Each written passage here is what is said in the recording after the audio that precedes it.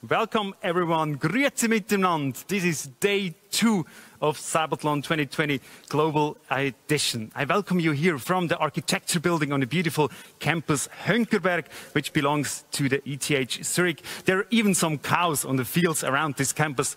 We're in Switzerland, aren't we?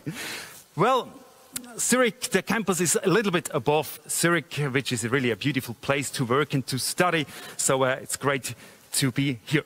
We've already seen great races yesterday on day 1 on CYBATHLON, and you can look forward to 3 more exciting disciplines, such as the powered wheelchair race or the powered leg prosthesis race and the powered exoskeleton race. So a lot of power, and we are already on one of these tracks. So we will see the people with the wheelchairs, with the exoskeletons walk up here, walk down, which is absolutely fantastic to look at. So you can look really forward. CYBATHLON 2020 Global Edition. It's a special edition. You know, the pandemic changed everything. The teams could not travel to Switzerland to compete against each other live. So what we did, all the teams did their races by themselves back home. They recorded it and they sent it to Switzerland, to Zurich. And today we put everything together to one live event. Thanks to everyone taking part. Thanks for the effort of the teams, the passion and everything. We're really happy that we can do it. We have actually 51 teams from over 20 different countries, which is fantastic that everybody can take part. CYBATHLON is a worldwide thing, and this live stream will be subtitled into 7 different languages, and it will also be translated to sign language. As I already said, this is day 2 of the CYBATHLON 2020 Global Edition. If you did not join us yesterday, don't be sad. You missed 3 exciting races, but we have the best pictures from yesterday from you.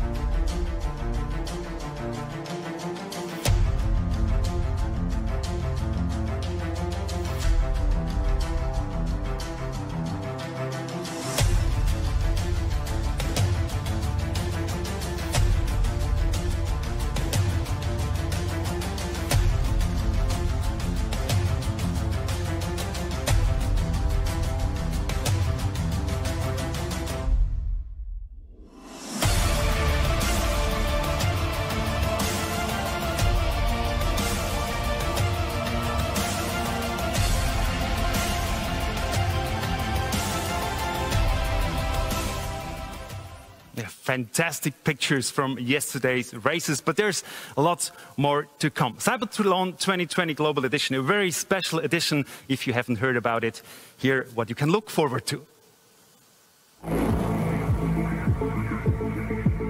CYBATHLON 2020 Global Edition. An event where pilots with disabilities and technology developers perform at their best. Who will win? Over 50 teams take part from countries around the globe. Who has developed the best technology together with their pilot? Competitions are held in 6 separate disciplines. It's all about solving tasks of everyday life. In the powered arm prosthesis race, the pilots with an amputation or dysmelia have to manipulate and feel hidden objects with their prosthetic arms. In the powered exoskeleton race, pilots with a paralysis of the legs have to master a course with exoskeletons. And in the powered wheelchair race, pilots with a walking disability must even maneuver their robotic wheelchairs over stairs. In the BCI discipline, the pilots with a paralysis at the neck level compete in a computer game using only the power of thought. In the power leg prosthesis race, pilots with above-knee amputation or dysmelia use prosthetic legs to overcome everyday obstacles. And in the functional electrical stimulation bike race, pilots ride a bike as fast as possible by applying an external current that makes their paralyzed leg muscles contract. Who will win? Required are agility, precision, concentration, and endurance. Advanced technologies can make life easier for people with disabilities. At the CYBATHLON, equal opportunities are a priority. Technology, competitive spirit, and emotions. That's the CYBATHLON 2020 Global Edition.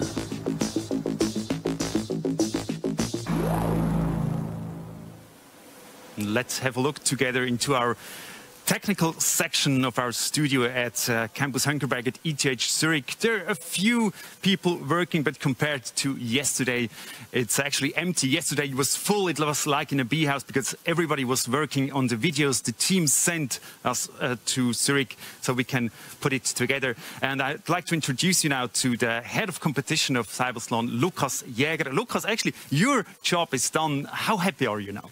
Hi, Stefan. I'm very happy to have all the races recorded. We started last Saturday very early in the morning and ended the recordings of the last races as the live stream was already on air yesterday afternoon. Now, every team did record their races in their country by themselves. So that means everybody had to have the same conditions. How did you manage that everybody has the same conditions? Yes, this was one of my biggest concerns from the very beginning. The first step is that we have a rule book which clearly defines not only the rules by which the tasks have to be completed, but also the dimensions by which the tasks have to be set up. And each of the tasks has certain tolerances which are okay. And we asked all the teams to provide us with dimensions of their obstacles, and then we assessed whether their obstacles are within our tolerances. Very good. And in every country, actually, you had referees who helped you. But in one country, there was no referee. So how did you do that there? Yes, we recruited officials through our network. And in a few countries, this was not possible.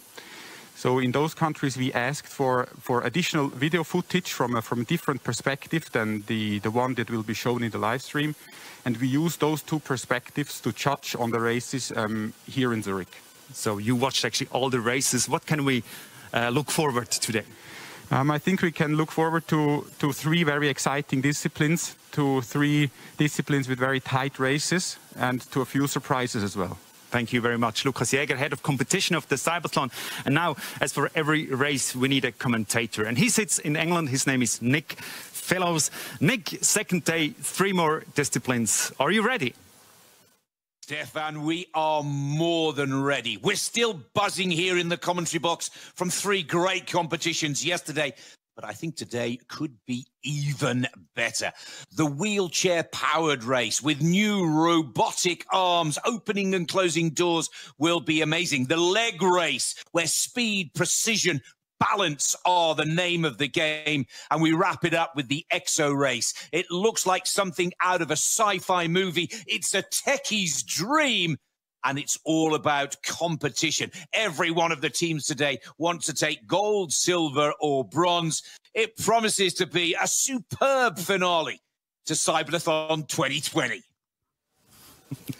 Thank you, Nick. Really looking forward to your comments. And our first competition today will be the powered wheelchair race, and Nick will get some help from our expert, Sue Berchi. She's a researcher at the Swiss Paraplegic Center in Notwil. Sue, what does the CYBATHLON mean to you personally? Well, also from my side, hello, Stefan. The CYBATHLON I think, is a great and unique platform to getting research into practice. That sounds perfectly. Now, you will comment the races as well. How did you get prepared to that?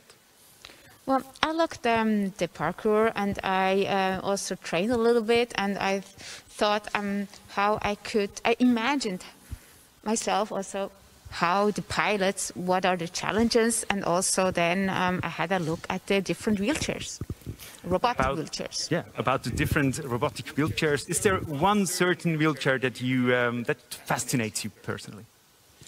Well, I actually have a preference, but let's see how my preference is doing. You don't want to talk too much. Nope. Who is your favorite? Anyway, the powered wheelchair race. This is our 4th competition at CYBATHLON 2020. It's the first one today, and this is what you can expect.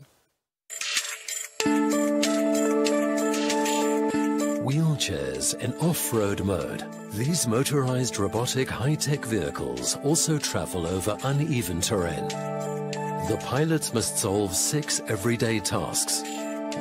For example, driving up a ramp or a staircase with 6 steps. In addition, they need to open a door with a robotic arm. Joysticks or touchpads, for example, are used to control the wheelchairs. Whoever solves the most tasks in the shortest possible time wins. There are quite a few tasks the wheelchair pilots have to solve. It's actually a very hard tasks. Sue, where are the biggest challenges in that parkour? Well, from my side, the biggest challenges is really to climbing up the stairs. They're really steep, and there are also several. There are 6 of them, and then having the little short break and then descending them. But also this here in front of us, this declined surface is also very challenging to pass because you need really a good balance. The gravity, you have to keep up the gravity, and then also to steer the wheelchair. This is also quite challenging. And then you have to speed up and to get up because it's a really steep ramp. It's not, I think, the usual norms of 8% or 10%. Yeah. I mean, it has more. Would it be hard to go up for you as well here? I wouldn't do it by myself. No, I think I would bend over. Don't make me do it. And then actually the door, exactly, and this is quite a normal door. It has any weight on it because it would even be a greater challenge if it has weight, because yesterday evening when I wanted to enter my hotel room, you know, every hotel room has this special weight on it. I don't know why. And then you have to push really hard and also use your elbow to go through. So this task, it's a little bit, it's not that hard than opening a hotel room, but it's still hard because you have to then to grab the door and open it and go and also then drive backwards. So this is also tricky to solve this. It's tricky, task. But the parkour as itself is very realistic actually, like in normal life. Perfect. Thank you very much, Sue, for these informations. And we have a look at some of our teams. 7 teams are competing in that discipline, and this is our first Swiss team. Ich habe 2003 die Diagnose bekommen, MS, und seit etwa 5 Jahren bin ich permanent im Rollstuhl. Der Christian ist der richtige Pilot für uns, weil er ist extrem motiviert und er versteht auch das Gerät sehr gut und kann das in- und auswendig bedienen. Die ganze Technik, Mobilität mit Assistenzsystem finde ich genial. Es ist eine Herausforderung. Ich habe zuerst gedacht, ja, da fährt man einfach überall drüber rein, aber es verlangt vom Material, von Technik und Mensch sehr viel ab. Wir werden gewinnen, weil wir das beste Team sind. Bro, let's go! The Swiss team with their Skevo wheelchair. And Sue, that wheelchair, you can actually buy it, it's on the market. What do you think about that model? Well, it's reduced to the max, I would say. I really like the design, you know, from a woman perspective, it's always very important to have also a nice looking good wheelchair. But beside that, I think it's everything a little bit hidden. So let's see how it's competing, this wheelchair. Yeah, what do you think? What are the chances of that team in the race? I think it has good chances. Chances. So chances for everybody, of course, for all the teams. And we'll have a look now at the first races.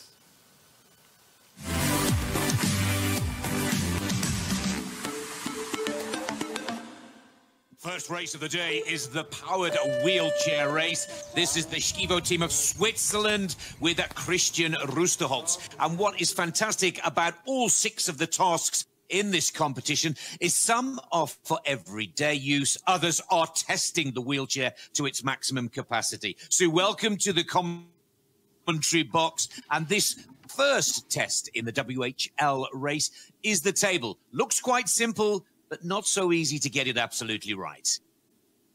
Absolutely, Nick. It's very difficult to go underneath tables because usually they are really always too low, and we would like also to drink the coffee in a comfortable position. And of course, it's testing the machine in every possible situation. Now, from something that looks relatively straightforward to the coffee table to the slalom, this tests the balance of the machine and the work from the pilot to maneuver through the obstacles. Again, it looks very easy, but a real test for the pilot, Sue. Absolutely. Here, when he has finished his coffee, he has to leave also the restaurant. So he has to be really careful to go around the tables and not to hit anybody and also not to hit the servers. So that's why he has to be really keen to go around these tables. Now, this is fascinating because some of the pilots will choose to take on the more difficult task going backwards rather than forwards. This tests the engineering of the wheelchair itself. But I have to say, Christian Rusterholz finding a lot of speed and time going through the third task, rough terrain, we call it, and then climbing the stairs. Sue, again, a very important part of everyday life. Well, actually, once you get out of the restaurant, then you're out on the real life. So that means that the terrain that you're passing is usually very rough. So when I'm going on with my sightseeing in Rome, then maybe I'm passing the Forum Romano, where I need all these tasks or these special features to move around. Good work from Rustenholz. Let's go to one of the Japanese teams here. This is Abe Takazu from CIT. Now, again, over that rough terrain, all green lights just above the Japanese pilot's name tells us that the first 3 tasks of the 6 have completed perfectly as he heads to task number 4. Again, climbing those stairs, but this time, rather than going in reverse, tackling it head-on, this will require some perfect timing and some excellent grip from those caterpillar-type additions to the wheelchair of the Japanese pilot. Yeah, and here we also see that they are changing the gravity of the wheelchair, you know. I don't know exactly which impairment the pilot has, but it seems that he has a quite severe impairment. So they have to adjust always the seating position to climb the chairs. Here we see it very accurate how he is then leaning backwards and his legs straight up. So, but Sue, from this perspective as well, it looks like that tank-like caterpillar walk is struggling just a little. One of the aims and goals of the pilots is to flow from task to task, and we can clearly see the Japanese team having a few problems here. Yeah, I see also that it's not flying up, that's right. But it's really tremendously difficult to climb up chairs. I mean, we have also to admit this difficulty. So you see here that they chose caterpillars and not wheelchair and not ropes.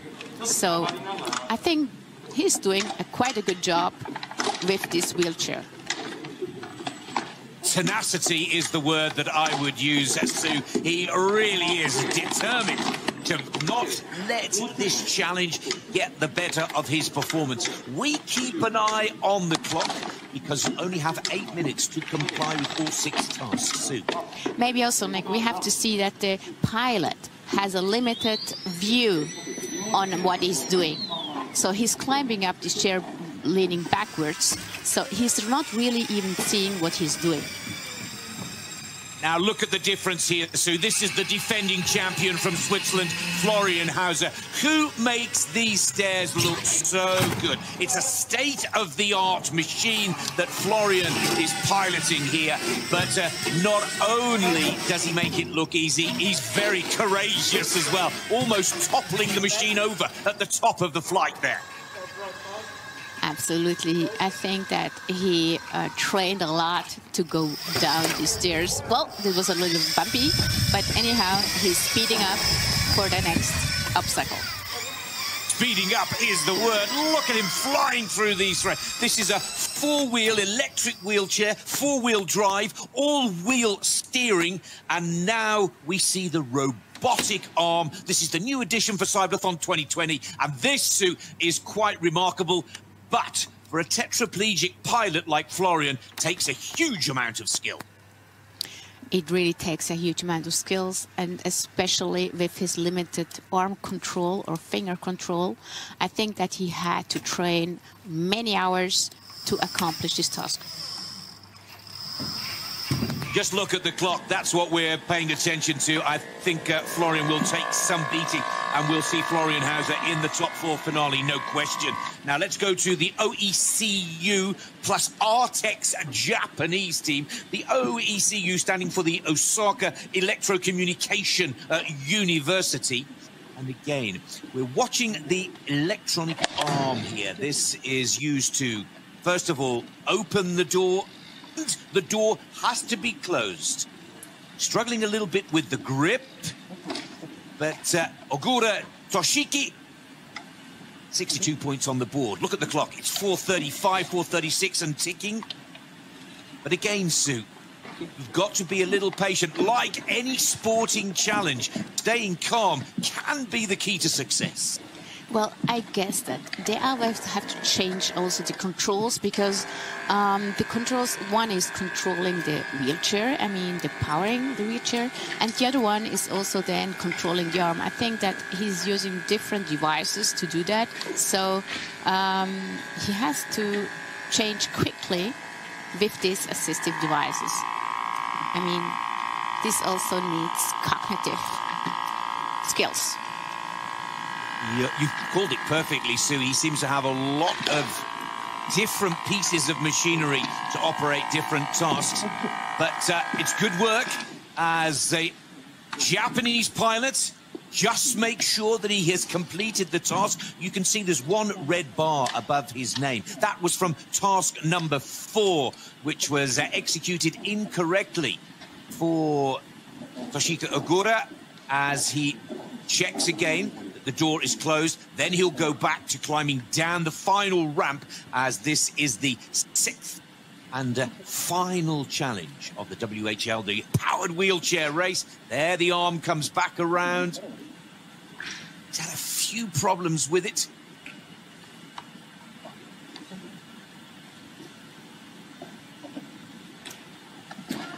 And there it is, back in position, gets the all clear to go down the ramp. Game control is absolutely key.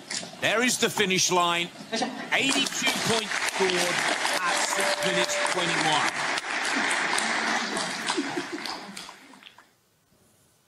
Wow, it's so cool to watch these guys on those powered electric wheelchairs. And Sue Berchi is also back from commentating. Sue, that's really impressive, is it? It is, and they all did a great job with their devices that they had. We have a look at the Swiss guy, Florian Hauser. He's actually running up the ramp. That almost scares me. Does it scare you too? I think that he is really a goer. I mean, he just flew through this parkour, and it's impressive. And I think that he's also going like this through his life. Now we see him using that robot arm, opening a door. I would say it takes a long while to open the door, and also the other teams. It's a lot of technique. Is that really useful in daily life to have such a slow door opener?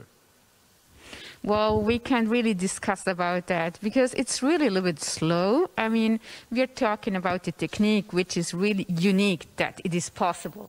But if it's useful, or also if the general population would accept it, I question that.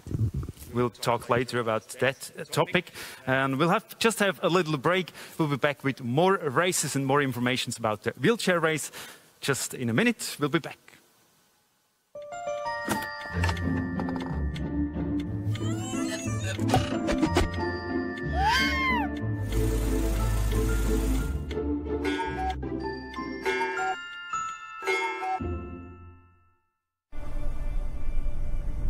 Mein Name ist Michel Fornacier und für mich hat die Zukunft längst begonnen. In dieser Hinsicht ist EKZ für mich ein verlässlicher Partner. Zuverlässig, ökologisch und günstig mit Strom versorgt. EKZ, stolzer Partner des CYBATHLON.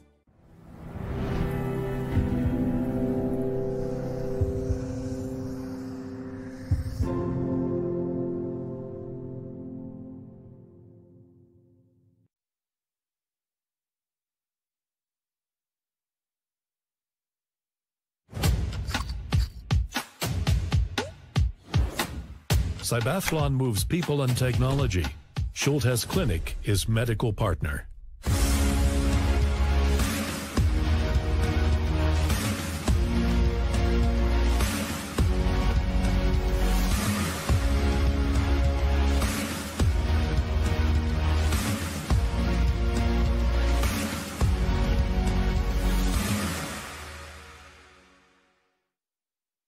Ο λόγος που να συμμετέχουμε στο CYBATHLON είναι επειδή το CYBATHLON είναι ένας διαγωνισμός ο οποίος είναι μια μοναδική εμπειρία για τα μέλη και για τους συμμετέχοντες. Όχι μόνο για την πρόοδος και προβολή των projects και των δημιουργημάτων που προκύπτουν μέσα στο διαγωνισμό αυτόν, αλλά για ανταλλαγή ιδεών καθώς και συζήτηση για να δει ο κόσμος και τα μέλη καθώς οι συμμετέχοντες την καινοτομία και όλα τα τεχνολογικά επιτεύγματα που δημιουργούνται μέσα από αυτόν τον διαγωνισμό και από αυτή τη μοναδική εμπειρία που υπάρχει. This is CYBATHLON 2020 Global Edition, and dear friends, we're in the second day with a lot of exciting races. If you want to know more about the teams, about the pilots, about anything about CYBATHLON, go to our website, CYBATHLON.com. You'll find many informations. And now we're actually in the middle of the powered wheelchair races. There's a lot more to come, and this is what you can expect in the next hour. Mastering an obstacle course with a prosthetic leg. This is what awaits the pilots of the next discipline. Can they manage to balance an object at the same time? The Powered Leg Prosthesis Race in the next hour at the CYBATHLON 2020 Global Edition. The Powered Leg Prosthesis Race, you will see that the next hour, so good reason to stay tuned. We keep going with the Powered Wheelchair Race, and there's still Sue Berchi with me. Let's have a look at that parkour in the competition. We're actually at the beginning, and you told me at the beginning that that's really something like in life. You can actually occur these obstacles, and you said you could only do the first two, actually. So let's have a look at that table. What's the problem with the table, actually? Well, with this table, there is no problem for me. Just I go could there go and exactly. I mean, these are normal tables that I can go underneath. Look, so this would be really fine. But that's very important that you actually have a wheelchair, so you can go to every normal table, actually. Absolutely, because I mean, for eating, drinking, working, we need a table that we can go underneath. And it's very important that your wheelchair is adjusted also to your body. And a lot of people which are really tall, they have like difficulties because they also have like bigger wheels. I have 26 inches and they maybe have 28 or 30 inches. And so their seating position is getting higher, and they also usually have also problems then to go underneath. And there's also the problem, if they squeeze in, they maybe hurt their legs and they don't feel it. So this is dangerous. So very important that also the electric wheelchairs can go up and down, lower, so they can fit all these things. And then the next one, that's the slalom. You said that's the easiest one for you, maybe. But you only have one hand now to roll. Do you do slalom for fun? Just. Yeah, let's do it. Okay, go ahead. Sue Berchi in the slalom, the second task actually in the parkour of the wheelchair electric race. And it seems that you're actually faster than the ones with the electric wheelchair. Well, this is my only advantage, I think.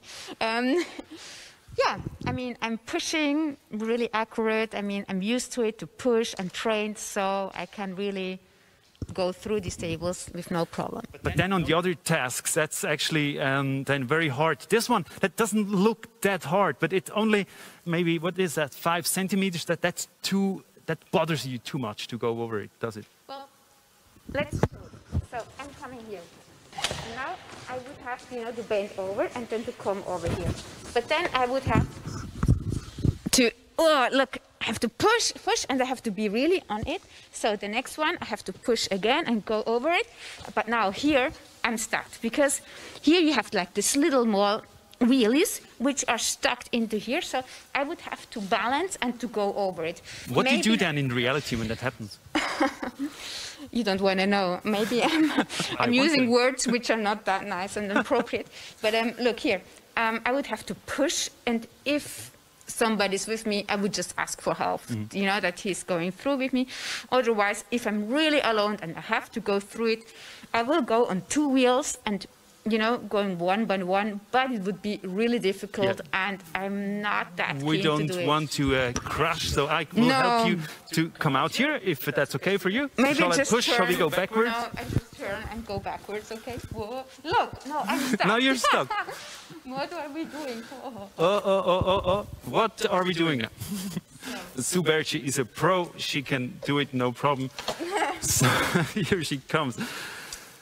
Well, we see that it's very challenging to do all these things, and it's very challenging for all the teams, and we want to get to know to those teams. Here's the team portrait, please.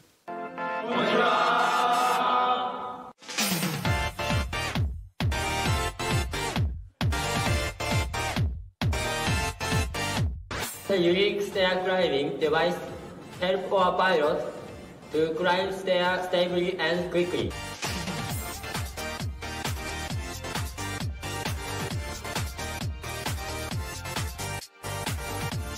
I trust I'll be free, and I'm sure our team will win the competition.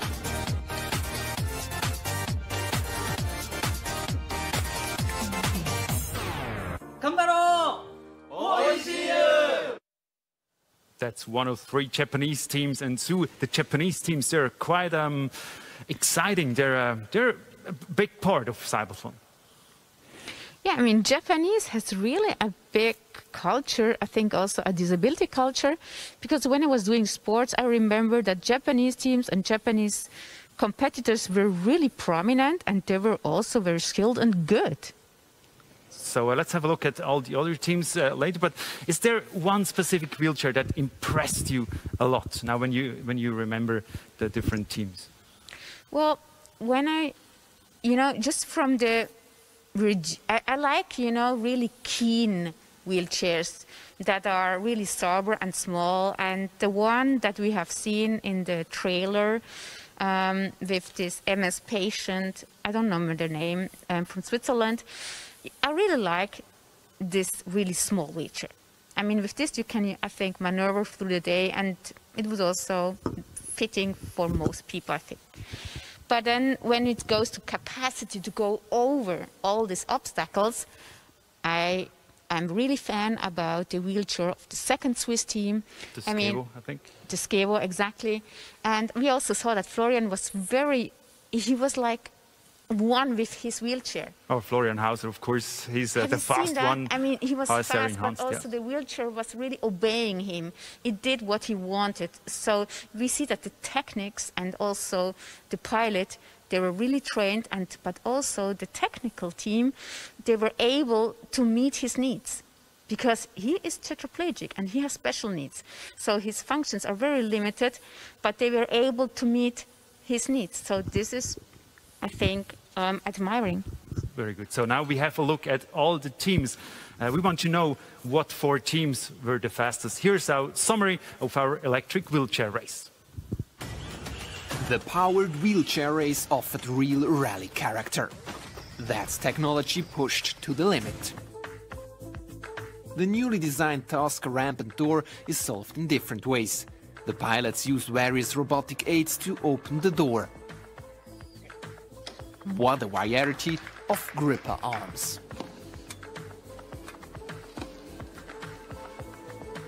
Florian Hauser from the Swiss team HSR Enhanced is the big favorite for the victory.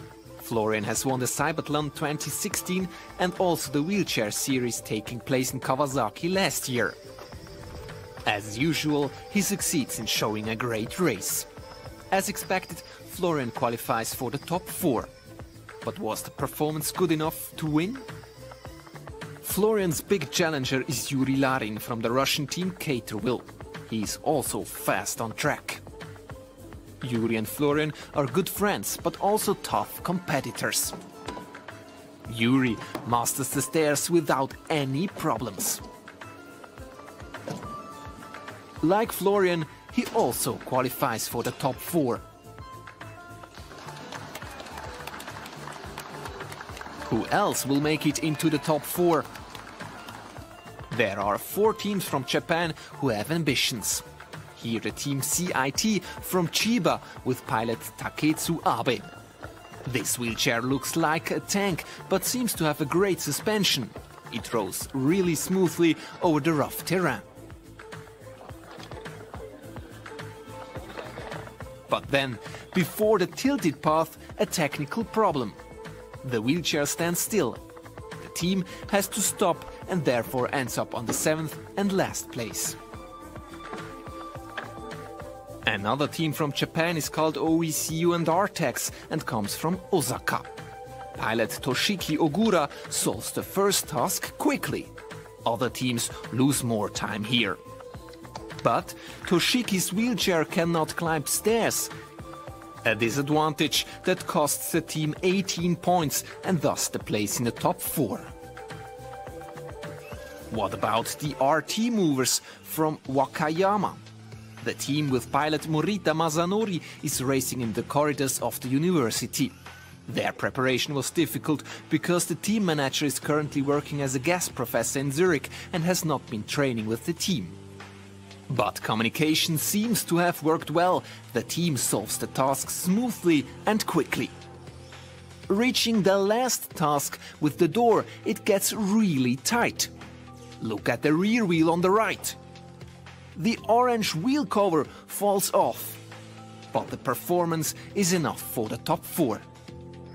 The last Japanese team to compete is Fortissimo from Keio.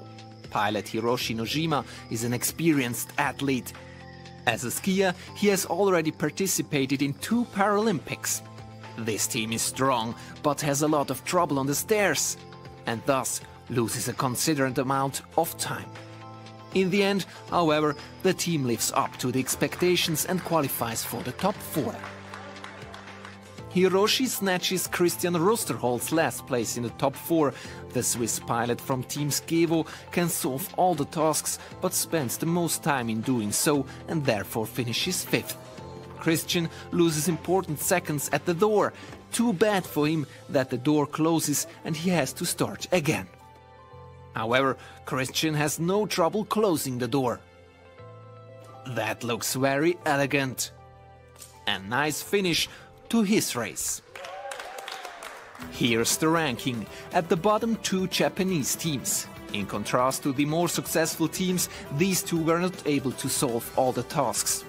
Christian Rusterholz ends up 5th, although he was able to solve all the tasks. In the top 4 are, in alphabetical order, as expected, the 2 favorites Florian Hauser and Yuri Larin. Their competitors are the Japanese drivers Hiroshi Nojima and Morita Masanori. Will the favorites be victorious, or will we see a surprise? 2 Japanese teams, a Russian team and a Swiss team in the top 4, but the Skevo, actually the favorite team, I say, from Suberci is not in the top 4. Was that a disappointment for you? No, I was not disappointed. I mean, I was just telling you that I really liked how it is made of. But then the capacity of it, it's another question. But they have some problems with the challenge, with the championships, because 4 years ago they were not as good as well, but they're already on the market. How can you explain this? You're asking me a big question. How can I explain it? So maybe they're on the market. I mean, everybody can go on the market. But anyhow, the end user is deciding what he's buying and not. So there must be something that the end user likes. And so that's why the reason they're on the market, and maybe they're also successful. I don't know. So there's Skevo more for the market and the other wheelchairs maybe for the race. Now we have the Japanese, 2 Japanese teams. How surprised are you that those 2 teams are in the top 4? I'm not that surprised. As I told you, Japanese technology is really common. I mean, also, I think also the car technology, I mean, I have seen also that they're building other wheelchairs for athletes. And no, Honda, I don't remember which one. But they're really skilled, and also they're using always in new technology and new material to make it lighter, to make it more robust, or yeah, also to have some new add-on. So Japan is really a leading country in, I think, assistive technology development. Yeah, with 4 teams actually taking part. And we have 2 Japanese teams in top 4, a Swiss team and also a Russian team. Let's have a closer look to that Russian team.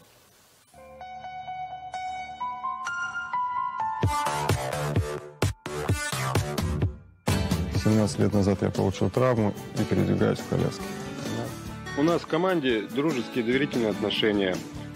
Наше общение не заканчивается только работой и соревнованиями, но также и в повседневной жизни продолжаем общаться.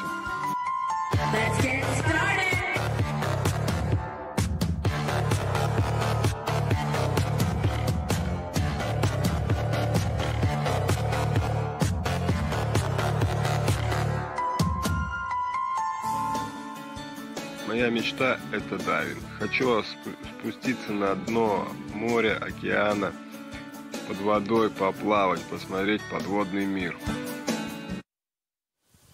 Underwater, that's the dream of Yuri from Russia. Far away there, to go underwater. Is that a dream for you as well? I do dive. You do dive? Yeah. But you don't need an electric wheelchair then? No, I don't know what he's doing with the electric wheelchair underneath the sea. I don't know. What fascinates you about diving? Well, you can go down and then it's also performance.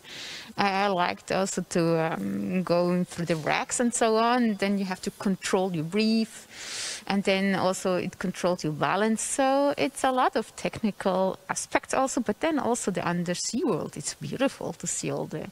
Is it also something where you can be like free, where the paraplegia doesn't make any difference? This is the big advantage of diving. Yeah, you're underneath and you're just calm, and then your body floats away. It's great. Very good.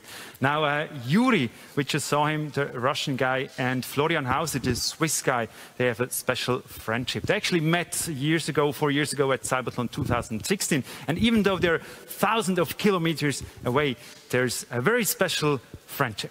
Have a look.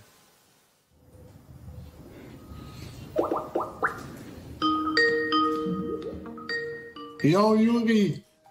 Hello, Flo. How are you? It's okay. Friendship between me and Yuri doesn't need many words. It's enough when we fight for the same thing. Are you ready for the CYBATHLON? Yes. Yuri, the best of us will win, okay? And don't drive in the table. Fucking table? Yes.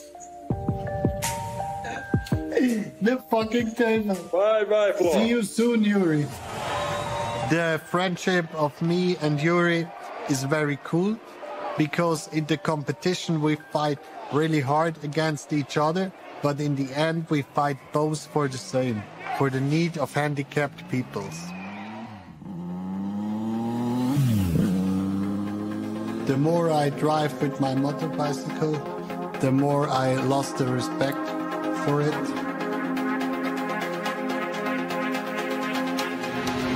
Then in one curve, I've lost the control over my motorbicycle, and a second later, there was a big bang, and I have no air to breathe, and I screamed to my friends, "Come, pick me out!" And I immediately feel I'm paralyzed, and that was exactly here.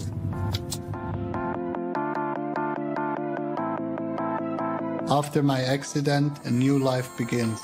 And so I saw it in a positive way to get positive out of there. And I did it. During my daily life, I need a lot of help.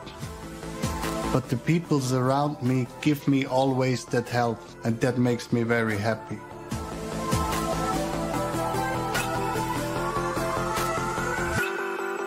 After the accident, I still have a life that works. I still have a lot of friends, a lot of good friends who are always with me and help me in every situation.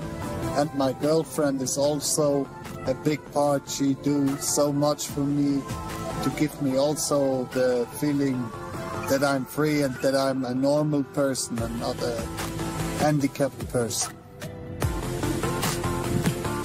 For me, CYBATHLON is such big because he shows the need of handicapped people in a competition and not in a sad way. We change some small details and train hard every week, but we're really looking forward to CYBATHLON and we are fucking ready. We don't say that again, but it seems that Florian Hauser is really ready.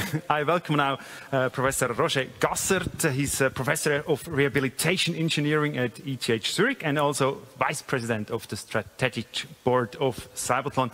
Roger, that's a great story, is it? Thanks, Stefan. Great to be back. Yes, it's an amazing story and it's very touching. And it also shows that assistive technologies can really help to include people with physical disabilities in life, actually.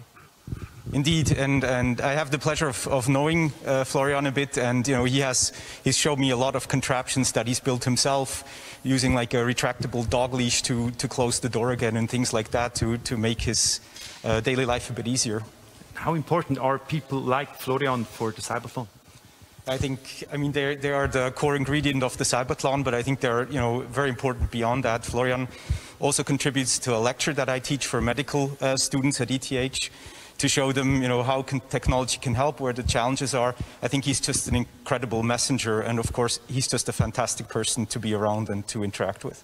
Suberci, Florian Hauser, is he also inspiring for you personally?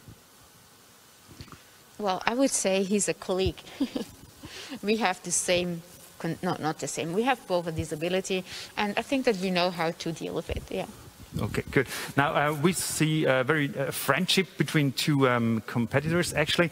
How is it with the researchers? Are there friendships as well? Oh, absolutely. And I think the twist that the CYBATHLON has given this has really also contributed to that. We're unfortunately in our field we tend to work towards what we can value, and that's mostly publications and getting funding. And that has led to a lot of developments that are developed to some point, not really tested with people like Florian, and then people move on to the next development. And the CYBATHLON has really taken away that aspect a bit and given us the more human part, this interaction, this teamwork, and also sharing experience among the teams. So I think that's a really valuable contribution of the CYBATHLON. So it was like this in 2016, I'm sure, but how did it develop in the last 4 years? Well, I feel we ran the scientific symposium again about a month ago, and what I really felt there is that we see even more end-user involvement. We see Maria Fossati, who is herself a design engineer and who has contributed to this. We see, Florian's been in this team from the very beginning. So I think we really see that shift. I mean, in my lab, we never had so much interaction with people with disabilities as we did for the preparation of the CYBATHLON. So it's changed the way we approach the topic. It's changed the network we have where we can get input also early on. So I think it's this is growing and there's still a long way to go, but I'm really excited about this development. Thank you very much. So what would you say? How much does the CYBATHLON help to include people? I mean, the CYBATHLON, it's really the platform for bridging this this message from research into practice, as I already said. And as also you said, it's really important to have this participatory research approach, that you're including affected people, because you have like the great mind, you have the solutions, but I think also technology has to understand what are the needs and how and what are the difficulties also that these people are facing. And I think that it's a great way that you're going. I'm sure it is a great way. There's the fan. I couldn't agree more, and we've learned so much along the way, right? We see, as an engineer, I see somebody who's in a wheelchair who's not walking. Obviously, my immediate thought is I need to make that person walk again, rather than actually approaching that person and asking, do you have other challenges in your daily life that we can maybe solve together first? Very good. Well, the powered wheelchair is actually in the focus at the CYBATHLON races, but we shall not forget to improve the normal wheelchairs as well. Here's one example. To come forward with a normal wheelchair, the shoulder is very important, but also very vulnerable. So to protect the shoulder, the sitting position can change a lot. And Orthotech, it's a company that provides tools for disabled people and is working exactly on that problem. Wheelchair users heavily rely on their arms to get around every day. However, the shoulders are not equipped to bear the same level of impact as the legs, and this results in frequent pain and joint injuries, which often lead to surgery. Prevention is better than cure. The seating position is crucial to preventing pain and injury. Having the right position reduces the force needed to move forward, which results in less tension and strain on the shoulder joint. Although the average wheelchair can be adjusted, it cannot be done in advance, and with some models, certain adjustments are not possible. Every individual is different and requires a unique customized seating position. Up until now, a tool to achieve this has been non-existent.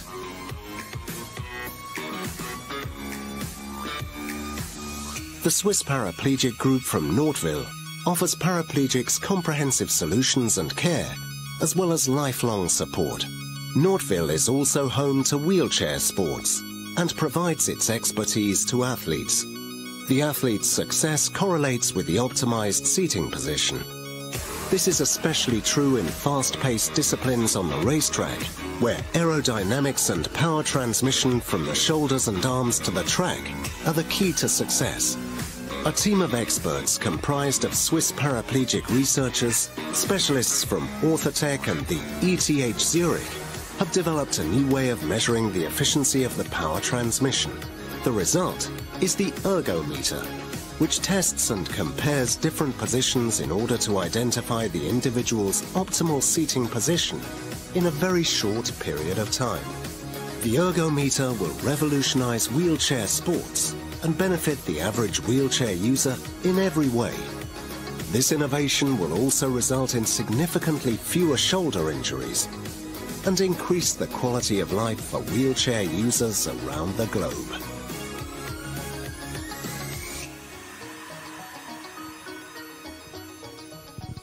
Orthotech, one of our partners, and Sue Berchi, those shoulder problems, you know them, I'm sure. Yes, I know them. Unfortunately, I know them. How did you react on those shoulder problems? How bad is it? Well, right now it's not that bad, but it could get bad because our shoulders, we use them daily. I mean, it's not only for pushing the wheelchair, but also doing transfer. You always have to lift yourself. So when we are getting older, I think that everybody is having shoulder pain, shoulder arthritis, and this is a thing, a health condition that can be prevented with a good seating position, as this movie just showed. Did you do something else? Did you do a therapy for your shoulder? Or actually you played wheelchair tennis. That doesn't help either, does it? No, it didn't. It doesn't help. But right now, I mean, I'm very keen also to having a good seating position and also then to push also appropriately. But also, I'm also training a lot and doing a lot of gym exercising to strengthen my shoulder, but then also stretching and so on. And right now, luckily, I don't have any shoulder problems right now. That's good to hear. Roger Gassert, those things actually Orthotech develops, how important are they? I think that's it's extremely important. If you want to optimize something, you first need to better understand what's actually happening. And I think having a test rig like that for optimizing, for better investigating where this shoulder pain comes from, then you can develop better therapies. But you can also start thinking about how we can improve wheelchair technology to at least reduce it and allow people, because I guess the main risk is once you develop severe shoulder pain, at some point you will not be able to use a manual wheelchair anymore, and I think that's something very important for these people, so to allow them to stay in the manual wheelchair as long as possible. Very good. Now we're heading back to the wheelchair race. We have two more Japanese teams waiting, and here's the first one. Our aim is to create the future on mobility. This vehicle is the RT Mover P-Type WA Mark II. He is our pilot, Masanori Morita. He has a spinal cord injury, paraplegia completely, and he has also partially paralysis of his left hand, and his eyesight of left eye is weakened. After an accident more than 35 years ago, he became a wheelchair user. Our team is looking forward to participating in CYBATHLON. We have 4 Japanese teams, and Roger Gassert, Japan is big in electric wheelchair. Why is it like this? Oh, I think it has to do with the incredible interest and tradition the Japanese have in robotics, in fine mechanics, advanced technology. I think they're also extremely good in reiterating and improving. So it doesn't surprise me at all that we have a lot of teams, first of all. There's also a lot of good support for this, and also that we see just extremely impressive machines on the races. We've seen that machine which actually goes up the stairs by moving the wheels. What do you think about that technique? Well, I mean, as an engineer, I find it extremely impressive, the ability to construct something like that, to be able to do. I think anything that wiggles you around like that and has a risk of instability may not be the most convenient to sit in as a wheelchair user, but I'm guessing that that approach would allow you to overcome certain obstacles that you would probably not be able to overcome that easily with the tracks that we have seen on some of the other wheelchairs. There are different obstacles in the wheelchair race, and we have a closer look at these obstacles. So it actually starts with the table, where they have to go under the table, so it's very important that the wheelchair can go lower. Then we have the slalom, which is very hard. How hard is it technically to do a slalom? I think the slalom itself is not that challenging for the teams. It has to mostly do with the fact that we want them to not build too big of a machine, because as Sue said, nicely, if you're in a restaurant, you don't want to take half of the tables and the waiter along with you as you leave. So in everyday life, that's very important, or to be able to turn in an elevator, and that's what we're simulating with this slalom. And then we saw the third one. You were struggling a lot with that one, with the normal chair. But that's also hard with the electric wheelchair. It's impressive to see, how little of a step you need, or of an irregular pattern, that you can really get somebody into trouble with the wheelchair, especially when you have these small wheels. The one entering the trains of the SBB in Switzerland, when you have that gap between the track and the train, is already a big challenge for many wheelchair users. Then we have the stair, then we have the tilted ramp, and at the end the door. And to open a door with a robotic arm, that's very hard. We've seen that it is. We've seen that it is possible, but as Sue said, it's a very high-tech approach right now. And thinking back of what I said yesterday after the arm prosthesis race, we may be able to still identify something that is a bit more right tech, so a bit simpler, but still helps with this big challenge, because many of the doors are extremely heavy, and it's already difficult for me to open them. So especially the hotel rooms. So hello to all the architects from hotel doors. Please change this. Now we have 4 Japanese teams. One is missing. Here you get some more information about that. He's actually the oldest pilot in this race. We are Prosthesis from Keio University. 私の名前は野島博と申します。17歳の時に交通事故に遭い、それ以来41年間車椅子に乗っています。41年間のうちに1998年と2006年2回アルペンスキーでパラリンピックに出場しています。よろしくお願いします。サイバスロンを知ったのは大学の知り合いの方から紹介をされ、パイロットになってくれないかと依頼を受けて、始めました。最初は私、手動式の普段車椅子を持っているので、電動車椅子についてはあまり、興味が実はなかったので、私がやることではないかなと感じました。そうですね、特に、階段については毎日のように苦戦しておりますので昨年、3位に甘んじたので、今年は絶対優勝するぞという、つもりでワンチームで頑張っております。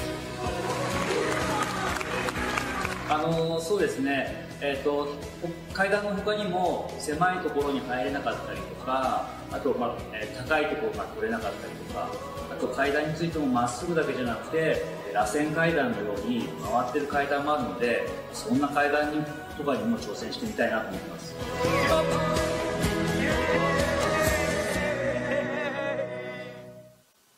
That was our last Japanese team, and that guy, he was twice a Paralympic athlete. So I think being a Paralympic athlete, that also helps for the CYBATHLON. Well, it has two aspects. You're sportive and you know what competition is, so it's a good add-on. So he's used to the competition. Now, 4 teams will be compete against each other. What do you think will be the winner? Your tip? Florian. Florian, one tip. Roger? I will also have to go with Florian. I know the team and I'm just very excited about that. But I would just like to underline the competition is a tremendously important part. But just as we just saw in this video, the journey that these pilots and teams go together, independent, who will win, is just amazing and impressive. And we shouldn't forget about that part either. Yeah, we're looking forward and are excited about who will be the winner. And now we have a look out to the world, because many teams are watching us right now live, because they have recorded their races by themselves, but they don't know how they are compared to the other. And here they are, Florian Hauser on the left side and bottom side, and many others watching us from all the world. Hello, good to see you. And now we want to know, everyone wants to know who will be the winner in the powered wheelchair race. So enjoy. Powered wheelchair finale. 2 Japanese teams go up against the best from Russia and the defending champions, Switzerland. And we get right into the action. This will be a thriller. But the question is, can anybody beat Florian Hauser? There is the Russian. There is the second Japanese team. And, of course, the defending champ, Hauser himself, ready to go. Looked so impressive earlier today. Let's go to Fortissimo with Hiroshi Niojima, who gets his challenge underway. Now, friendship, fusion and future. First task is impressive, Sue, but you see from the finalists, the speed of movement is so quick. First task is achieved. First green light, 16 points on the board. Now into the slalom. Yeah, we see here that it's a very interesting solution that they chose for the wheelchair with this slope, with these wheels and ropes. Now, this is the man that everybody's got to beat, Florian Hauser. Look how quickly he goes through that slalom. He's a superhero in Switzerland, and he really does push it to the limit, Sue. This is great to watch. Yeah, this is like mountain biking, I think. He's really running over these obstacles. This could be the main challenge, perhaps, for the defending champ Hauser. And this is Yuri Larin of Russia. He's an experienced cybathlon athlete, 6th in this race last year. Then RT Movers is the second Japanese team. The RT stands for rough terrain. Successful in the first task and looking good in slalom in the second task here. There's the second green light for Morita Masanori. And both the Japanese teams are looking strong here. Now let's go back to Hauser's suit. And again, this is where he really is brave, pushing the machinery to the limit, up and down the stairs. Yeah, we can see that he's really competitive. He's just going through the task. He has no fear. I mean, it's impressive how they solve those challenges. Here's Lauren, that reverse technique with his wheelchair, but then spins the wheelchair around to go back down the stairs in front mode. Now to Fortissimo, 14 seconds off the pace of the Swiss leader.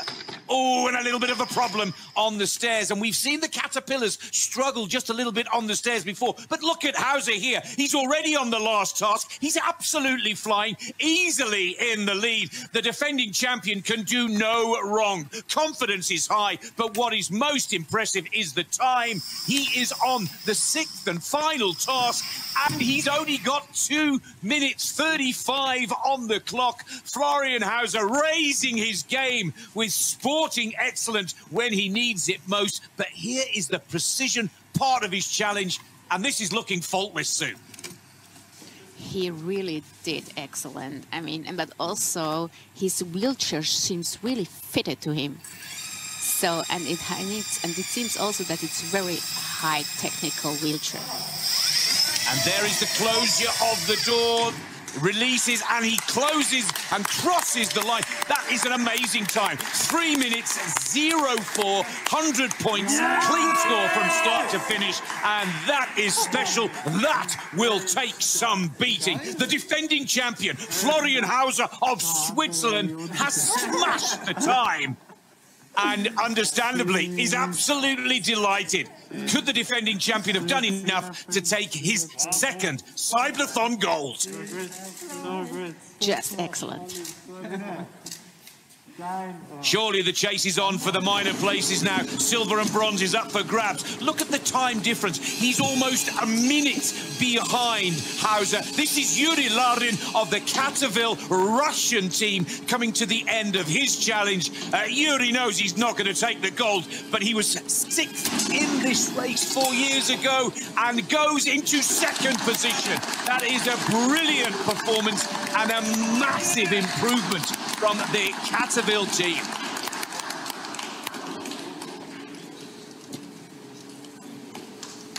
Well, Ivan Nezorov is there to congratulate his pilot.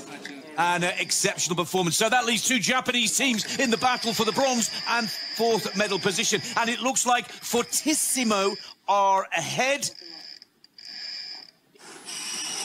for that bronze medal. RT Movers struggling just a little. Still 2 tasks to be completed for Morita.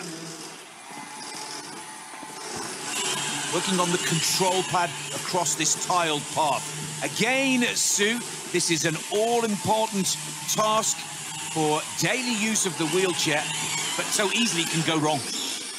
Exactly. It's really hard to drive over obstacles which are uneven, and also then to keep up the gravity, and also then to drive this wheelchair properly. Now, Hiroshi Nojima just needs to close the door. You can see the arm, the robotic arm, just closing that door, and it looks like Fortissimo are looking good to take the bronze medal. The best of the 2 Japanese team, as it needs to be, shut properly, close that door. Then the robotic arm put back into position. And Nojima takes the bronze medal. 3rd position for Fortissimo. 5 minutes, 38 seconds. Nobody can get close to Florian Hauser and the HSR Enhanced team, with Fortissimo still clearly delighted with 3rd position and a bronze medal. Good work for the Japanese team. And here, the last of the 4 finalists. This is Morita Masanori from the RT Rough Terrain Movers team. He's already got the robotic arm to open the door. He knows he's not won here, Sue, but he's still focused to close out the challenge. 4th position in the final is still a big achievement. It is. I mean, every team is accomplishing great work. And we see here also the challenge, how the pilot is using the technology to go through this door, that it needs a lot of setup. So the robotic arm will close the door.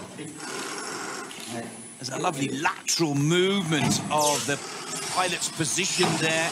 That allows him to close the door behind him, then go down the ramp and head to the finish lane. This is the team that have taken 4th position, RT Movers. And the second Japanese team, Fortissimo, has taken their bronze medal.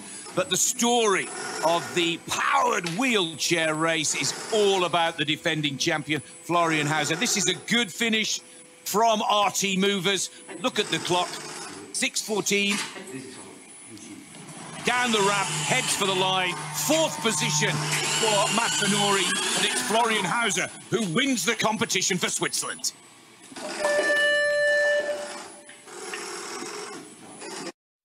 Races, and you receive Florian Hauser, the winner of this race. But congratulations already to Florian Hauser, but all the teams, well done. We had a lot of fun watching you for your great effort and everything, your passion. That's really great to see at this CYBATHLON 2020 Global Edition. Let's have a look at the graphics. We have in first place, as we said before, Florian Hauser. Then we have on second place Yuri Lorin from Russia. And then we have the 2 Japanese team, Hiroshi Noyama and Masanori Morita. And now we have Florian Hauser connected live from back home. We saw him already cheering. Excuse me, but of course we want to know a little bit more how he felt during the race. So I'm asking Florian Hauser, can you hear me? Yes, we hear you. Very good. Congratulations to you and to the whole team, of course. Very well done.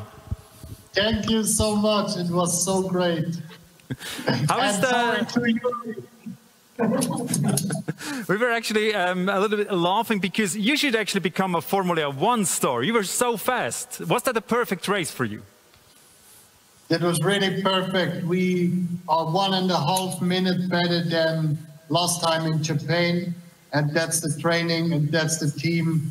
And I don't know where the road is going to 1 minute. Maybe CYBATHLON have to bring a new task. I don't know. But it's really great. Now, you were the winner in 2016. You're the winner again. What does that mean to you to be second time the winner at CYBATHLON? Second once-in-a-lifetime moment, I don't know. It's very big, really. I'm so happy. We actually know that we have... win back to my team. That's so important for that much work that all the people put in it. We know that you have a big friendship with Yuri, who actually became second. How important is that Yuri is second and you can fight against each other? I know he's always close behind me, and that gives the effort, do not sleep, and give always the best. So we push each other to the limit. That's very great. We were talking about the work, actually. How much work is it? How much training is it with your team? I think that's maybe one part of us. We train a lot with the pilot and have a lot of discussion between the team and the pilot. That makes us fast. And in front of a race, the training is more, so we train 2 or 3 times a week. And between the years, it is not so much training, it is more development, yes. And we are together since 4 years now, and I think that is the result that you see today. Thank you very much. Congratulations one more time. What are you going to do tonight? Have a party? Well, pandemic, while it's not so easy, but maybe a small party? You know it from 2016. Now we're going to drink. Thank you very much. All the best, Florian Hauser and the whole team. Congratulations one more time. Very well done. Thank you. Bye-bye. Well, yeah, that was really a great race too. It's really impressive. He's such a good guy. He's so happy and everything. That's impressive. It's just heartwarming, and I think the whole team, it's great. I mean, you feel that they're one family. And Roger, actually, you were right. You both said that Florian will be the winner. All good. Oh, I think there's still a way to go. By the way, herzliche Gratulation, Flo and team. Yeah, I'm really excited, and as Sue said, I think that's just the most important ingredient. Is it's just a well-harmonized team all working together. Sue already mentioned, you know, maybe these kind of machines in daily life is not fully optimized, so I think we can still refine the tasks to push these technologies to really be more applicable in daily life. But I mean, from all the teams, it's just a fantastic achievement. And they pushed the limits, and we can have a look again really at the race of Florian Hauser. He actually went down the stairs quite fast.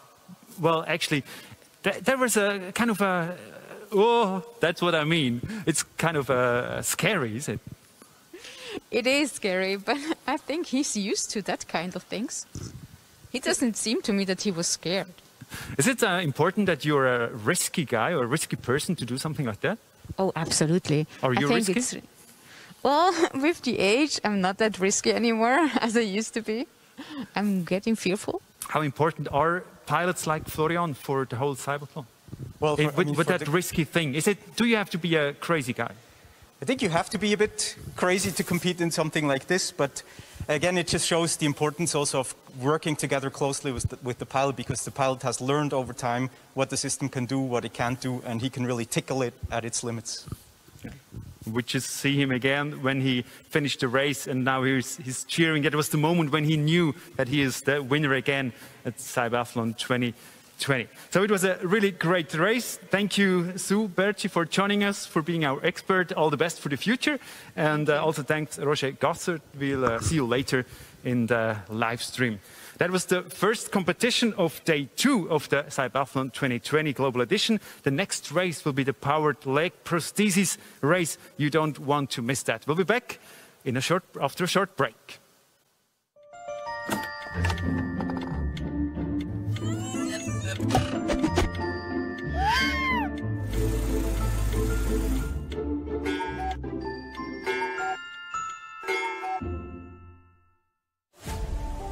Success isn't just about what you accomplish in your life. It's about what you inspire others to do. Live your version of freedom of movement. We support paraplegics for a lifetime.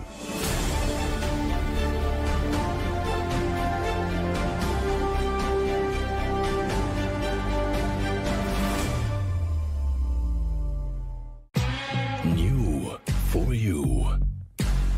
New for Switzerland. For everyone who wants to watch more. The new streaming platform featuring Swiss films, series and documentaries, all in your language. Stream anytime, anywhere. Stream Switzerland. Play Swiss. Discover everything Switzerland has to offer.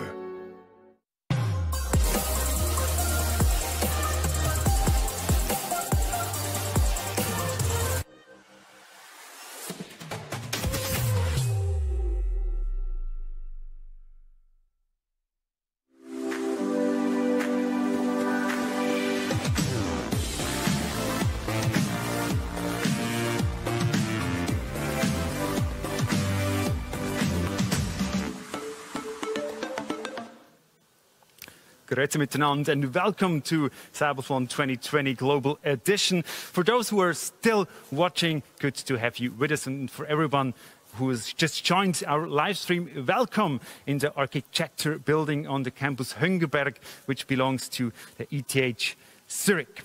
Here, all the Swiss teams did their races, and here in Zurich, actually this architecture building is also a robotic laboratory building with many different robotic arms where some things are built, but we used it also for doing the races.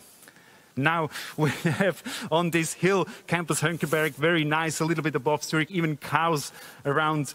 And when you're learning up here and doing research, you can hear the cowbells ring. So yeah, Switzerland, as you know, cows are almost everywhere. But here we don't want to talk about cows. We want to talk about CYBATHLON, about the races lying ahead of us.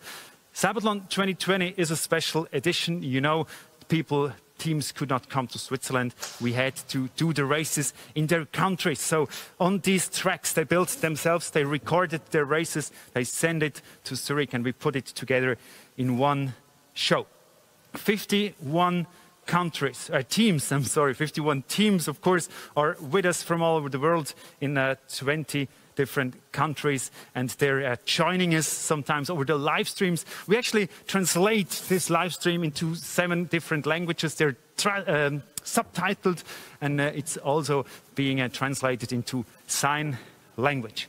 So thanks to everyone. We're really happy that we can do the CYBATHLON 2020 despite the worldwide pandemic. It's great to see that all the teams are happy and really working with passion on that project and make it happen that CYBATHLON 2020 can take part. So we had the first race of today. It was the electric wheelchair race. We saw the wheelchairs going up and down the stairs, and our next race will be the powered leg prosthesis race. And if you haven't heard about CYBATHLON too much yet, we're going to show you now what it's all about. CYBATHLON 2020 Global Edition. An event where pilots with disabilities and technology developers perform at their best. Who will win? Over 50 teams take part from countries around the globe. Who has developed the best technology together with their pilot? Competitions are held in 6 separate disciplines. It's all about solving tasks of everyday life. In the powered arm prosthesis race, the pilots with an amputation or dysmelia have to manipulate and feel hidden objects with their prosthetic arms. In the powered exoskeleton race, pilots with a paralysis of the legs have to master a course with exoskeletons. And in the powered wheelchair race, pilots with a walking disability must even maneuver their robotic wheelchairs over stairs. In the BCI discipline, the pilots with a paralysis at the neck level compete in a computer game using only the power of thought. In the power leg prosthesis race, pilots with above-knee amputation or dysmelia use prosthetic legs to overcome everyday obstacles. And in the functional electrical stimulation bike race, pilots ride a bike as fast as possible by applying an external current that makes their paralyzed leg muscles contract. Who will win? Required are agility, precision, concentration, and endurance. Advanced technologies can make life easier for people with disabilities. At the CYBATHLON, equal opportunities are a priority. Technology, competitive spirit, and emotions. That's the CYBATHLON 2020 Global Edition.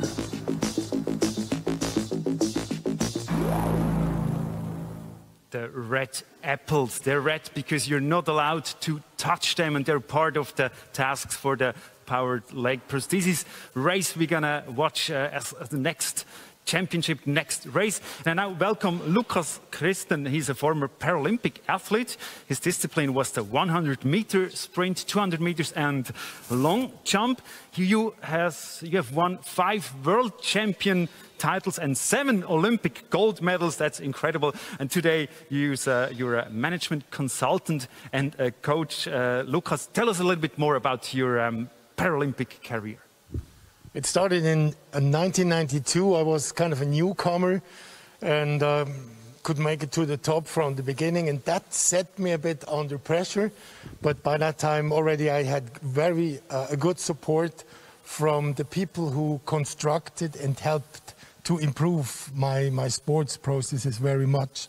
And that gave me confidence. And by then I learned how much it helps and how important the impact from the technical side is. That's why I'm very fond of what's going on here at the CYBATHLON, and I'm sure that it's going to increase the ability of the athletes to go even further.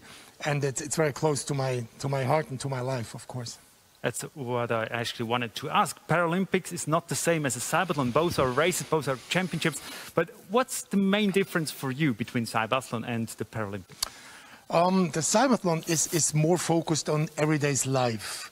These are the obstacles you come across in everyday's life. And that's a competition from my side, which is it's tougher, because in sports, you have trained specifically these movements. It's quite a close branch of problems you have to go through, and everyday's life is full of surprises and things you do not expect.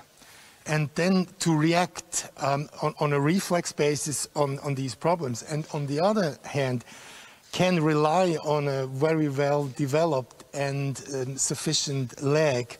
That's the combination, and I'm really fond of the ideas and the steps forward having been made in these technical developments. Very good. You already said that those tasks are from daily life. We saw the apples on the plate you have to carry around, and how that powered leg prosthesis race really works. We're going to show you now.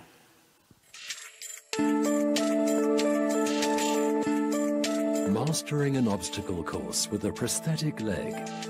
That's the goal in this discipline. The pilots climb stairs, do balancing acts, or get up from a sofa.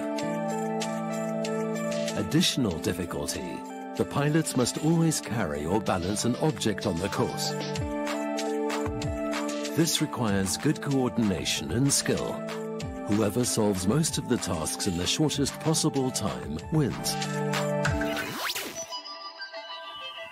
The powered leg prosthesis with several tasks the athletes have to fulfill. Now, Lukas, Christian, let's have a closer look to the parkour. You have prosthesis yourself. What would be the hardest part for you? It's probably the one here with the inclined plane. Yes. This one here with the tilted ramp, actually? You have an additional interference. It's that you're not used to that incline. Exactly. And then you have to take in an additional challenge. The steps you're used to and all the obstacles on the ground you're more or less used to. This is something that you come not across very often. That's the reason why I would say I would consider this the most difficult part. Okay. We also see the wooden boxes afterwards a little bit more. I would say jumping on, over and into wooden boxes, that's not really daily life. So what does it, why does it make sense to make it like this? Well, it's a surprise, and you have to deal with these unknown situations, and it's going to train your brain. And that's why I think it's very important to have these situations taken into the course at the CYBATHLON, and they challenge you on a thing that you're not used to. Jumping over wooden boxes. Now we have several teams competing against each other, and we want to have a closer look to them. Here's our first Swiss team.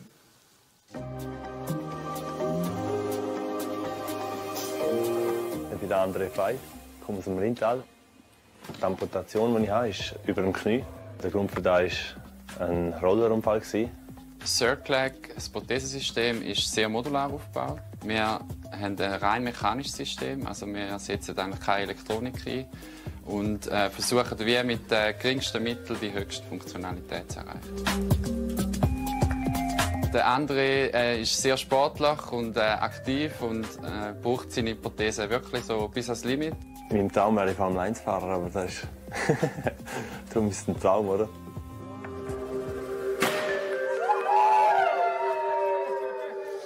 Our Swiss team with a very special prosthesis, and you're laughing because of the Formula 1 dream?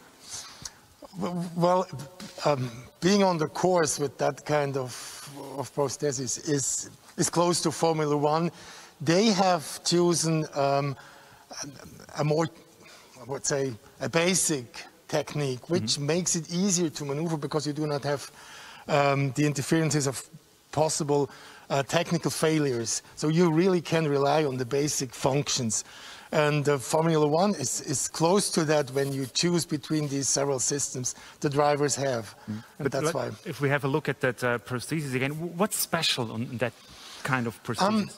It's simple, but it's very reliable. So you know exactly, as a pilot, you know exactly what can you do and where is something you cannot rely on. So you have a simple system in your mind, you know, this, that, and the other step is possible. You can put your weight on, and that's okay. Yeah, that's but there's no electricity, nothing. So that's it. It makes it very easy for you to know that's something I can do, that's something I cannot do. You don't even try. It's the analog prosthesis, actually. Yeah, that's true.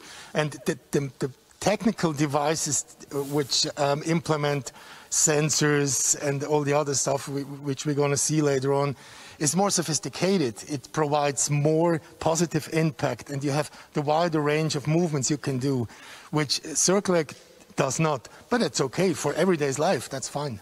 What do you think the Swiss team can do in the race? I've seen the pilot, and the pilot is a high amount of the performance. And I've had a close look at him. He's fit and he's confident and he's calm. He seems to have a mental strength, and mental strength is very, very important when it's about a leg prosthesis. Very good. Actually, every team had 3 tries within a certain amount of time. They recorded it, and the best try counts. And we want to have a look now how that went.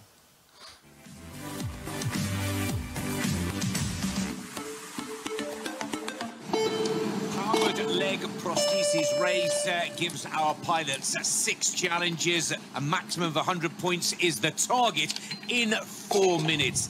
This is Rinat Kuzhinov for Russia. Now, these tasks are very difficult indeed. Let's bring in Lucas, of course, a 5-time World Championship title holder himself.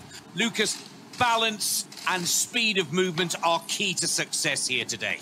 That is exactly the challenge, Nick. We see Rinat here, which is well used to that prosthetic already. And he's focusing very much on his heel. You can see that on the prosthesis, that he can rely fully on that item. And that gives him the opportunity to focus more on his athletic challenge, which is obvious at the moment with this little obstacle here he has to go through.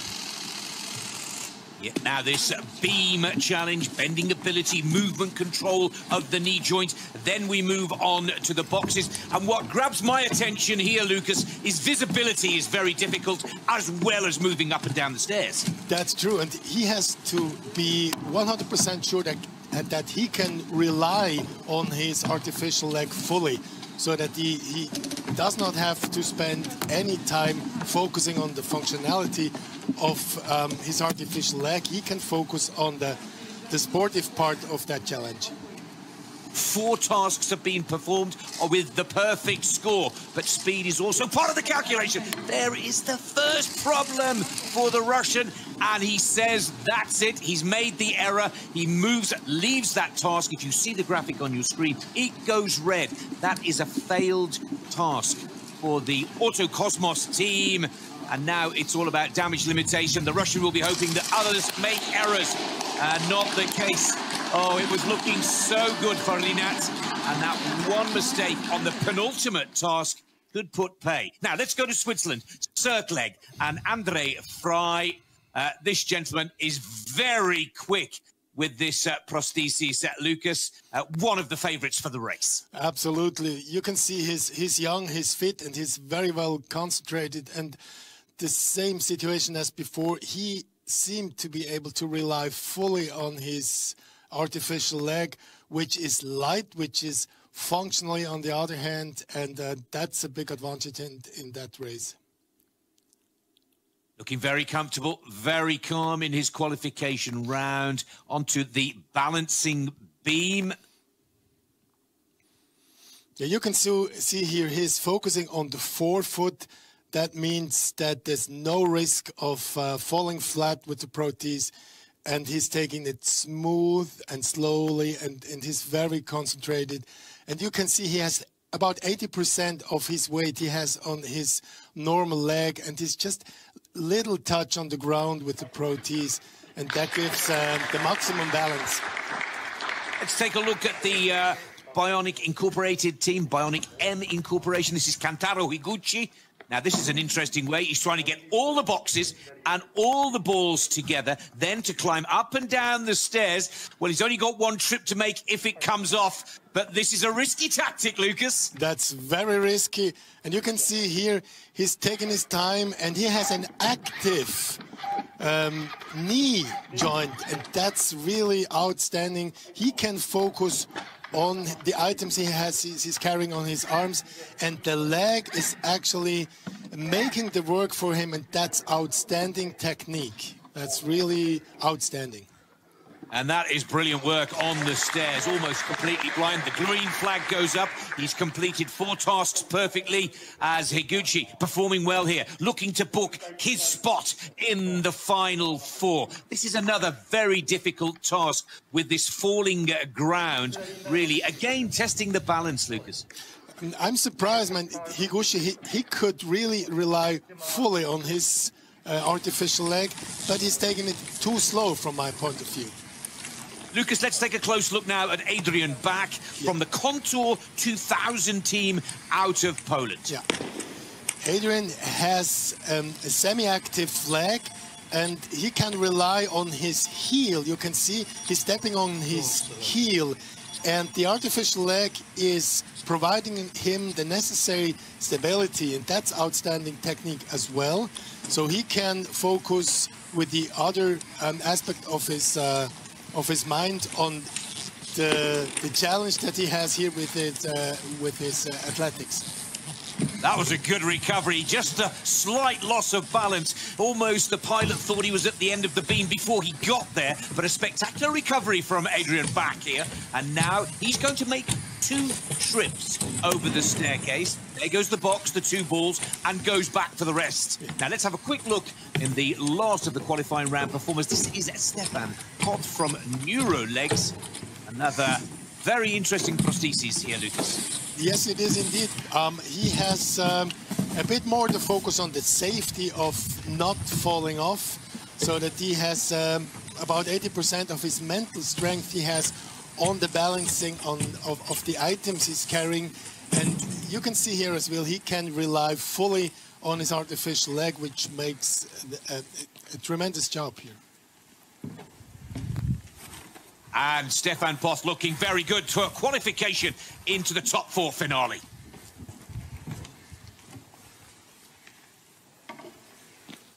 Very exciting races at the powered leg prosthesis race. And I want to say we have actually only 5 teams competing. That's because of the pandemic situation. There were quite a few teams who were not able to make it to even produce their own videos, which is very bad. But we hope they will be with us within 4 years. Now, Lucas, that's fantastic what we've seen here. It's amazing. I mean, you see these different systems of technique they use. And from the active part, which the Japanese team uses, which actually gives back the lost power you had in your common leg, it gives it back and helps you to step up on the stair. We can actually have a look at this, the Japanese guy who takes everything together, and he has that special prosthesis. Tell us, how does it work, that prosthesis? In the lower leg, they have put in technique which stretches the leg actively. That means it supports the pilot to step up the stairways. We can see that right now. Exactly. You see, he steps up, and then the power comes back, and he can climb. So he pushes him up. It pushes the weight of his body up. And that's the magic moment of this prothesis. You told me before that you actually tried that sort of prosthesis, but there is one problem. To me, it was one problem. In a million steps, you have one technical failure, and it doesn't function anymore. It blocks or it fails, and then you fall. And if you fall down the stairs, then it's a good reason why you wear a helmet. And in everyday life, you don't wear a helmet like we use the mask now. And if you fall off, then it can be very, very fatal. And that's something I avoid, because I'm a very active person, and I'm young and going into these challenges of every day. And then I need reliable, basic technique. That's my mentality. We have different mentalities, and the nice part of the story is that we can choose. In the wealthy countries, we have access to these very well-developed techniques. And that's the approach Circleg have. They go into countries with low-cost prostheses that function. Exactly. That's great. Which is actually very important. We will have more races after a short break. We'll be right back.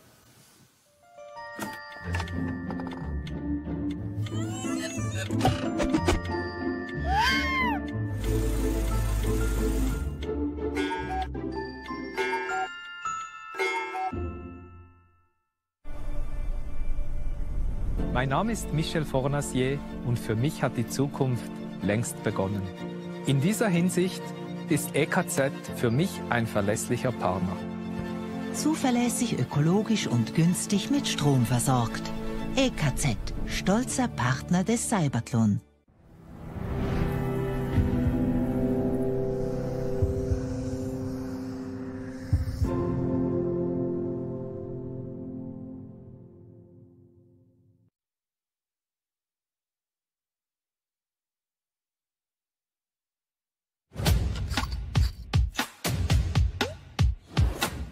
CYBATHLON moves people and technology. Schultes Clinic is medical partner.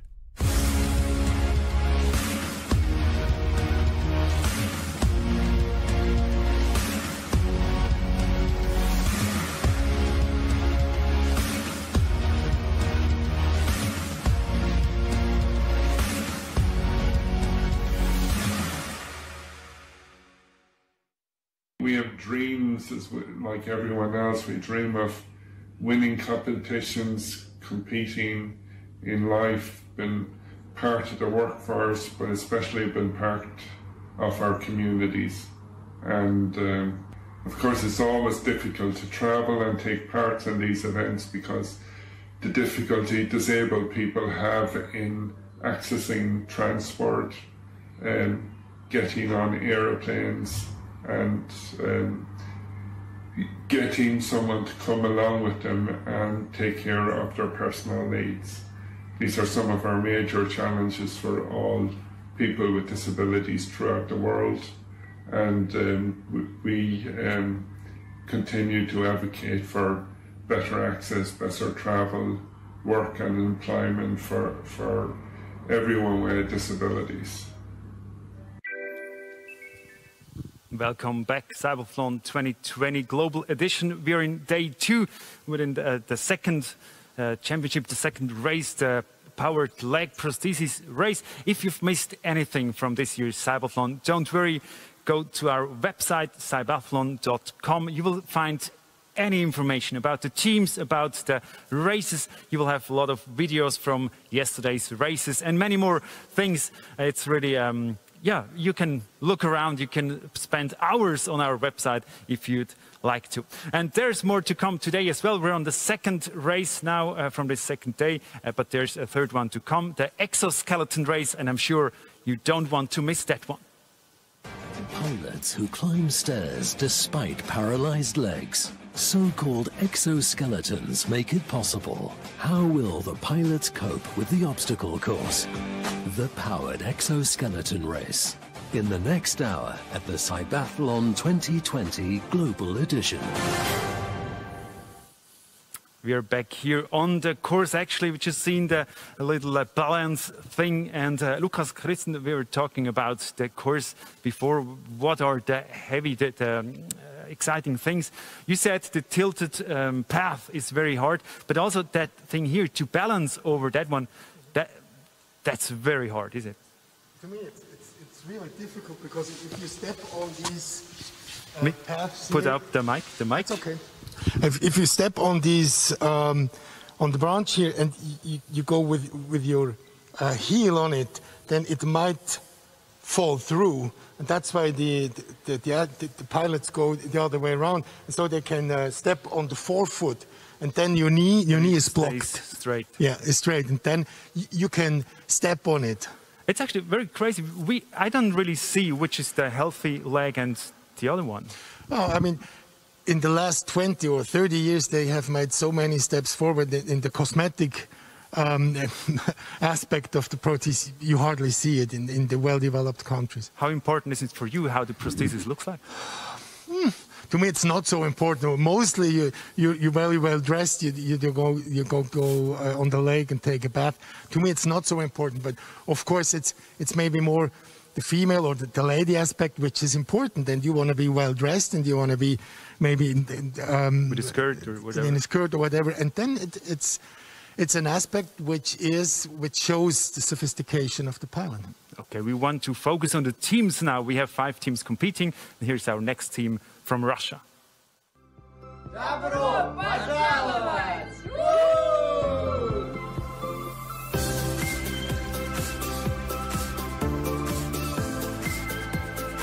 We are from Russia. From Moscow. We will be win because we are strong, fast, and clever. Everybody, good luck! That's the Russian team. Lucas, what do you think about the Russian team? I've seen the website and I've seen some videos, and they have the old Russian approach. They technically, for many, many decades, Russia was on head with the United States. They were the first country sending a man in space. And the engineering part is very high developed. And to bring that into an everyday's life is difficult in Russia because they do not have the wide field of experience that we have in Switzerland. Okay. But the job is very good. Every team actually had 3 tries, 3 heats, and the best one counted. And we want to find out now what 4 teams will be on the top at the end of the races of the 3 heats. The powered leg prosthesis race. The 5 starting pilots make almost no mistakes and surprise with different tactics. Who will be victorious? In this race, seconds decide. Rinat Kuzayrov from the Russian team Ortokosmos impresses in his first of totally 3 heats with breathtaking speed. He shows the fastest run of all pilots and realizes in a bit more than 2 minutes by far the best time. But the team celebrates too early, because there is one detail that puts a damper on Rinat's plans. In the task stairs, he has positioned the boxes very slightly in front of the marking line. A mistake that costs him the victory. Can Rinat still compete for the top spots with another heat? More on this later. André Frey from the Swiss team Circleg uses interesting tactics. He goes backwards in the task tilted path. He chooses this tactics probably because of his passive prosthesis. His model has been developed by a young startup. It is very cheap, but not as flexible as others. André also chooses the reverse gear on the balancing beam task. Other pilots, such as Rinat, whom we have seen before, have each turned around at the end of the beam. But of course, turning around takes time. That's why Adrian Bach from the Polish team Contour 2000 also chooses reverse gear on the balancing beam. And yet here occurs a tricky moment. Adrian almost loses his balance. Adrian has an active prosthesis. His fire red model is more mobile than other prostheses, which are very stiff. The prosthesis allows him to move more naturally in different situations, for example when he is on stairs. Here you can see how the prosthesis moves. That looks very smooth. At the finish line, Adrian is not completely satisfied at first, despite running without any mistakes. Will he succeed in reaching a top place? Like Adrian, Kentaro Higuchi also has an active prosthesis. His movements therefore look very fluid and ergonomic, as here in the task hurdles. However, Kentaro from the Japanese team Bionic M is not as fast as other pilots with his prosthesis. That's why in the task stairs he chooses a different approach than the other pilots. Instead of climbing the stairs twice, he stacks all objects on top of each other. So he only has to climb the stairs once. Can he make up for the decisive seconds? All other pilots have to climb the stairs twice, including Stefan Poth from the Swiss team Neurolex. He first brings all the balls to the other side and then fetches the 3 boxes. Stefan also shows that he is innovative with the balancing beam. He uses the buckets as stabilizers to turn at the end of the beam. Is this Stefan's recipe for victory? Now back to Rinat Kuzayrov, which we saw at the very beginning. How does he master his second chance? Once again, the Russian is very fast. But then comes the decisive moment in the task tilted path. An apple falls down. The task is failed. How bitter for Rinat, who was so fast up to this point. He is the only pilot who doesn't manage a faultless heat and therefore lands on 5th place. Here's the ranking. Rinat on place 5 with 86 points because of the apples that fell down. And in the top 4, in alphabetical order, Adrian Bach, André Frey, Kentaro Higuchi and Stefan Poth. All of them remained without any mistakes and thus scored 100 points. But who was the fastest? In the end, it's all about seconds. These are the 4 teams who actually made it. And Lukas, how surprised are you that those 4 teams are the first ones? It wasn't a surprise that they made it to the final. To me, it was more the mix, how they used the different systems on an equal level. That was surprising to me, that the benefits of each system, they got out the most of it, and that was a positive surprise to me. We're now at the wooden boxes, which is a new task of this year's CYBATHLON 2020. And we saw quite a few pilots who actually had to take the leg really around. And you explained me just before, why is it like this? Show. If you step in one of these boxes and you want to come into the next box, you cannot bend it actively, because I'm having a passive leg. Mm-hmm. That's why you need to bend it around. You cannot maneuver in the other way, and then you step in, and you need to come on your heel to strengthen it down, so the leg stays straight. Exactly. And then you can make the next step, and then lift it out and maneuver it to the next step. And to me, that's a huge challenge. It's a huge challenge, but you're very good. You should actually take part in the CYBATHLON for old men. Maybe we have a senior class next time. Senior class. So, as you know, all the athletes competing in CYBATHLON are people with physical disabilities, and every person has his own story. And we would like to share now some of these exceptional stories with you, such as the story of Stefan Poth from the team Neurolex.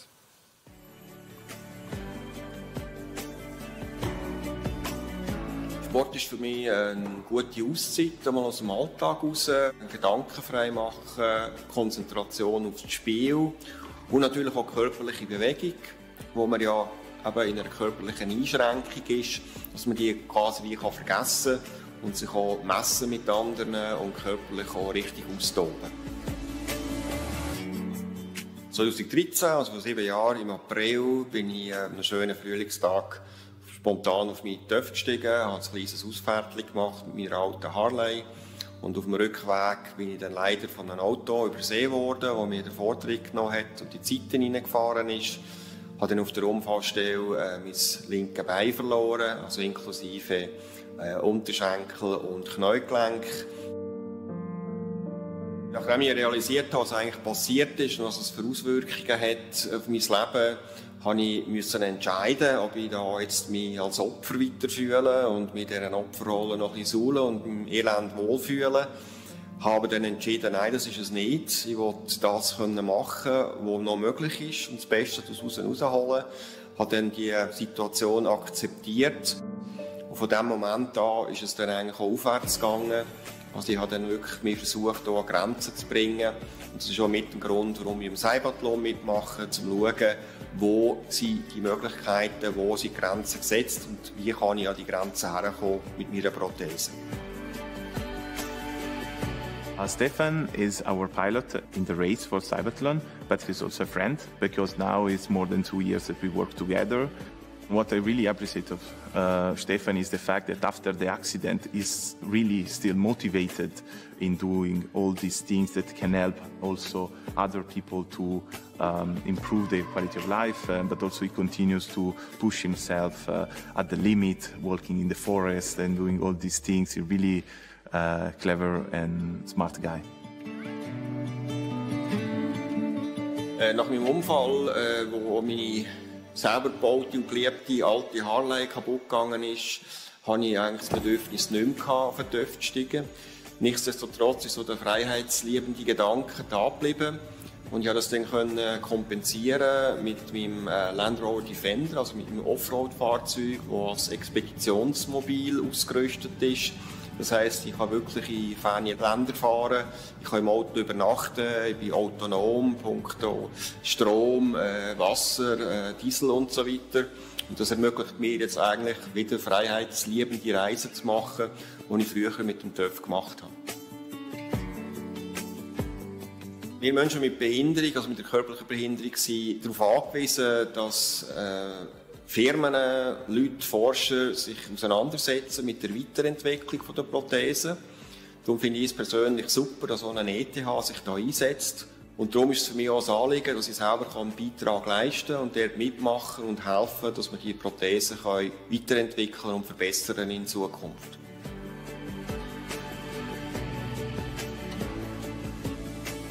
A very impressive story of Stefan Poth, and I welcome now Robert Riener, Professor of Sensory Motor System at ETH Zurich, the initiator of the CYBATHLON. Do you know Stefan Poth? Yeah, I know him a little bit from some trainings and from our Facebook connection. Now we see that Stefan Poth really pushes the limits. He's still going out in the wild with his Defender. Is the goal of CYBATHLON to push the limits? Sure, we want to develop better technology which provides a support for the people with disabilities. And we also see the pilots, they're really challenging. Is there also a danger that you overwhelm the pilots? That's also true. And that's always the case with new technologies, that they might be used in a wrong way, or that the risks are not carefully maybe taken into account when in the development phase. Of course not for our environment, but that can happen theoretically. So there are risks and the benefits are in relation to each other. And it's important that the benefits are much higher than the risk, and then it's worth to do it. Lukas Jäger, you saw Stefan Poth also in the video. Would that be something for you to go out in the wild with a car and go do wild things? I do it by motorbike still. Motorbike still? No, I have a motorbike. Oh, motorbike. Oh, yeah, sorry. That's something that he also mentioned, that the advantages and the benefits we have technically, we use them. And it's depending on the pilot, the person that uses that technique, to find out where the limits are and to be sensitive on these limits. That's an important part. Otherwise, it goes wrong. So no barriers, or are there still limits for you? Some barriers you have to respect. Otherwise, life shows you these barriers on a tough level and on a tough way, and then you have to take responsibility. But we should take these limits into consideration, and they're pushing these limits in coordination with us, with the amputees, with the people with handicap. And to be part of that step-by-step development, that's a great opportunity of life. We should take it. Now let's have a look at the prosthesis of Stefan Poth. I think it's a prosthesis with a feedback, with a sensor in the prosthesis. How does that work? Yeah, that's a very interesting approach, because when we do any kind of movement, we do not only need our actuators, our muscles, we also need feedback, sensory feedback. We have to feel how the angle of the joints is, how the forces are at the ground, at the foot. And that technology allows to give a sensory feedback via some stimulation at the foot, so that Stefan can feel the force on the leg. Is that the future of the leg prosthesis? I think it has to be the future, because we need both. We need actuation and we need sensing. Most prostheses only have the actuation, or even not the actuation, but if we do not have sensing, we cannot close the loop for successful movements. CYBATHLON is a great success, because also we have many strong partners, and our partners, they are happy with the CYBATHLON. What does a company motivate to support different sports for disabled people? For example, here we get some answers from our partner, BNP Paribas.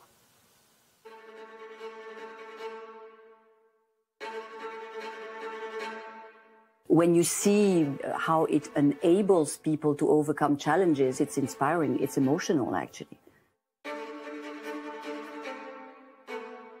I remember the first CYBATHLON, and I was really impressed by the challenges and what people can do in the end with the devices, what they can achieve. The fact that we chose CYBATHLON speaks about what we believe in. We share some values. We have some values in common. Innovation is one of them, as we are an innovative bank for sure. I mean, with our clients, but also with our staff. It's also engagement with a variety of actors, people coming from all over the world. It has an impact a positive impact on the society in which we live in. And that's also something that we strive to do. We share also some value around social inclusion, which is also at the heart of our, let's say, company engagement. We have, for example, we support a wheelchair tennis tournament, an international wheelchair tennis tournament. And this is our way also to support social inclusion, but of course we are also helping inclusion within the company with the staff as well. Everywhere BNP Paribas operates, we are an actor in the society where we operate. So we also, we're not just doing banking. I think it's, putting strengths together. We all need to join forces and to be able to contribute to a better future. We see ourselves as an actor, and we know that the choices that we make in terms of business, in terms of the initiatives that we support, matter.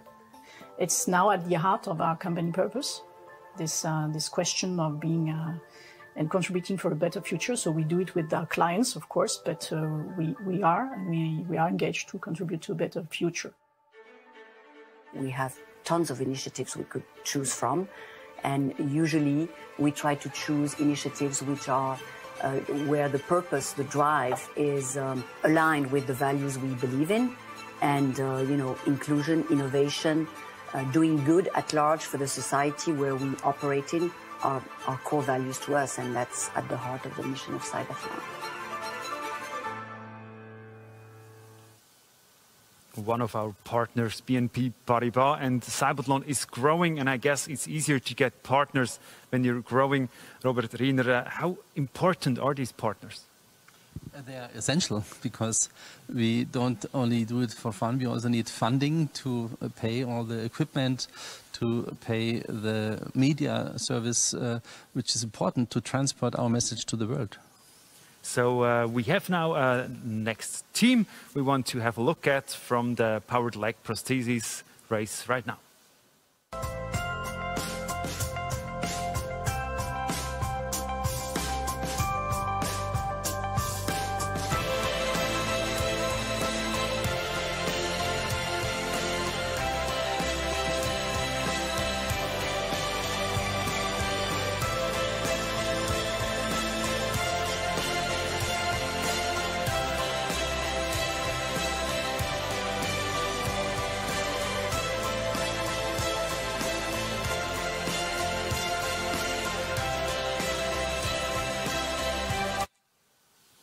Our next team, and let's have a look at that prosthesis. That's a really fancy one, Robert. What's different on that one? We had the easy one before, and now that's a very complicated one.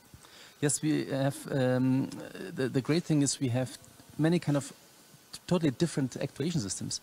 We have semi-active prostheses like the one from Stefan, we have passive ones, and we have active powered ones. And that's the complicated one. Yeah, just see. Yeah, right, that's the most complicated one, maybe. Good. Let's have a look at the sportive part now. We short in front of the last race. What do you think? What team will be on top? That's difficult in this case. I think my heart, of course, since I'm biased as an engineer, beats for the advanced technologies or the powered devices. And there's the Japanese device, which is great. There's also the sensorized device from the Swiss team, which is nice. On the other hand, the unpowered systems are maybe more lightweight. And my feelings are for the other Swiss team, the CircLec, because they make a cost-efficient, cheap device, which can be sold to poorer countries, maybe. So I'm... Everyone. Yeah, everyone. Now, Lukas Christian, he goes for the fancy one. You go for the other one? Well, what's your favorite? It's not much to add to, Robert, and it's the same with me. The mixture between what is possible technically and what is the pilot capable to put out of it, that's to me the challenge. And I'm open-hearted to all these teams which have found a good everyday's capable mixture. So Of course, I'm a little bit Swiss, but I'm fond of the Polish and the Japanese as well. Very good. So we want to find out now who will be on top at the end of this race. And actually, they're watching us live from home because they don't know who was the fastest. They recorded it, sent it. They just know their own time, but not from the others. And now we can see them watching us from all over the world. Hello, everybody. And thanks for joining us. Thanks for your effort. Thanks for your passion. Thanks for joining us here at CYBATHLON 2020. Who will be the winner? That's the question we want to find out. Who will be the winner of the powered leg prosthesis race at CYBATHLON 2020 Global Edition?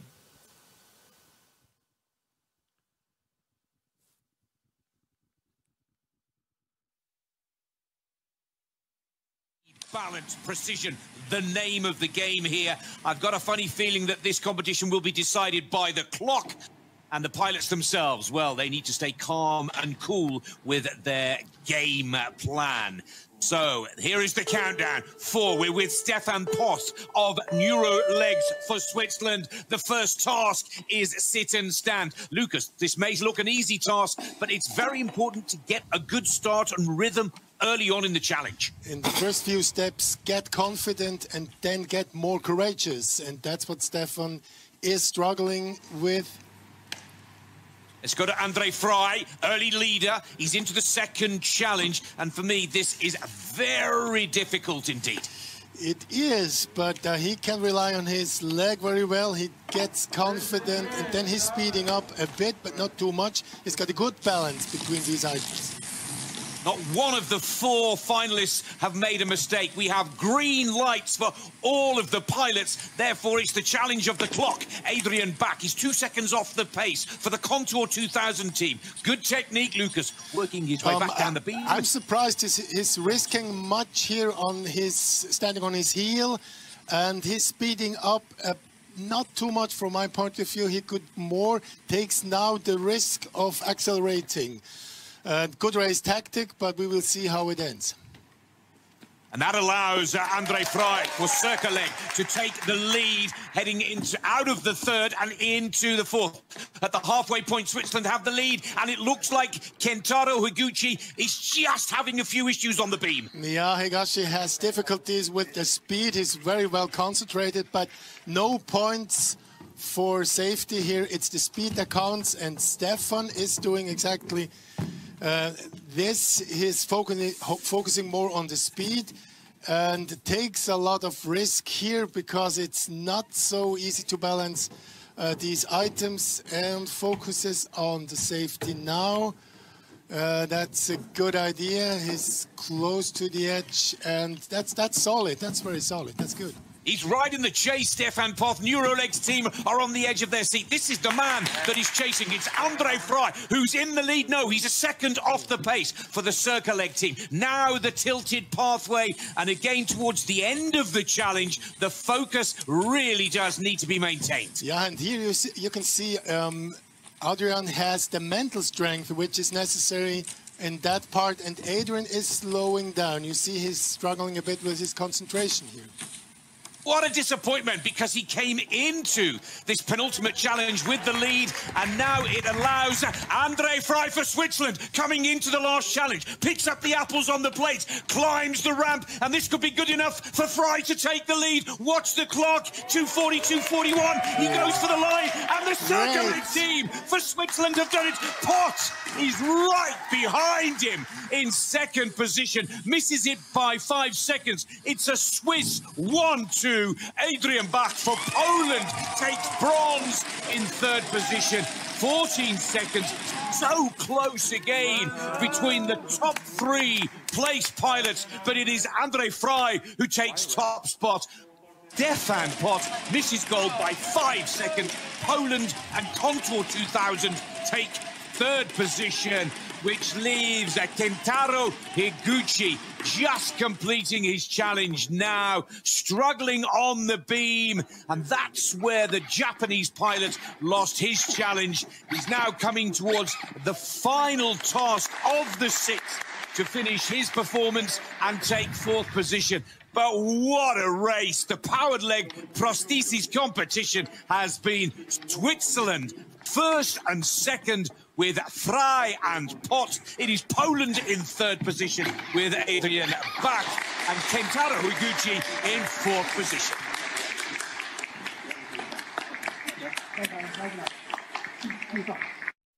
Race, and here's the winner. We can actually see Andre Frey, who's very happy that he is in front. Bad quality a little bit, but he's happy. That's the most important thing. 5 seconds ahead. What a race. Lukas, it's incredible. Only 5 seconds. It's really nice to see that they have the runner-up close behind. So I hope this is the motivation for all the teams to step up and to try to get out the most of it. And I'm really impressed of the quality of the race. It's all about to be fast here, Robert. That's very impressive that they're so fast. Yeah, it's really impressive, and I'm surprised. And it's great to see that it's not only high-tech, which is good. It's important to say that also any kind of technology can help. It's a combination of pilot performance and technical quality, and we saw it very nicely. You have to be a fighter, that's for sure. And we have a look at the graphics here again. The winner of this race, Andre Frey from the Circlec team. Then we have Stefan Pot, Neurolex. Then from Poland, Adrian Bach, and from Japan, Kentaro Higuchi. Well done, congratulations to all the teams, and thanks for your effort and your passion, which is great. And we have now Andre Frey with us live connected, and I say, hello Andre, can you hear me? Hello Andre, can you hear me? Yes. Congratulations, that was a great race. Everything went well. Everything went well. Yes, thank you. Especially in the second run, it works really well. You actually beat everyone, and you only actually have like an analog prosthesis, as we said before. The others have more electricity in it. So that's special, is it? That's special. Sorry, can you repeat, please? I said that you have prosthesis with no electricity in it, with no technical support, but the others have. So you actually beat all the others who have more fancy prosthesis. Yeah. Somebody's laughing in the back. So, whatever. Tell us more about your race. You actually had 3 tries, which is different to other CYBATHLON. How was it? What was the best try? The first, the second, or the third, actually? The third try was the best. It was the fastest one. And the third try was a failure. So I took too much risk to make one more a better time. But yes, then I failed in the end. What does it mean to you and to the whole team that you're the winner of this race? For me, it was a really good experience to be part of the CYBATHLON and part of the team Project Circlec. Very good. So again, congratulations. Gratuliere alle miteinander. Liebe Grüße, das ganze Team. Yeah, that was in Swiss German, of course, because they understand. Congratulations again to the whole team, to Andre Frey, and also to all the other teams. So, Robert Riener, how much spirit does it give to a team when you're the winner? Yeah, of course, it's amazing. It's happiness, it's fun, and maybe also motivation to continue with the development, with the generation of a product, and with participation at the next CYBATHLON, I hope. And we see again how they're cheering and are happy about the win of this race. Andre Frey's Team Circlec, what a great performance. Lukas Christen, I think they're good winners.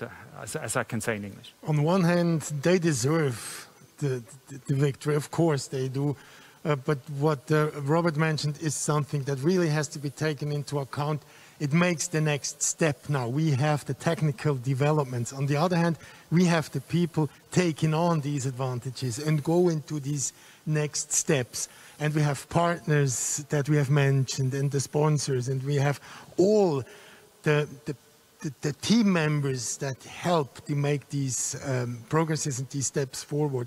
And that's why I think CYBATHLON 4 years ago and now, it's the next dimension, and I hope it's going to be the next dimension in 4 years, and people realize what is possible. And what Circlec showed here, of course, we have certain technical features that help in crucial situations, but for everyday's life, common use technique still can do it.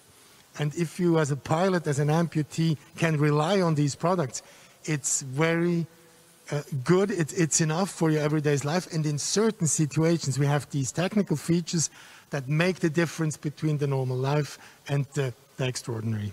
Very good. That's a good message for the end of this hour. Thank you very much, Lukas Christen, for joining us as an expert.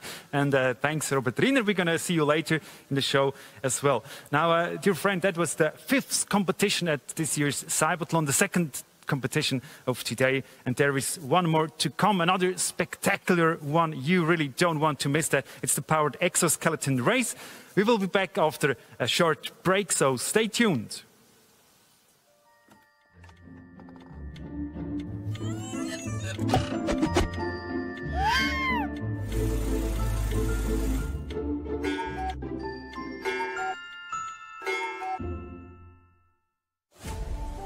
Success isn't just about what you accomplish in your life. It's about what you inspire others to do. Live your version of freedom of movement.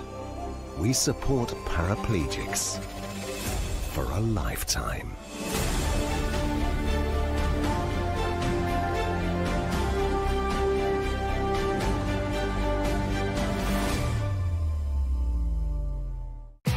New for you. New for Switzerland. For everyone who wants to watch more. The new streaming platform featuring Swiss films, series and documentaries, all in your language. Stream anytime, anywhere. Stream Switzerland. Play Swiss. Discover everything Switzerland has to offer.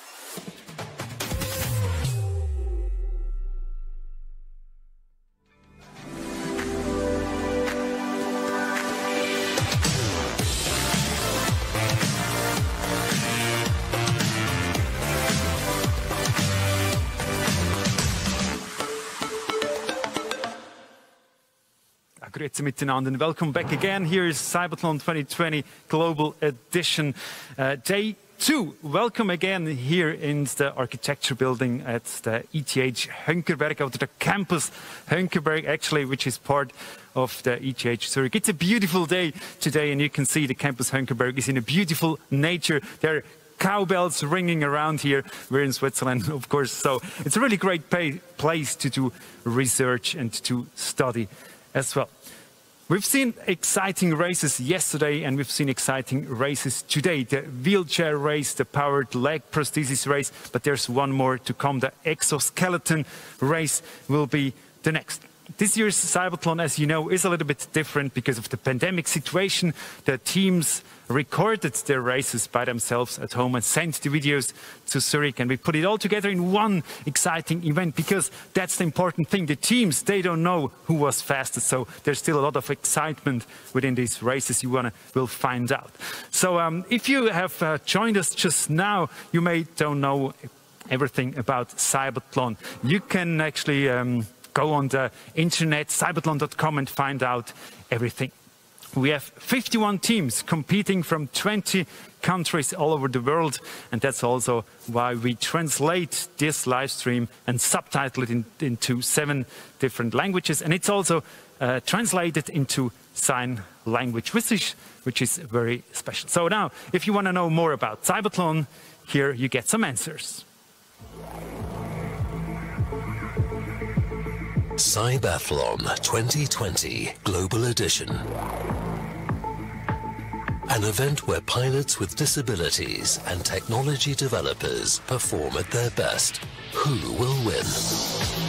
Over 50 teams take part from countries around the globe. Who has developed the best technology together with their pilot? competitions are held in 6 separate disciplines. It's all about solving tasks of everyday life. In the powered arm prosthesis race, the pilots with an amputation or dysmelia have to manipulate and feel hidden objects with their prosthetic arms. In the powered exoskeleton race, pilots with a paralysis of the legs have to master a course with exoskeletons. And in the powered wheelchair race, pilots with a walking disability must even maneuver their robotic wheelchairs over stairs. In the BCI discipline, the pilots with a paralysis at the neck level compete in a computer game using only the power of thought. In the power leg prosthesis race, pilots with above-knee amputation or dysmelia use prosthetic legs to overcome everyday obstacles. And in the functional electrical stimulation bike race, pilots ride a bike as fast as possible by applying an external current that makes their paralyzed leg muscles contract. Who will win? Required are agility, precision, concentration, and endurance. Advanced technologies can make life easier for people with disabilities. At the CYBATHLON, equal opportunities are a priority. Technology, competitive spirit, and emotions. That's the CYBATHLON 2020 Global Edition. And the last race this year will be the powered exoskeleton race coming up as next. And I welcome 2 more experts. It's Kai Schmidt. He works at the Sensory Motor Systems Lab at ETH Zurich, and he's the co-founder of Mio Swiss, a spin-off company from ETH Zurich that develops the Mio Suit exoskeleton, very hard to say. And we have Jaime Duarte, welcome. He's co-founder and the CEO of Mio Swiss company. That's correct, right? Yeah, that's correct. You are working also on exoskeletons, but first to the CYBATHLON. What fascinates you personally about this CYBATHLON? For me in particular, it's the human-robot interaction. It's having these very complicated technologies and very complicated robots being driven by a person who, in this case, for example, does not even have feelings of their legs. So very interesting work you do. Actually, you produce exoskeletons by yourself. What are you working on right now? So we still, we have our first product in the market, which is the Mio Suit, as you mentioned. It's a bit different from what we're going to see today, or what we've seen. So that is a device actually that is for people that still have some functionality left, whereas the exoskeletons here usually, as what Jaime was mentioning already, people don't have any feeling or function in their legs. So it's a bit different in that sense. So it's pretty much a different branch, if you want to say it so. So that thing you do, the exoskeleton, that's for a different use than for people with paraplegia. Exactly. So the exoskeleton that we're working on is what we like to call, it's more like an exomuscle. So if you have weak muscles, so it gives you a bit of a boost like an e-bike, so that you can move a bit easier, or it's a bit easier to just get where you want in that regard. And our users, they can move to some extent, and that is really the main difference to what you see here.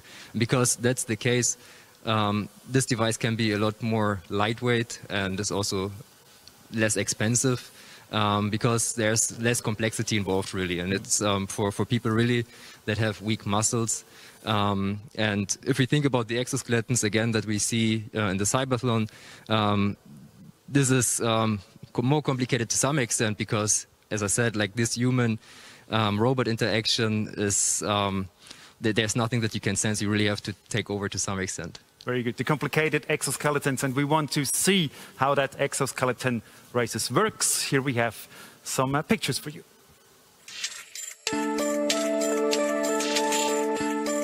Exoskeletons are robotic walking aids. They let paralyzed legs walk again.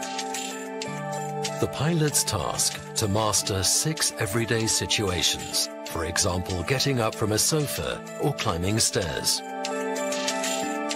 Particularly challenging, getting over a sloping ramp.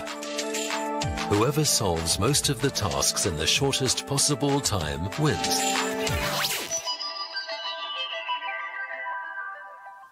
We are on that parkour actually here at the architecture building where the Swiss teams did their races and recorded it. Now, Jaime Duarte, from the technical point of view, what is the hardest part of that parkour? I think there's two in particular. The ramp that you see here, because of the inclination, a lot of these exoskeletons. Yeah, exactly. It's very difficult to work with the ankle because a lot of these exoskeletons, the solution to handle the ankle is actually to just have a fixed position for that joint. So some of these devices actually do articulate the ankle, but that brings extra complexity, which sometimes means also more weight and more battery requirements. And the second one that is very challenging are going to be the stairs. Going up, of course, is difficult, but going down actually requires a lot of effort.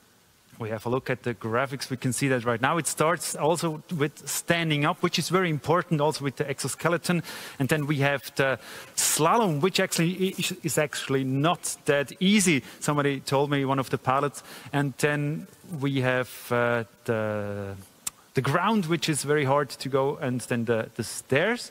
So the stairs, that seems to me to be the hardest part, but you just said it's not. Why not? No, the stairs is quite complicated, but the way that you can program the exoskeleton is you can tell it quite well how you want to take a stair. And you also have the handrails, and we will see the pilots actually use the handrails as part of going up and going down the stairs. Whereas in a lot of the other tasks, they're just using the crutches to have some contact with the ground, and that makes it a lot more difficult. And then at the end, we have the door, Kai, with the ramp. We heard it at the wheelchair race. That's quite steep, actually. It's not hard for us, of course, but with the exoskeleton, also that ramp, that's hard. Yeah, it is because we already said it, the ankle doesn't really adjust well in these devices. So I think what is also really cool, there might be different strategies that you can choose, right? So, I mean, if you go up the ramp, you would just walk straight to the door. But maybe in an exoskeleton, going up backwards is the best approach, really. And so I think also the teams have shown in the past that they can find creative solutions to deal with these shortcomings in these devices to decrease complexity. We want to have a look at the teams, actually, who are competing. We have the first team, the Swiss team. Let's have a look at them.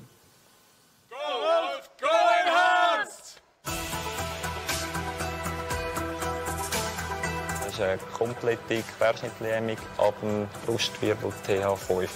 Beim Motocross umgekehrt, am Rennen. Ich begeistere Technik eigentlich und Sport allgemein. Und ich bin froh, wieder mal so etwas machen zu können. Der kennt die Maschine auch sehr gut und das, finde ich, ist auch eine Qualität für einen Piloten. Wir wollten leichter werden, wir wollten mehr Leistung in den Antrieben haben. Das zeichnet uns aus. Ich spüre schon, dass das Team für das lebt jetzt im Moment. Es ist schon viel Herzblut dahinter. Our Swiss team who will compete in the race. Jaime, do you know the team? What do you expect from that team?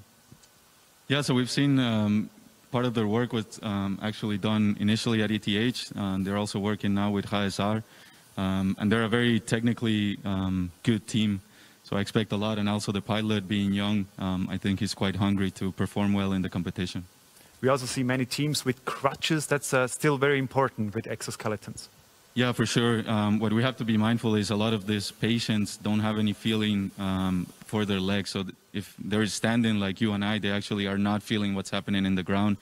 And for us, it's very important to be able to stand. So actually what they would do is with the crutches, they can actually feel what's happening in their hands and kind of get an idea of where the weight is shifting and for balance. Kai, short answer, what do you expect from the race? Oh, a lot. So again, this interaction between robot and the human in it, the pilot, going to be very interesting. Okay, we want to have a look now at the pilots with the exoskeletons. I want to have a look at them, how they perform on the parkour. And these are the first races in the exoskeleton race.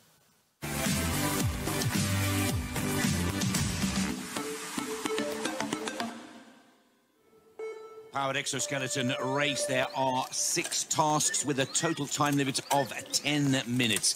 Let's take a look at Rolf Schock from the Varalig Enhanced Team 2. And the first test is the sit and stand here. Now, let's bring in Jaime. Jaime, this may look one of the more simple challenges for the pilots, but this uses a lot of energy and power on the exoskeleton machine itself. Is that fair to say? That's right, Nick. So if you ever have thought about when you're standing up from a chair, you should see how much your muscles need to be active. And basically for these users, it's the exoskeleton that's doing the entire job there.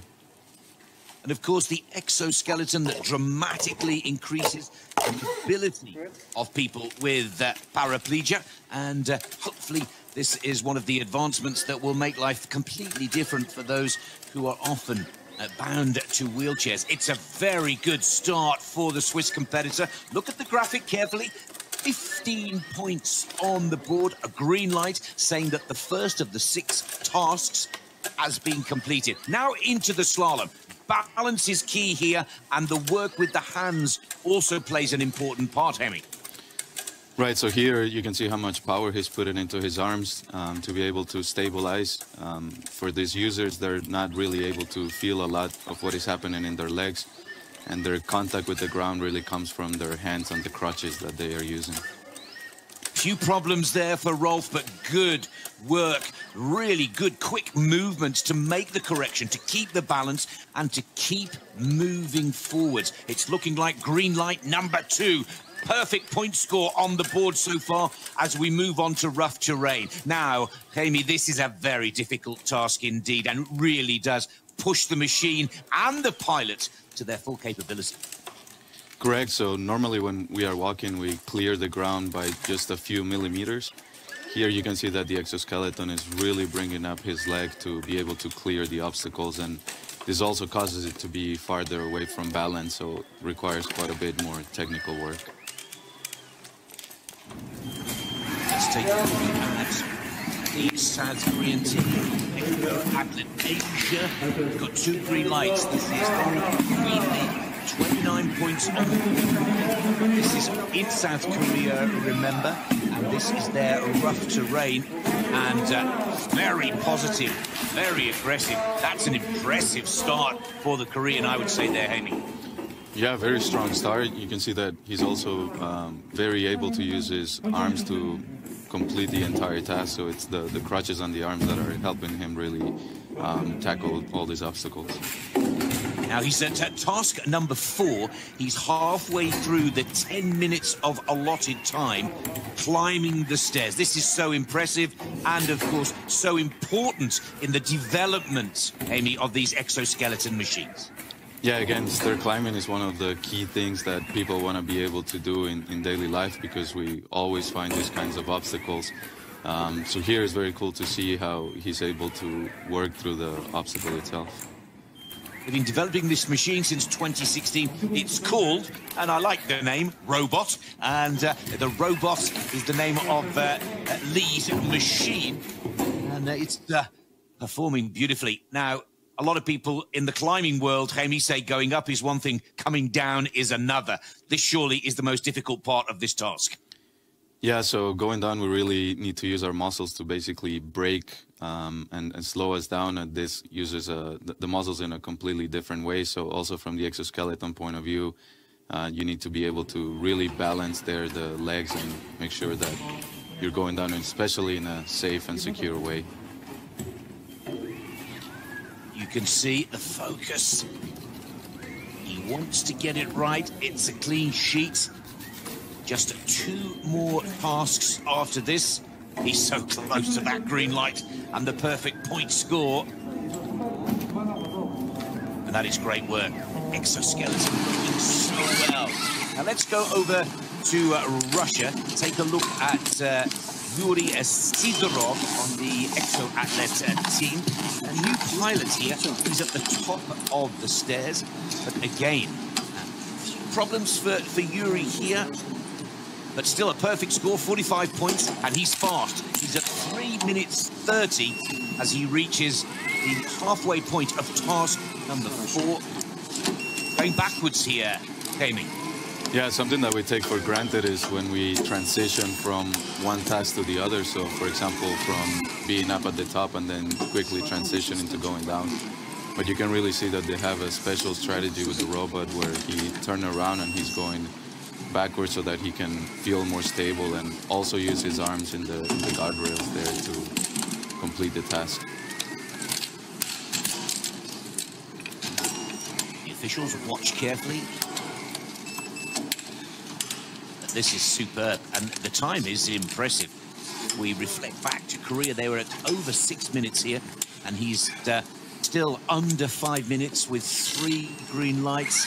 Now the stairs look to be green light number 4, and he moves on to the final 2 tasks. It's a tilted path and then a ramp and door, which is new for the 2020 CYBATHLON. Now, this is very difficult. Again, we are testing the machine, walking across this tilted path and testing the foot joints, I would say here, Haney, for the stability. Yeah, exactly. So balance, a lot of it comes from the ankle joint. So when you have these more rigid structures, it's very important to have some compliance and some ability to be able to move the foot in a way that it complies with this uneven terrain here. And that is good work from Sidorov. Another green light, surely. And he's just gone past the halfway point from a time perspective. 10 minutes is the allotted time here. What you can also see in some of the pilots is that they have a way to interact with the device. Here you see it on his left arm. And when they complete a task, they actually press something, as you see here, pretty much to change to the next mode, whether it be go up the stairs or go down the stairs or actually work on these uneven terrains. This is the one that has caught the eye of so many. It's new for 2020. It's the ramp and door. Climb the ramp, open and close the door, and then descend the ramp on the other side. And this is what it's all about, Amy, the exoskeleton, making everyday use, something that can be incorporated. Kevin hasn't quite got the perfect scores. This is the first time we see the ramp and door, and it's such a good, clever, and important addition to the CYBATHLON challenge. Yes, for sure. This is something that we encounter very much in daily life, and it really needs the work also of the arms to be able to do this kind of task. So it's important that they have their hands free, as you see here with the Wondercraft team. His hands are completely free. He's not using any crutches because this exoskeleton in particular has some capability to self-balance itself.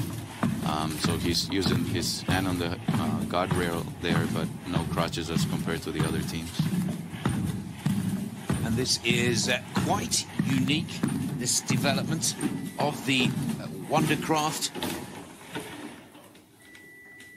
Yes, it's very cool to see one of these exoskeletons without crutches, because one of the needs from a lot of these patients is to be able to have their hands free to interact with objects in daily life.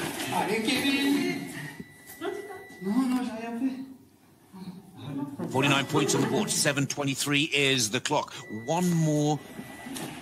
Oh, and there's a problem with the computer here. This is, he thinks that he's there, but there was a little confusion. The computer thought it was at the finish line, just a split second too early.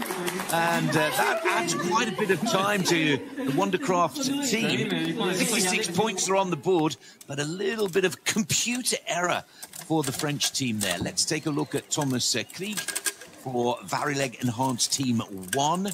Look at all those green lights. It's been a good performance so far. 65 points on the board on this tilted path, testing the ankle joint in the exoskeleton.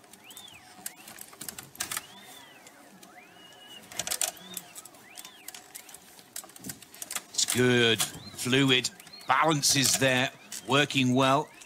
And that is excellent work for Thomas. He'll be happy with that. Look at the time as well, 5 minutes, just over, 5 minutes 20.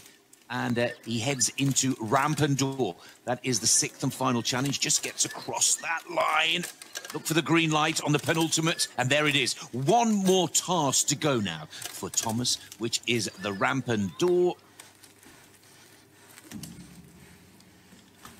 Rough terrain has been one of the new challenges, but this, for me, is something quite special. And as they say, has been the talk of the town. First, climb the ramp. That's a great close-up shot, Amy. Yeah, what you can also see in their strategy, he's carrying both crutches on the left arm, so that he's able to use his right hand with the guardrail, which is a lot more stable. But still, he needs to be able to use the crutches later on, so he needs to have a way to carry it around.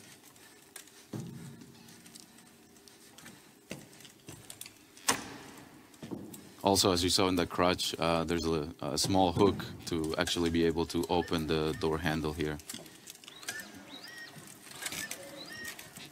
Looking for a perfect score. Comfortably under the 10-minute target time. Through the door. There is exactly the technique that Hemi was pointing to. This I is like that. quite clever, yeah. They're using a different approach to be able to close the door, so the teams are free to use these kinds of approaches to be able to complete the tasks. Oh, that is wonderfully creative. But the cable is still attached. No, it's unattached itself. Just right on cue as Thomas now makes his way back down the ramp. Perfect score, 83. He's right on the mark from a timing perspective. Just over 7:11, 7:12. And that Thomas now goes for that line, and 100 maximum point score at 7 minutes 20. Superb performance.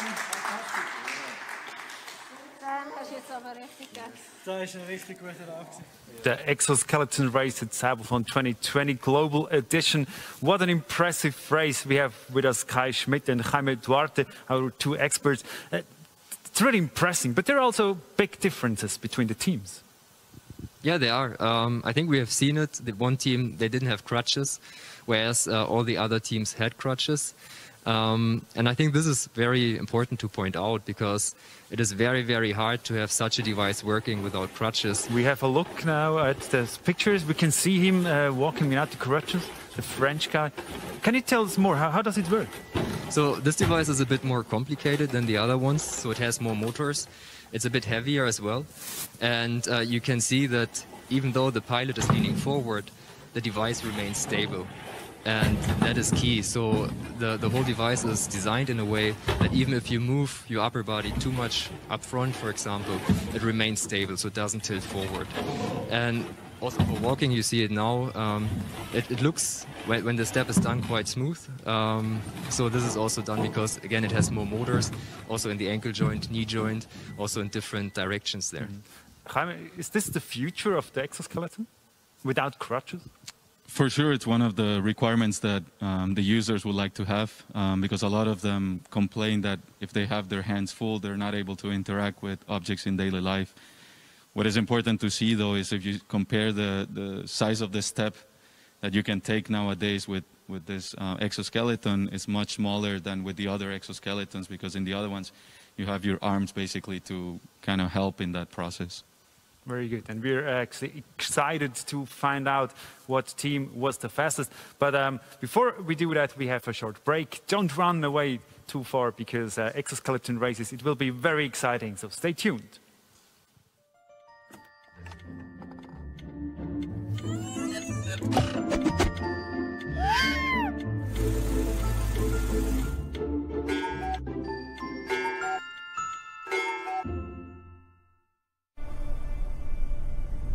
Mein Name ist Michel Fornacier und für mich hat die Zukunft längst begonnen. In dieser Hinsicht ist EKZ für mich ein verlässlicher Partner. Zuverlässig, ökologisch und günstig mit Strom versorgt. EKZ, stolzer Partner des CYBATHLON.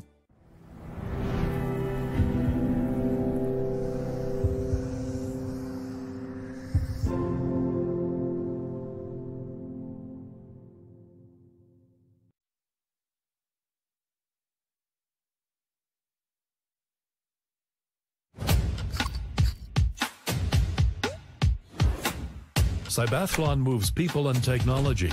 Schultes Clinic is medical partner.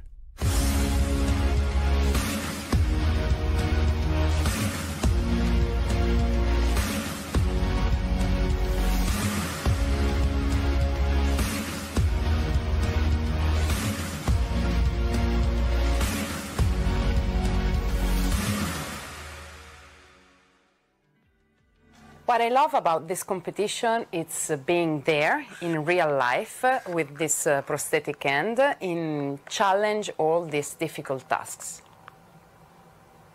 When I first heard about CYBATHLON, I was really excited because initiatives like this means really to raise awareness about disability, and is really a challenge also for researchers to develop better device meant with the users, developed really side by side of the users.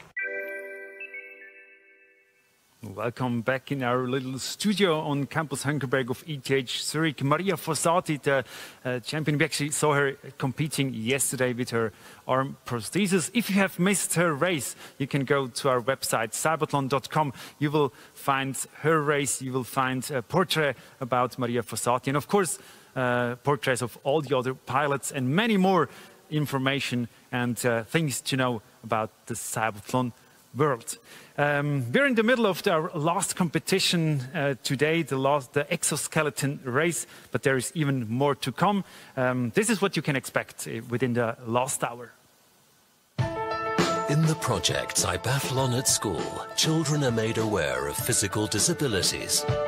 They even program and build an arm prosthesis themselves and compete against each other.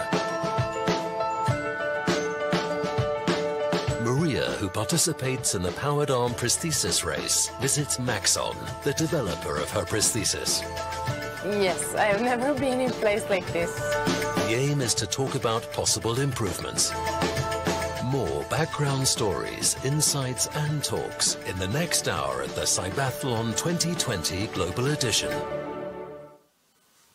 But before that, we keep going with the exoskeleton race, our last race into this year's CYBATHLON. And I have my two experts with me, Kai Schmidt and Jaime Duarte.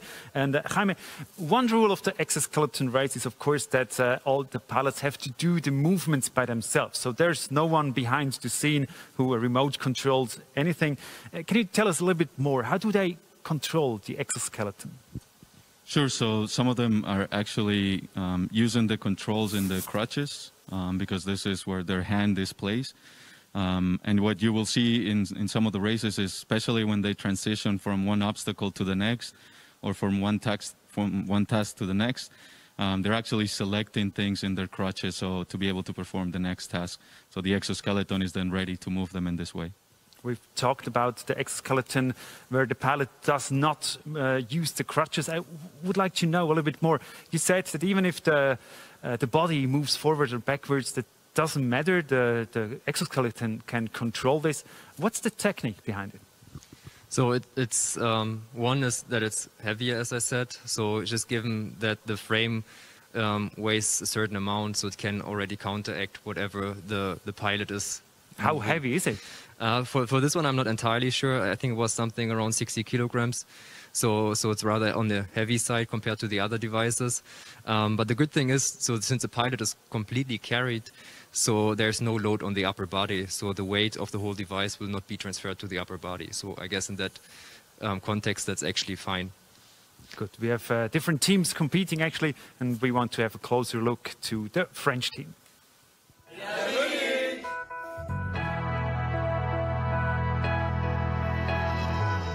Dès le premier jour, j'ai été agréablement surpris. Toute l'équipe m'a accueilli à bras ouverts et ça se passe toujours aussi bien. C'est une équipe vraiment géniale. On a choisi d'avoir uniquement un exosquelette de jambes et qui sera contrôlé par le buste de l'utilisateur. On contient 12 moteurs. On va créer ainsi une marche totalement équilibrée pour le patient et ainsi que des mouvements dans toutes les directions de l'espace. J'y participe parce que demain, c'est l'avenir et pouvoir apporter mon aide au développement de cette technologie, c'est super chouette. The French team, the team that races without the crutches. And Jaime, I would like to know, what are the chances of the French team without the crutches? I think their biggest problem that they have right now is the size of the steps that they can take. So the course is still quite long. And even if you can take those small steps very fast, it's not compared to the other exoskeletons, which are taking more normal, let's say, size of steps. Okay, all the teams, they had 3 tries, only the best one counted, and we want to find out now how good they performed. Here's the summary of all the races. The Swiss team Varileg Enhanced shows an exciting internal duel. It's neck and neck between the two pilots Rolf Schoch on the right and Thomas Krieg on the left. Both pilots can solve all 6 tasks and reach the finish line in their fastest heat in the exactly same time.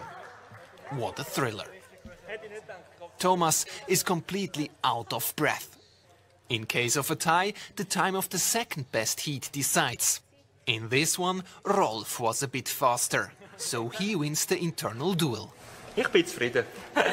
But neither of them were fast enough for the top 4. The team Varileg Enhanced finishes in 6th and 7th place. Team Angel Robotics from Korea is also represented with 2 pilots in the race. This team already has competition experience. In the CYBATHLON 2016, pilot Byung-ok Kim won the bronze medal. He shows a strong performance also this year, like here on the rough terrain. And he also seems to be very fast. After the race, he is very satisfied with his faultless performance. Will he be victorious? His teammate at Angel Robotics, Hyo-yoon Lee, also has good coordination and is fast. Angel Robotics is one of the few teams that does not climb down the stairs backwards. With Hyo-yoon, a small problem occurs during the last task. She cannot move her leg anymore. But she can solve the problem. Like her teammate, Hyo-yoon also qualifies for the top 4. Here's another impressive exoskeleton. It belongs to the French team Wondercraft with pilot Kevin Piet. He's the only one to walk without crutches, and his exoskeleton, which by the way weighs 85 kilos, is the only one that can walk also sideways. Impressive what this team can do. But because Kevin doesn't have crutches, he can't solve the task rough terrain, for example. The team did not even set this task up. Kevin is exhausted and relieved at the finish. But because of the missing points, he only lands on place 8. The team Exoathlete Asia, the second Korean team in this discipline, does not get all points either. Pilot Dong-Wee Lee is very fast and seems to be comfortable with his exoskeleton. But he cannot solve all the tasks. At the last task, he tips over. It is his second mistake. That's why he gets the least points of all the pilots and finishes 9th and thus lost.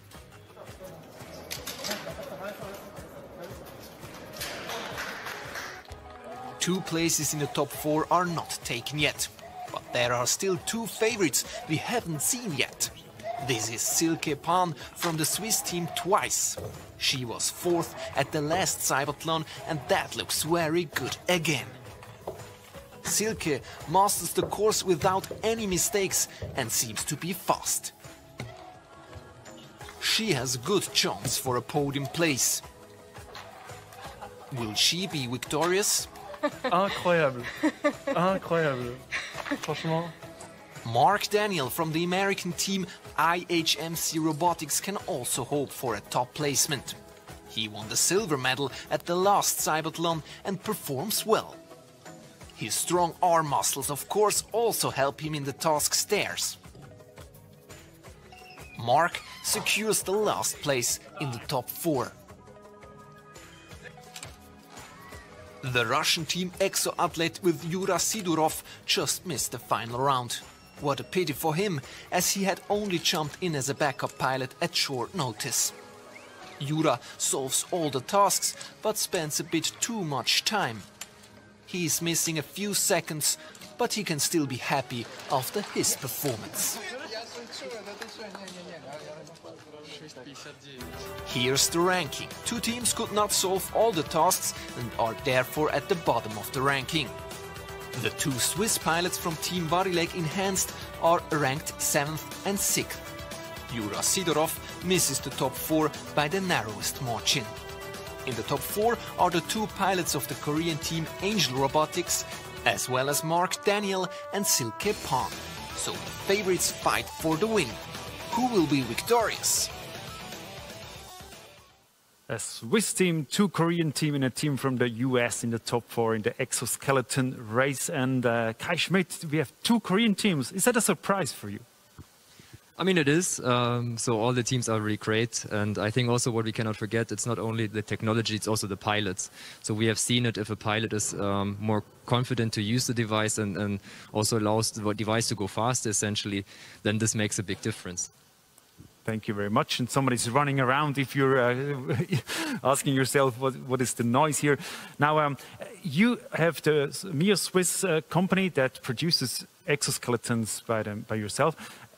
Is the CYBATHLON also a way to spy a little bit on the other teams?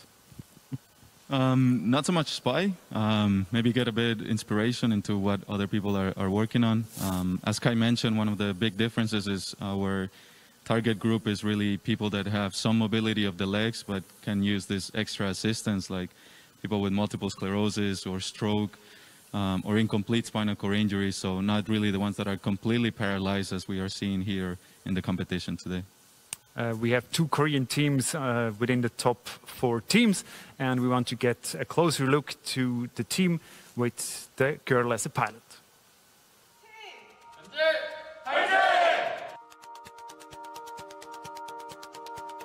예전에는 고등학생이었고요. 사고로 흉추 12번 완전 손상을 당해서 지금 하지마비로 감각이나 운동을 전혀 할 수 없는 상태입니다. 실제로 나중에 장애인들이 이런 로봇 기술의 혜택을 받아서 일상생활에서 정말 아무런 어려움 없이 편하게 생활을 할 수 있으시려면 손도 자유로워야 되고 어떤 조작 방법도 버튼 조작이 아니고 사용자의 의도를 잘 반복해서 정말 손이 자유롭게끔 해주는 그런 방향으로 발전을 해야 될 거라고 생각을 해요. So that's one of the 2 Korean teams. They're very strong, but Kai, what makes them so strong? As I said, I really think it's the mixture of device and pilot. So when we saw the video before, we've seen really the pilots are very confident. And but leave the pilots the technical. So why is the Korean so good in that? So their devices are quite fast. So that's also something that we've seen. Some of the slower devices they have not as much capacity when it comes to speed and step length. And as Jaime mentioned before, that is really what makes somebody fast in the end. So also if you can transition fast from one obstacle to the next, this is also something that helps very much. And we actually see the Korean team watching us right now. Hello, Korea. And of course, that's the other Korean team. And the pilot is very important. I didn't want to say that it's not important at all. Well, anyway, we have seen one pilot, the US pilot, Mark, already. And all the pilots, they have their own personal story. In many cases, it's an accident or other circumstances that completely changed their life. And for all of them, it was a big challenge to actually find the way back to normal life. Here's the story about Mark Daniel from the US team, IHMC Robotics. What I miss the most is I want to be close to danger, but I want to survive.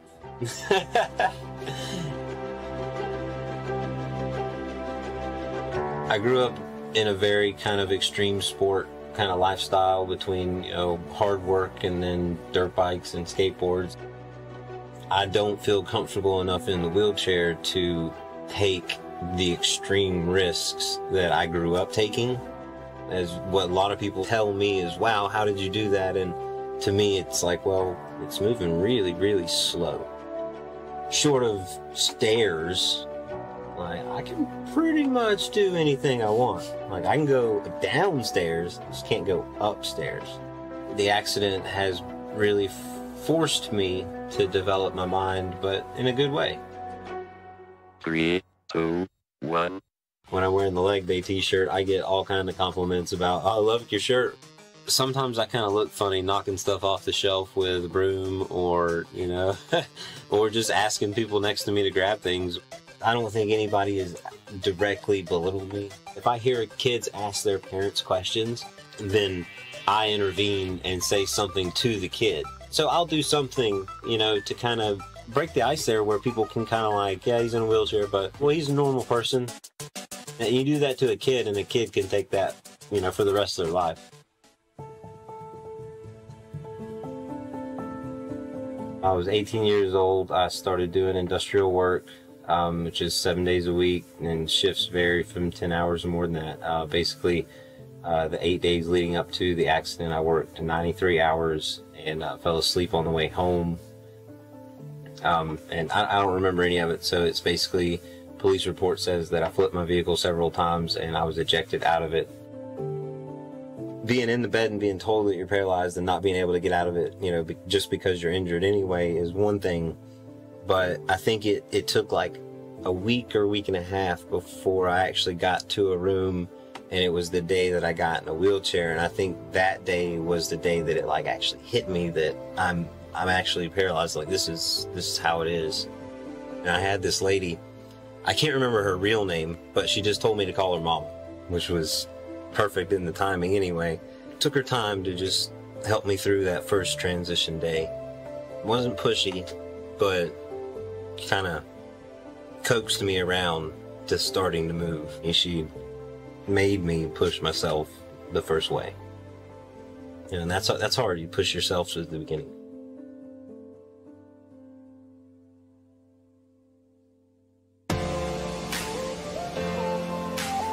I don't really like going to the gym, so I kind of have set up my life to where I have to use muscles that, you know, and use full extension and stretch and everything I do from the moment that I get up until I walk out of the house, or excuse me, till I roll out of the house in my wheelchair.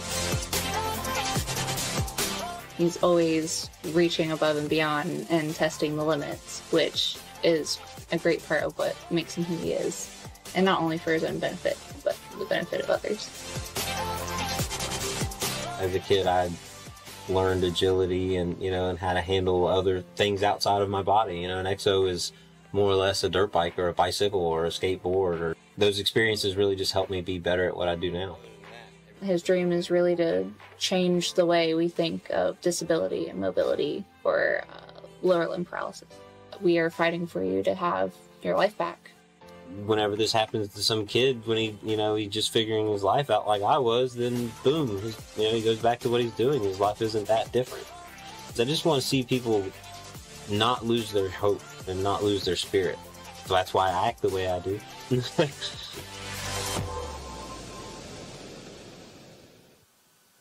That's the impressive story of the US team. Mark, it's his name, and Kai, that's really impressive, that story of him. Yeah, it is. Also that he doesn't give up hope and that he keeps fighting, that's very impressive. And also we have seen that for him, he compared the exoskeleton to a dirt bike, which I think is very interesting. So you have to be brave since the technology is in its early stages. So I think we cannot imagine how it must feel to be strapped in such a device, and then the legs that you usually cannot move are being moved. So I think also these are really pioneers when it comes to the technology. Jaime, as a developer, you help to actually bring people back to life so they can move around. What does that mean to you? Yeah, for us, that's our whole motivation. So it's really hearing these stories. It's really talking to the patients that also come to us to try out the MyoSuit, for example. You know, they are people. There's a lot more going on behind the scenes that it's motivating them. It's giving them hope. And that's what this technology does a lot of times. We work with patients who for many years have given up on their bodies. It's too hard to move. It's too hard to do things in daily life. And seeing this technology and being able to access it is really allowing them to have motivation and have a new view on life. Very good. CYBATHLON wouldn't happen without a lot of partners and supporters, of course. Thank you very much at that point for all the support from our partners. And one of our very important partners, of course, is the Stavros Niarchos Foundation.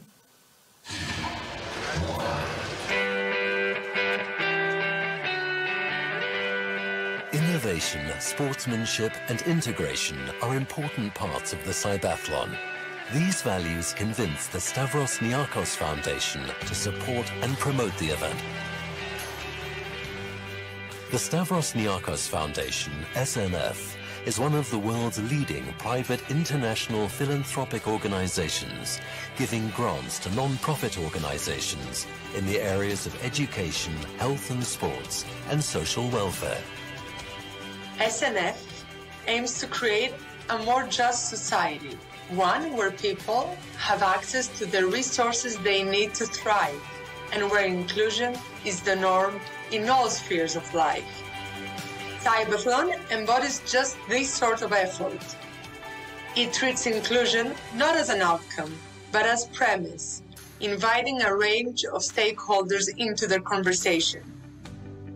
For Dr. Heini Murer of the SNF, the current COVID pandemic underlines the importance of these values, but at the same time is also a warning. It is a reminder of how easy it is to be complacent in assuming that science, medicine and technology will inevitably advance over time to eliminate the challenges of society. On the contrary, these advances require international effort, thoughtful collaboration and persistent focus, qualities embodied in the CYBATHLON's mission.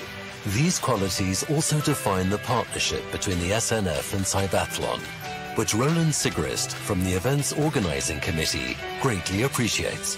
When we had to change the CYBATHLON format in this spring, it was really great that the partners, also Stavros Niarchos Foundation, were ready to create this new format together, to go the journey with us. So we are very grateful for taking the opportunity to create something new.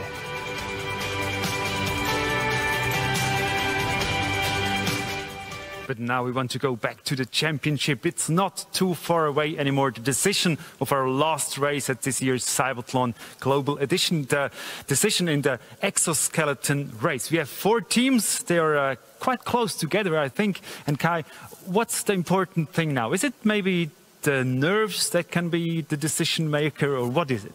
I mean, it's certainly the nerves as well. So as I said before, the pilots are very important. But also the device needs to perform, right? So there cannot be any malfunctions. So it needs to do what it's supposed to do in a reliable manner. So, Jaime, what do you think? Who will be on top? Your tip, maybe. I'm excited to see that there's 3 pilots from the last CYBATHLON being in the top 4 here. I would have to go with the Swiss team, just because it's local and it's a team that we also know quite well. So I wish them the best luck. We have 4 teams, and we want to get a little bit closer look to one team, the Swiss team with Silke Pan. When I started to begin again to practice acrobatics, where other people told me, no, as a paraplegic, you can't do that. And I do it, and that gives me really a feeling of joy, of achievement, and of satisfaction. Silke really sets the spirits in the team and her dedication. But Silke said, okay, if you want me to be part of the team, it's okay, I can do it. But only under one condition, that we win a gold medal. That's really the spirit that she gave to the team. Silke Pan, and she's really a crazy girl. I met her last autumn in another CYBATHLON race, and she's actually watching us from somewhere at the EPFL, I guess. Hi, Silke and the whole team. Good to have you with us. And Kai, what do you know about Silke? She was an artist, actually. She's kind of a very special girl. I mean, we have seen her in the last CYBATHLON, 2016, and I think also there she performed quite well, and so you can really see her dedication as well. And so what we heard in the movie was actually also what I've seen in the past. So if she set something in her mind, she wants to get there, and she will maybe. We'll find out very soon if she makes it on the top place. But first, here we have a closer look to our second team from Korea.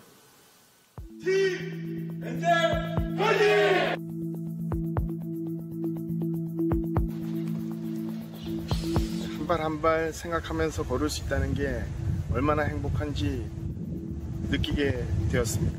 1998년도에 불의 뺑소니 사고로 하반신 마비가 되었고 T10번, 흉추 10번을 다쳐하고 배꼽 밑으로는 전혀 감각이 없는 완전 마비입니다. 네, 우리 파일럿과 저는 이전에 2016년도 사이바슬론 대회부터 같이 해왔던 관계고요. 지금은 사실상 거의 형제와도 같은 관계라도 할 수 있습니다. 가족입니다. 당연히 이번 대회는 잘 준비했으니 1위는 저희 거라고 생각하고 있습니다. Our second Korean team, and they're watching us right now. Hello, everybody. Greetings to Korea. Good to have you with us. Thanks for your effort and your passion. And Jaime, we've seen a few pictures of their races that looked quite well. Yeah, I think the device looks impressive. Also the pilot, it's very, very important. We saw him in the last edition and he had a lot of energy when he was here in Zurich. So that's my expectation for the race as well. So we want to have a tip now. Kai, who will be the winner? Sorry, Jaime. I'll look to him. I'll still go with Switzerland and Switzerland and same here. Switzerland as well. So 2 tips on Switzerland. We have to find out now. This is the last decision at this year's CYBATHLON 2020 Global Edition. It's the decision in the powered exoskeleton race. Enjoy.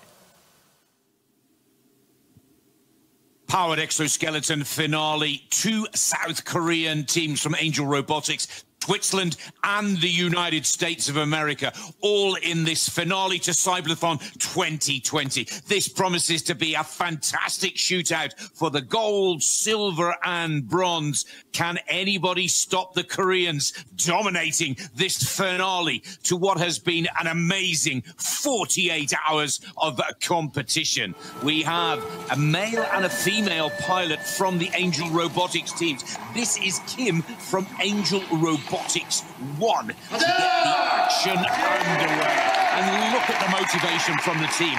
Listen to them pushing already. And Jaime, this is a determined team to take the gold with a very explosive and dynamic fast start. This is Silke Pan for Switzerland, who really do need to perform to their best to stop South Korea taking a clean sweep of gold and silver. Yes, Nick, these first 2 pilots that we saw here were actually in the competition 4 years ago, so it's very cool to see them back again and see how much better they have gotten at working with their exoskeletons. That's a great point that you make, Jaime, because Silke was 4th back in 2016. She's determined to get into the medals, into the podium positions, and she's the early leader. Already 15 points for a successful execution of task number 1. There it is. Let's go to IXMQ Robotics from the United States of America. This is Mark Daniel looking for his first green light and point score 15 for the correct execution of task number 1, sit and stand. Yeah, Mark was also one of the competitors 4 years ago, so I think these are the 3 that are remaining from the last edition of the CYBATHLON. You're absolutely right. And Mark, who took the silver 4 years ago, gets off to a good start. Now, Angel Robotics number 2 team, and this is Lee, the female competitor, and she is really moving along at a rapid pace. Look at the clock here, Amy. She's at task number 3 with 1:43 on the clock and a perfect score of 29 points. So the South Koreans are both in excellent form here. Here's the second of the Angel Robotics. This is Kim Robotics Team 1, again climbing the stairs with amazing speed. Yeah, here is very impressive also to see that he's actually taking one step after the other. A lot of other exoskeletons, if you will see, will bring both feet into the same step before taking the next one. And he is the leader, Angel Robotics Team 1. It is Kim Yong-uk that leads. Perfect score 45, but look at the clock. This is remarkably quick. 2 minutes 20 on the clock, and he's already coming the backside of the stairs and heading to the penultimate task, which of course is the tilted path. This will take some beating. Now here's Silke Pan for Switzerland. She's just 10 seconds behind Jaime, but she too working so effectively on the stairs. Very quick, but she needs to find a little more time. Yeah, she has very special techniques also. You saw that she didn't transition to walking when she got to the top of the stairs. She actually just was able to work her way to the going downstairs, and she has this technique of going backwards which is a lot more stable when going down the stairs. And she does it so skillfully. Now, this is Angel Robotics Team 2. This is Lee, the female pilot. She's 35 seconds off the pace, but still, perfect score in all three of her tasks. She's just coming to the end of the stairs, which is task 4, before moving on to the tilted path. But look at this from Kim, the leader, and coming into the 6th and final task. There he looks to open the door, go through that doorway, and then down to end the challenge. This is lightning speed, and he's as fast towards the end of the challenge as he was at the beginning, Amy. Yeah, you can really see that he has very good control of the device itself. The interaction here between the human and the robot is actually quite astonishing to watch. And the transitions from one task to the next are very, very smooth. He's really pushing down here. What a brilliant performance for Kim, Angel Robotics Team 1. 3 minutes 49, the perfect 100-point score. That will take some beating. Not only was each and every one of the 6 tasks, well, performed perfectly, but the speed of movement with that exoskeleton, quite remarkable. Yeah, it's impressive. You can also see he's not even out of breath after all these tasks. Let's take a look at Mark Daniels from the United States of America here. Now, who's second in this race, and can he take second position again? It's looking good for... Oh, Silke Pan has lost a little bit of time, Amy. She's now 33 seconds off the pace, closes the door, and to finish her challenge again, she uses that backwards stair technique. 83 points, perfect score on the board, but she's just a little off the pace of Kim, who still leads for South Korea. But Switzerland surely are in the medals once again. 4th 4 years ago. Has she earned a medal this year? Silke now just straightens the exoskeleton and stops the clock. 4:40, 100 points, just off the pace. And that's definitely has Pan in the medals. Incroyable. Incroyable. Franchement, Wow. magnifique. Ah ouais. You have to agree with the manager, don't you? An incredible performance, a big improvement on 4 years ago. Now, can Angel Robotics make it a 1-2, or can Switzerland stop the clean sweep from South Korea? This is Lee, remember, the female pilot of the 2nd Angel Robotics team, just coming to the end of her challenge. Perfect score on the board, but it's the clock that will settle the medals right now. And a good, strong finish. Good technique, right to the line. Holds the focus, and there it is. 100 points, perfect score. 5 minutes 53. Just over 2 seconds off the pace of the winner. And that should be good enough for a bronze medal. She's just behind Silke Pan of Switzerland. But Angel Robotics looking good for gold and bronze. Yeah, very impressive to see that all the exoskeletons and all the competitors have been able to complete all the tasks here in this final round. There you go. And this is Mark Daniel for the United States of America for the IHMC Robotics. This exoskeleton he calls Quicks. Not quite as quick as he wanted it to be today, but Mark has put in another superb performance, the silver medalist in this competition 4 years ago. Yeah, the exoskeleton is looking a lot smoother than it did 4 years ago, and I think also Mark has gotten a lot better at controlling it. You can see that the ankle joint is actually working very nicely here to go down the ramp. The IMHC Robotic of the Florida Institute of Human and Machine has done well here. And I think every one of the exoskeletons smoother, better than 4 years ago. And there is the completion. Perfect score on the board, 100 points, 650 for 4th position. But it is Kim from Korea who takes top spot. Switzerland 2nd, and Korea with their female pilot Lee in the bronze medal. I can go fast. 4th position for Mark Daniels of the United States of America. Go at it, huh? Yes, sir. Impressive, and here we can see the Korean team, the point when they realize that they're the winners great party in Korea. It's in the middle of the night and they're still up, of course, to see up. And now we have a look at the graphics, the 4 top teams. We have the top team, first place for Angel Robotics. We have on second place CYBATHLON with the team twice, the Swiss team, and then the second Korean team, Yo-Yoon Lee, Angel Robotics 2, and then Mark Daniel, AHMC Robotics. And now we go to Korea, if I hear that correctly. We are connected. It's actually quite late in the evening. It's 12 o'clock in the night and everybody was still up. And Korea is far away, so we will have quite a bit of a delay, but I tried. So, hello, Korea.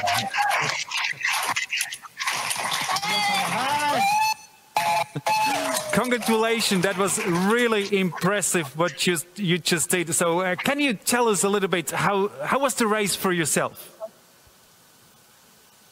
레이스 어땠는지 얘기해달래요. 로봇이 워낙 좋아가지고 편안하게 탔습니다. He said the robot is so good, so he was so comfortable to walk. Very good, but we saw that you're so fast. How you do that to be that fast? 어떻게 이렇게 빠르니?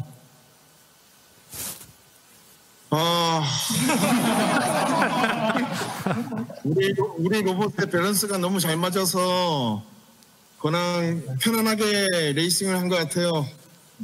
대한민국 로봇이 세계 최고입니다. So our robot has a really good balance, so he could walk without much effort. So Korean robotics rules the world. Very good, but I want to also talk about the pilot. How tired are you after that race? 하고 얼마나 피곤하냐고. 전혀 피곤하지 않습니다. He said he can do this all the night. All the night. Very good. Thank you very much for joining us. All the best. Best wishes to Korea and congratulations once again. First place in the exoskeleton race. Thank you very much. Thank you. So good. That's yeah, Jaime. That's brilliant to have a winner like that team, is it? Yeah, exactly. And as I mentioned, when you have pilots or users of the technology who are as involved in the whole process, it just makes all of our work so much more rewarding, and it makes us want to help them as much as we can, and that they can have as good of a daily life as they possibly can. And it's not only the pilot, it's the whole team. Everybody was excited and still there. It's in the middle of the night, but it's the team spirit. That's very important. Yes, I think it is. You saw that everybody was very involved, and it takes a lot of people to get it working, right? So first of all, you have to find ways to train the pilot, to make the device fit to the pilot. So I think there are many tasks, and in the end we see just the device and the pilot, but there are many other people behind it that actually make that possible. Very good. Thank you very much. Now, Kai Schmidt and Jaime Duarte, the co-founders of Mio Swiss, who produces exoskeletons by themselves. Thank you very much for being here. It was a pleasure. And we're not over yet. The last race was the exoskeleton race, of course, but please stay with us. We will have a little break, but in the last hour, we have more background information. For example, CYBATHLON and schools, what does that mean? And of course, we'll look together a little bit in the future and asked what CYBATHLON will be in the next few years. So I hope you stay a little bit more with us, and we'll be back in 1 minute, maybe, something like that.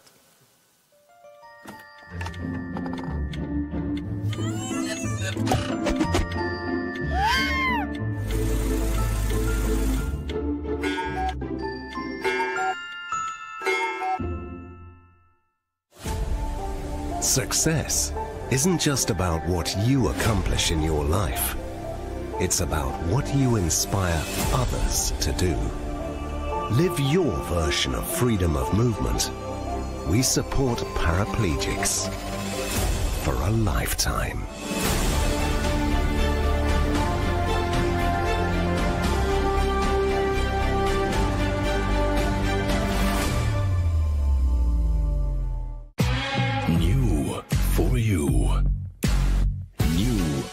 Switzerland. For everyone who wants to watch more, The new streaming platform featuring Swiss films, series and documentaries, all in your language. Stream anytime, anywhere. Stream Switzerland. Play Swiss. Discover everything Switzerland has to offer.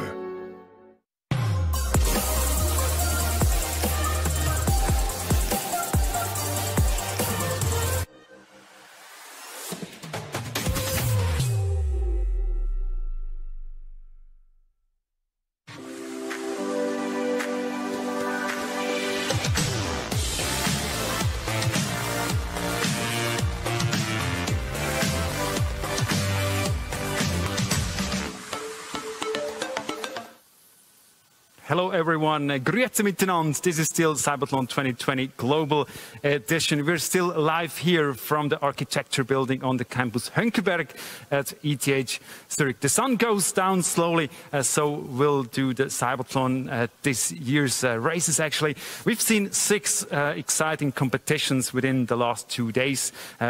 So at this point, thank you very much to all the teams for their work, for their passion, and to join us actually at this year's Global Edition.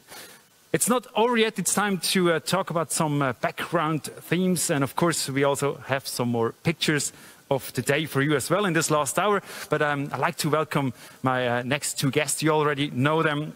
We have Robert Riener, the initiator of CYBATHLON, and we have Roger Gassert, he's vice president of the strategic board of CYBATHLON. And we have the Korean team actually as a winner, Robert. That's fantastic.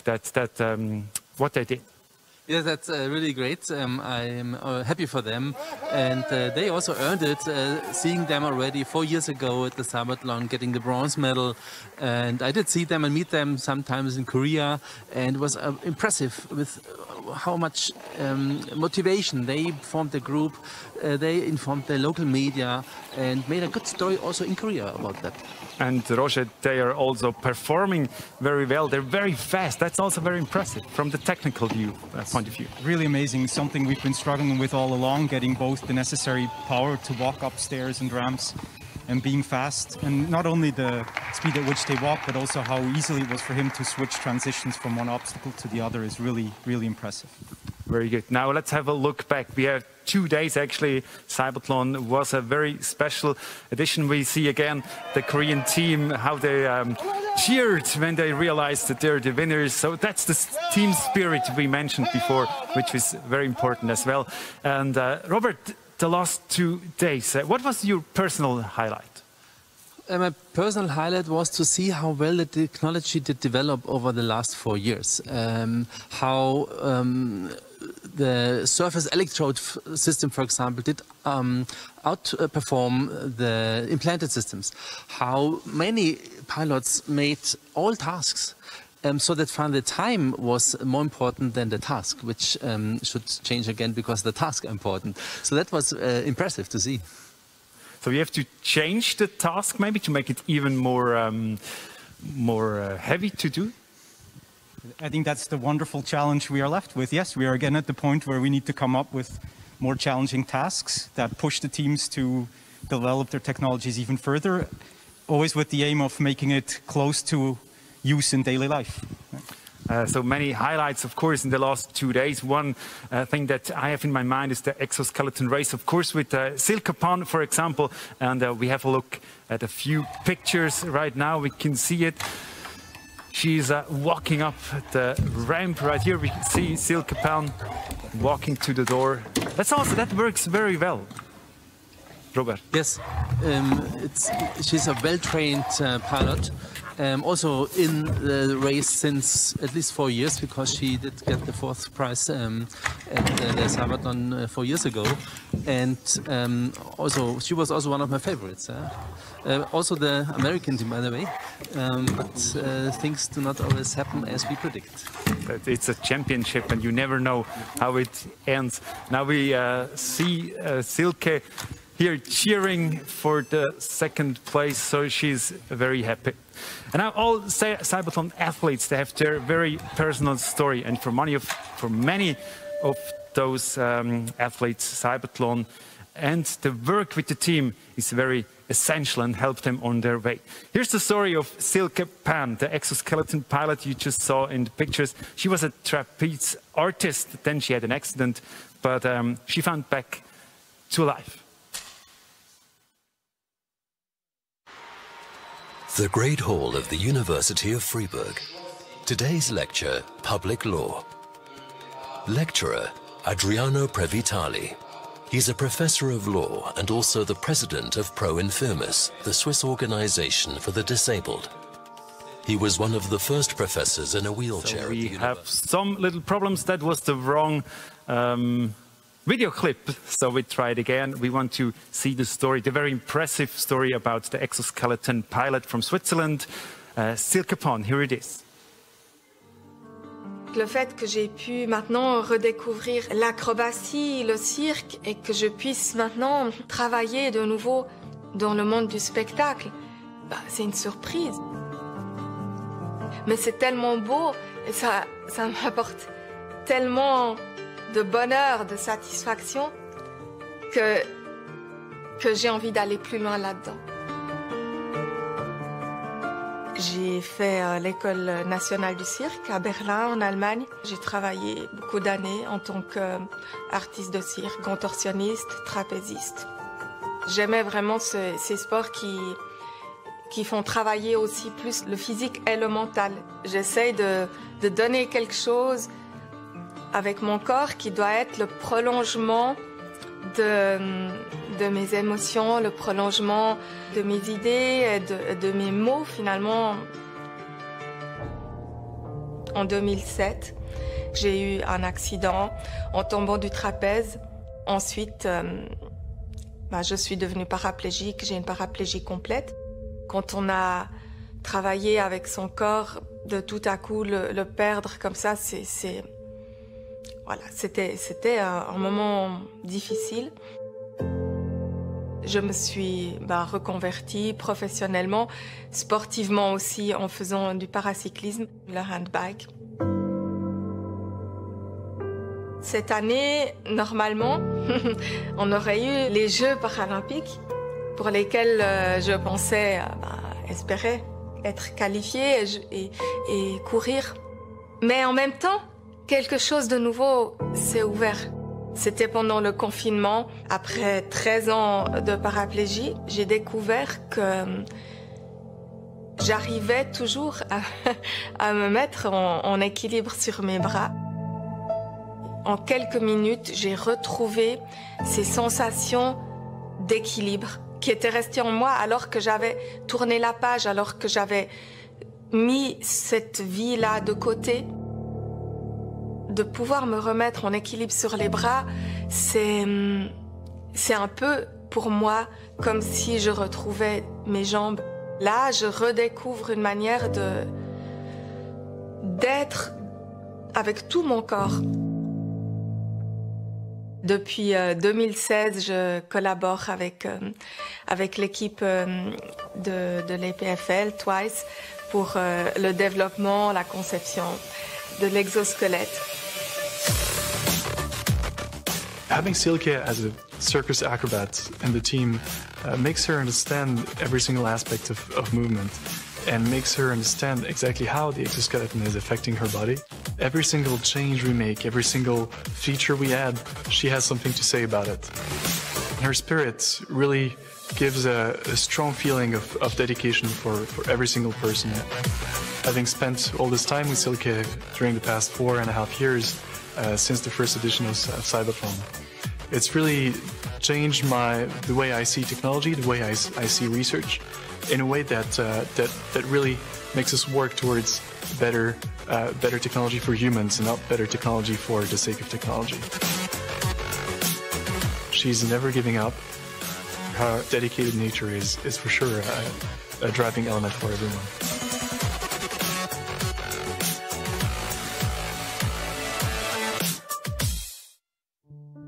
Bien 4-5 ans après l'accident, j'avais plus de connexion avec mon corps.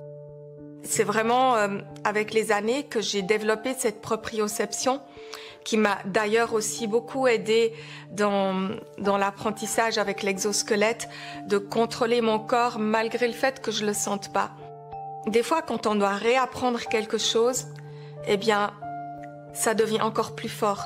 Parce que ce que j'avais acquis avant l'accident d'une manière naturelle, j'ai dû le réapprendre avec ma conscience, avec la volonté. Quand je suis en acrobatie et que je me mets en équilibre sur les bras, je dois prendre conscience de mon corps en entier. Et ça, c'est la même chose avec l'exosquelette. Je trouve que c'est très beau et c'est magnifique. Et moi, ça m'apporte un peu une sensation de vivre à nouveau et une sensation d'avoir retrouvé mon corps.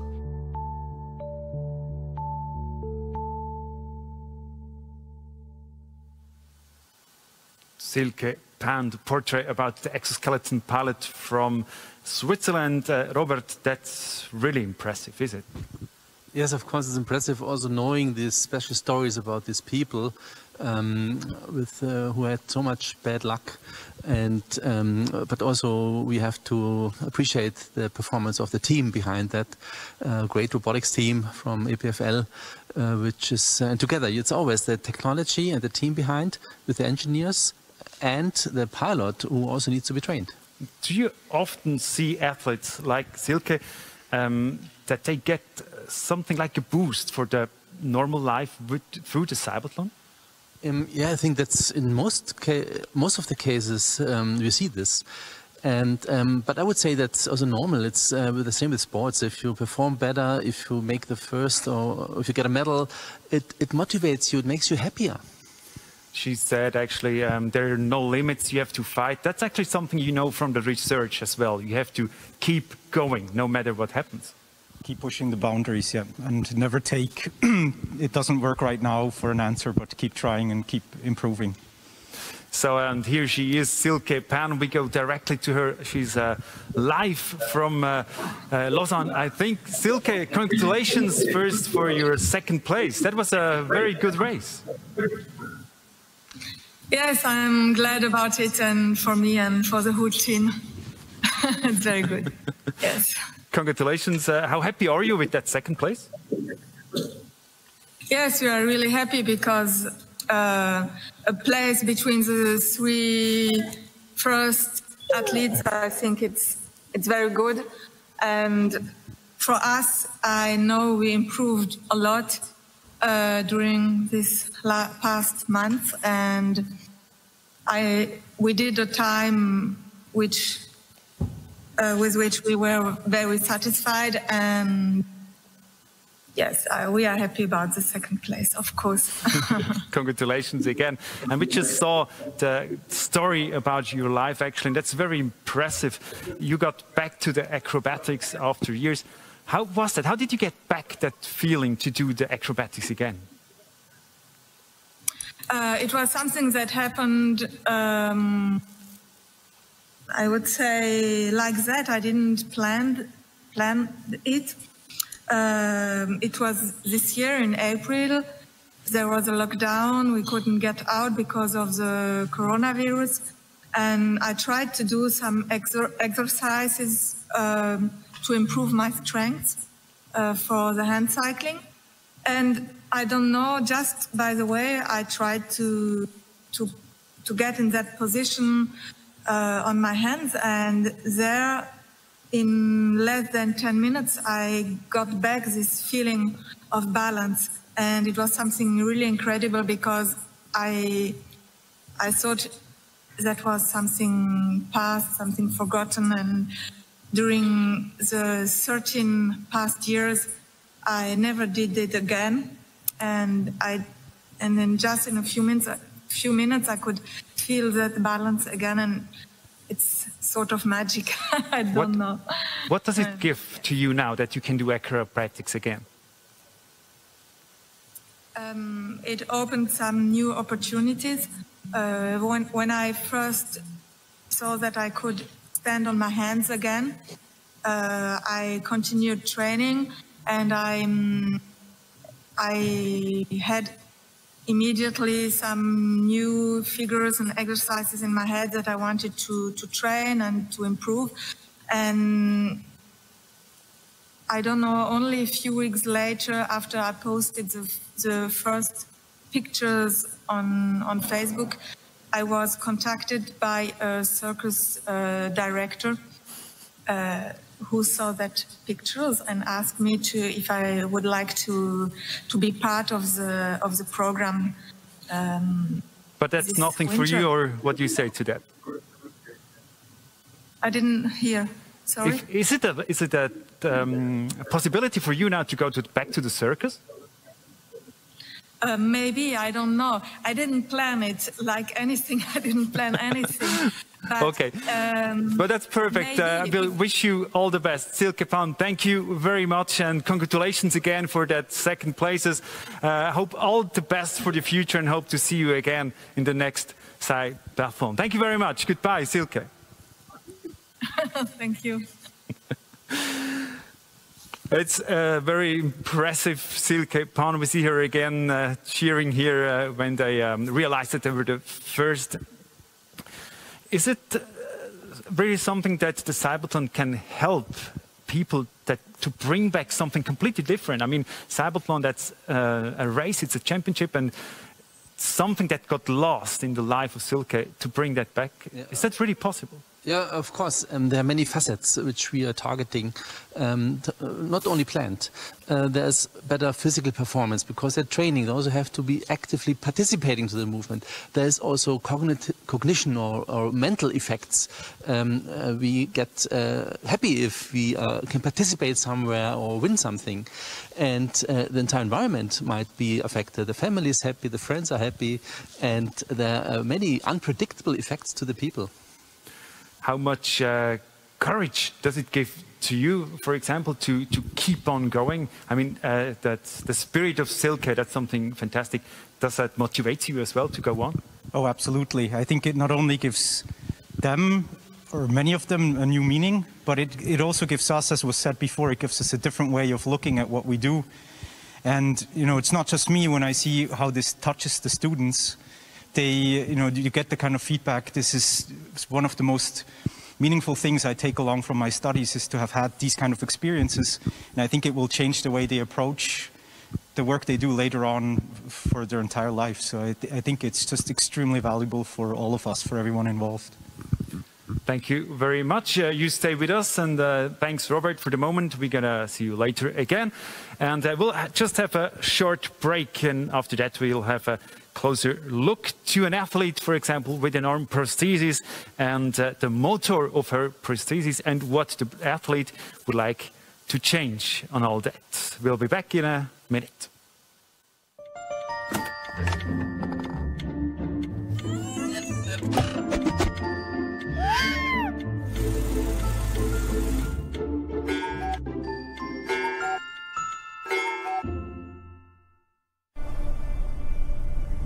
Mein Name ist Michel Fornasier und für mich hat die Zukunft längst begonnen.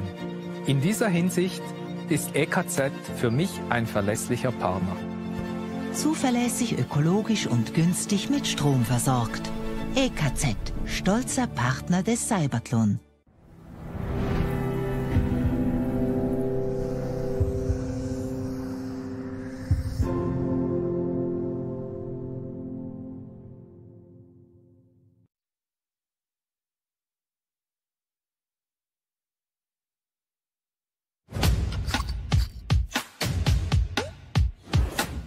CYBATHLON moves people and technology. Schultes Clinic is medical partner.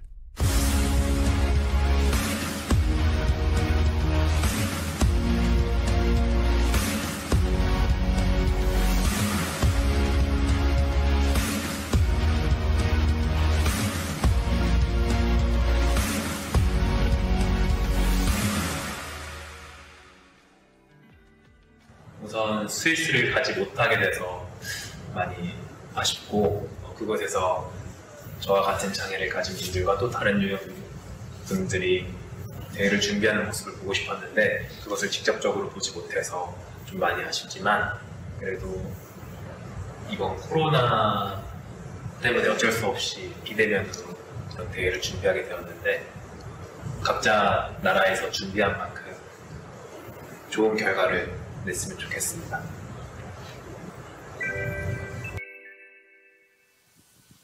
And here we're back at the CYBATHLON studio on the ETH Henkeberg. I welcome my new guest. It's Max-Erik Busse-Grawitz. He's the chief engineer of Maxon, a Swiss company that produces motors for different assistive technologies, such as prosthesis, of course. And actually, my first question, how do you like the CYBATHLON? I like it a lot, I have to say. It's always enriching to see what you can do with technology, but also what the limitations are. It's always pushing the envelope, you get feedback. And it's always teaching us a little bit, you know, to stay humble and to look forward and to improve and always keep improving. There's no perfection and there's still a very long way to go. And that's what I love, because there you see really what the real world is like. Roger Gassert actually called you before the motor doctor. What do you like most about motors? Well, motors are in a way, you know, they're very fast. The problem is humans are not so fast, but humans are very strong. And so you always have to put the motor down to the sloth of humans, but also the strength of humans. And that's what is really intriguing, because there are many, many ways to achieve that. And there's not the best solution. There are many, many solutions, and it depends very much on how you want to engineer things to come up with a good solution. And that's what fascinates me. Roger Gassert, would research be possible without motors? Well, if, you know, in an area like this where we're talking about movements, no, the one thing we absolutely need are motors, and good motors, and motors with human-like capabilities, yes. Okay, now Maxon produces motors for prostheses and other stuff, and we have Maria Fossati, who actually took part in the arm prosthesis race yesterday in the Italian soft hand pro team. She got second in that race, and she traveled together with her team to Switzerland to actually visit the Maxon company, and she had a few suggestions for improvement. The slender sportswoman has worn a variety of different prostheses since her childhood. Inside her hand, you can find a Maxon motor, light but still powerful. The crew are looking forward to visiting the world-leading manufacturer of drive systems near Lucerne. We are really curious about meeting the Maxon company today. I really wish that today we can discuss about prosthetic users and about how motors can be developed in the future. Maria has some specific ideas that are important to her. Will she manage to get her points across to CEO Eugen Elmiger, who gives them a warm welcome? Welcome to Switzerland. Buongiorno. Buongiorno.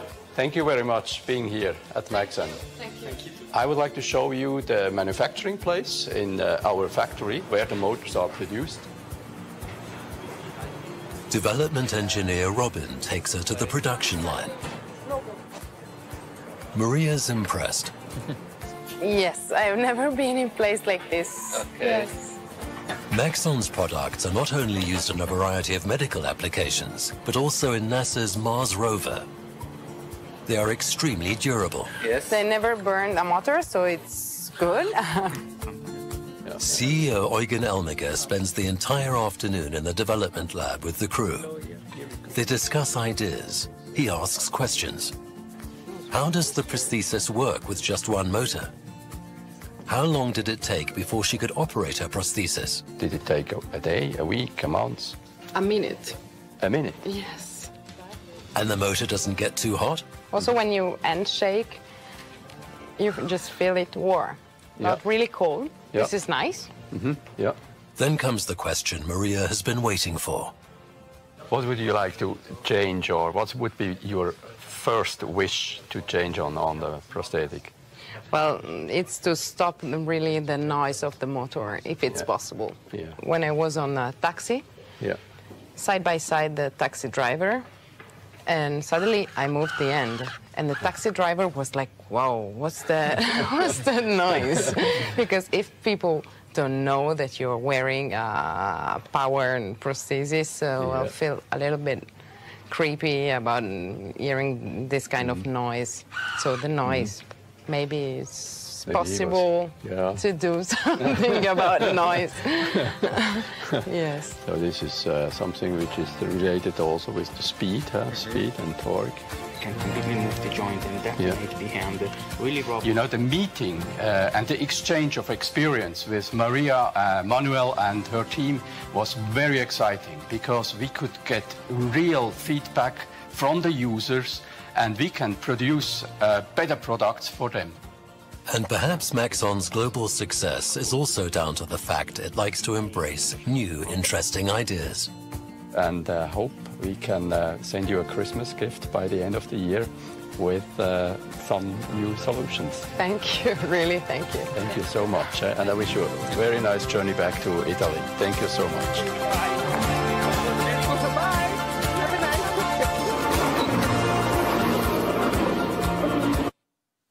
Maria Fossati, who knows how her prosthesis should be. So, Max Erik, how cool is it to get that direct feedback from the users? It's always challenging. Oftentimes they tell us things we don't like, but it's exactly that which makes us grow stronger. She's actually annoyed by the noise. You're the motor doctor. Is it actually even possible to make silent motors? It is possible, but the question is always which compromise you're willing to take. So oftentimes when you reduce noise, you also reduce efficiency, which you don't want because humans are very strong and they don't get too hot. And if you want to be strong and not get hot, you want to be very efficient. There's a second way of doing that by using certain kinds of drives which take much more space. And in a hand prosthesis, you don't have too much of space. And so there could be a third and a fourth way, which we will be looking at. Actually, we do have sound engineers at Maxon. And it's always interesting to hear that in a certain prosthesis, noise is a problem. There are others where noise is not too much of a problem, but in that case, I take this challenge and I'm more than happy to look at that problem. Yeah. We'll see in a few years what's happening with the Maxon motors if there will be silent. And now Maria Fossati is watching us. We have some few pictures from yesterday when she was competing. Here she is in the haptic box. Roger, how did you followed that race here? I mean, her performance was just amazing, and I know a bit about the prosthesis that she has. There's really a lot of thought that has gone into it. You know, the fact that she can do all these tasks with just one single motor. If you think I have 27 muscles I can move here in my hand, that's extremely amazing. And she got second yesterday with that soft hand from the Soft Hand Pro. And now we go live to Maria Fossati. And I say first, Maria, can you hear me? Yes, there she is. Hi, everybody.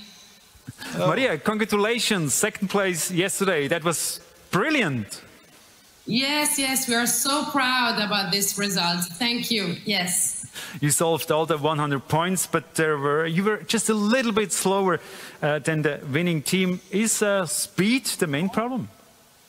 Well, not a little bit slower, like 40 seconds. So it was not just seconds, but it's okay because we did really all our best and we got all the points. So it was really nice, really good for us. And also because we have a myoelectric hand, so it's a bit tricky and it takes a little bit longer maybe to control really the end. But for us was really a great race. It was exciting to watch, actually, to do all the tasks. Now, you mentioned the noise in the video clip we just saw. So how annoying is the noise? In what situation? You mentioned the taxi driver, but I'm sure there are other situations. Yes, every time you are in a silent place, the noise is really an issue because it just distracts people that looks at you wondering, what is this noise? So it really puts you in a bad situation that people has to ask what this noise, what's about, and so it's really disturbing sometimes. How do you react if you have a situation like that and people look at you or think, whoa, what's that? And how do you react? Now I laugh. Now as an adult, I just laugh and talk with the people and just explain what happened, the prosthesis and so on. When I was young, when I was a child, it was really, really bad situation. So Max Erik from Maxon, he said he has a present for Christmas for you, a silent motor. How would that be for you if you had a silent motor in your prosthesis? Yeah. How would it be for you? Christmas. So thank you very much, Maria Fossati. And of course, we don't, or Maxon doesn't have the motor yet, the silent one, but they're working on it. Yeah. And maybe it's Christmas. So Christmas, but that was actually a true thing. Will you make it until Christmas for a silent motor? Well, I think it takes a little bit longer. If it had been that easy, we would have already come out with something like that. How long does it take? Depends on what you want. Let's say for a first good version, maybe for the prototype, half a year. And for a series production, perhaps 2 years. And it depends also, as I say, what do you want to sacrifice? Because you have to give something to get something. And that's the issue, actually. So we have to really find out, what are you willing to give? Is it more weight? Is it less efficiency? Is it more space? What are you willing to give? And then we can come up with a solution which is, let's say, more silent. Okay. Maxon is a company that has many different products on the market. But Roger, most of the assistive technologies we see in the CYBATHLON, they're prototypes, they're not on the market. So how often can CYBATHLON actually help to bring these technologies on the market?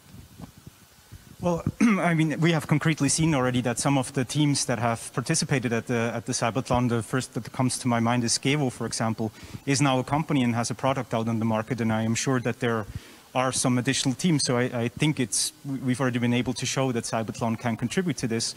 And I think what's also crucial is, the fact that Max Erik is here, and it's not just now for CYBATHLON, but I've benefited from this as well. Maxon is truly interested in the special applications we have, because I also have some Christmas wishes for Maxon. There's a few additional ones, and they are truly trying to help us. Like you said, these are special applications. Maxon makes a lot of motors, so when we ask them for one motor with a special characteristic, that's challenging for them. But yeah, again, CYBATHLON is also pushing this collaboration and the addressing of these special needs we have. And you mentioned Skevo, the electric wheelchair that is actually on the market, and we have some more information about that product for you. With the Skevo, I can extend my mobility to an important degree. On one hand, I can finally visit my neighbors next door, because two of them, they have long stairs leading to their doors. And actually, I haven't been in their homes for the last 5 years since my accident. So with Skevo, I could, for the first time, visit them.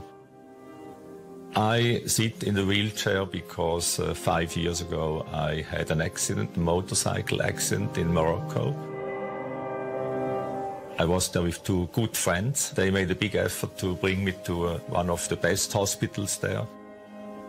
I got then excellent rehabilitation in one of Switzerland's rehabilitation centers in Nottwil.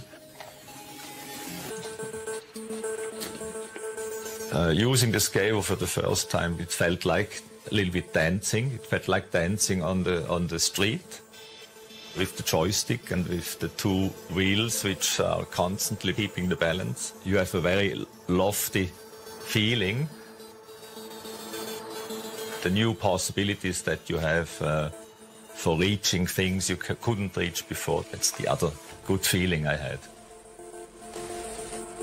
I'm Benny Winter. I studied mechanical engineering at ETH. We started about 6 years ago. I wanted to do a student project. I had the idea to build a cool robot that could climb steps. At the same time, the CYBATHLON was initiated. So the idea came, hey, we could put a seat on top. This is what we did. We built a wheelchair that could climb stairs. It feels really great to have our first customers now. It was a long journey from the first prototype to now the first product that we can ship. And yes, to see them drive around outside without our assistance, it feels amazing. So 2016 at the CYBATHLON, we were the favorite of ETH, but we didn't even make it 1 meter past the start line. This was really hard, and yeah, this was a down point in our journey. So then when the day came and we launched our video the first time and it got so many views, this was like the starting point. We invented Skivo Pro, and are really stoked about it, yeah.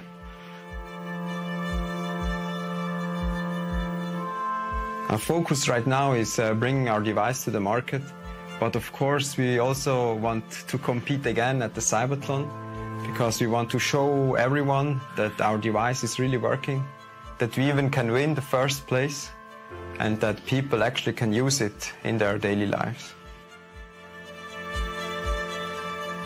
It's a whole other story right now. I'm a mobility freak, and I would say the Skivo for me is the city mobile and the neighborhood mobile. I certainly will enjoy to make more visits to my neighbors, a thing which I couldn't do in the past. So that's one great thing I'm looking for. What a nice story. And Roger, I think that's a really good example how it should work from the research to the market. Absolutely, and I'm really excited to see where their journey will go. I think Sue mentioned some of the challenges also with bringing such a product to the market and finding those people who can most benefit from it, and I'm really excited to see how they develop over the next years and which applications they find. Max-Erik Busegrawitz von Maxon, I know that you're involved in the Mars mission. How does that help to produce new products? Well, the Mars mission gives visibility. And visibility means that the likelihood that a new customer with a more or less crazy idea shows up is much higher. So I think Mars has given us the opportunity to say, look, we're pushing for the limits. And if people look for something which is pushing for the limits, the likelihood is very high that they come to us. But then it's still a way to go. We are no magicians, but we always like to take challenges. But about pushing the limits, can you say something? Where are you working on? What are you working on right now? Yes, we're working on actuators which have much higher efficiency than before, with lower speeds. That's what I said. For the muscular range, where you really want to have very high torque at low speeds, but still high efficiency and not too much heating up. That's something we're working on at the moment. Does that help for your research? Absolutely. That would be my Christmas wish. If I put what you just said to other words, if I compare it to the muscles I carry around with me, motors right now, they're big, heavy, and very weak muscles. And I would like more lighter, more compact, and stronger muscles. And I think that's exactly what they're planning to do. So I am very excited.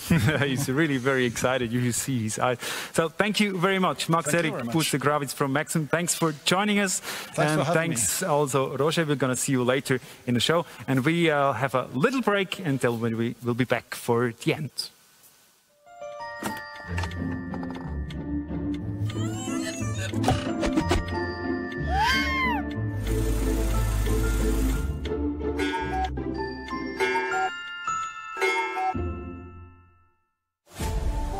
Success isn't just about what you accomplish in your life. It's about what you inspire others to do.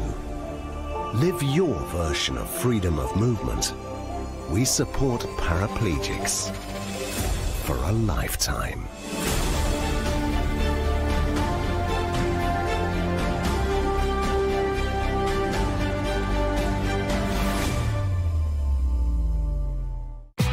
New for you. New for Switzerland. For everyone who wants to watch more. The new streaming platform featuring Swiss films, series and documentaries, all in your language. Stream anytime, anywhere. Stream Switzerland. Play Swiss. Discover everything Switzerland has to offer.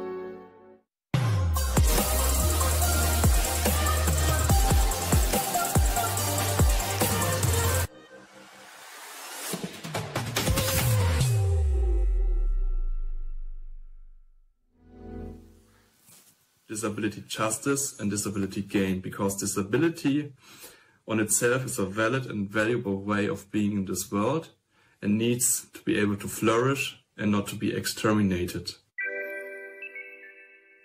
Yeah, we're still here at CYBATHLON 2020 Global Edition, and I welcome my next guest. It's Sarah Springman, Director of ETH Zurich. Good to have you here. Good afternoon. How nice to be here. So we're at the CYBATHLON. What does the CYBATHLON mean to you personally? It means an opportunity to change the lives of a group of people in a wonderful way. It means that you can push back the boundaries, you can change the way you think about your future, and you can basically push back the walls and do a lot more things you could never do before. And bringing together engineers, and I'm an engineer too, not this kind of engineer, but engineers and the pilots is something really special. I love this, working together. It's absolutely a win-win. To bring back the team, of course. And CYBATHLON Global Edition 2020 is a little bit different the last 2 days. How did you like that? I am so proud of everybody in the team that has organized this, because instead of cancelling it, you said, we can do this, we can make it work. And I've been watching it yesterday and today, and I have been so excited to see teams in Brazil, in Korea, in India, all around the world, and of course here in Switzerland, and seeing people competing under exactly the same conditions with fantastic referees who've done a great job as well, and people have been competing, people who otherwise couldn't have been here. So it's inclusive, it opens up the world to this fantastic event, and of course the finals are also quite special. So I think in future to have an e-version and the version in the stadium with everybody screaming and yelling and having goosebumps is going to be just a great extension of the CYBATHLON concept.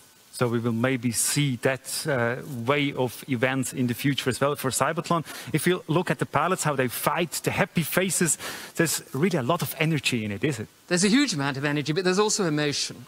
And being part of a race is something that I think is really special. But what I want to say to you guys who are commentating, yes, there is a winner, the person who's the fastest, but they're all winners.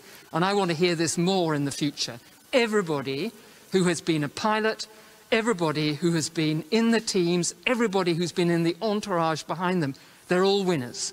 And being part of the CYBATHLON family, I think, is something that should be remembered, I hope, for the rest of their lives. And it'll give them a lovely, warm feeling when they think back to what they achieved. So I want to hear everybody's a winner. This is a real win-win experience. Yeah, I absolutely agree. Everybody is a winner, every team and every pilot.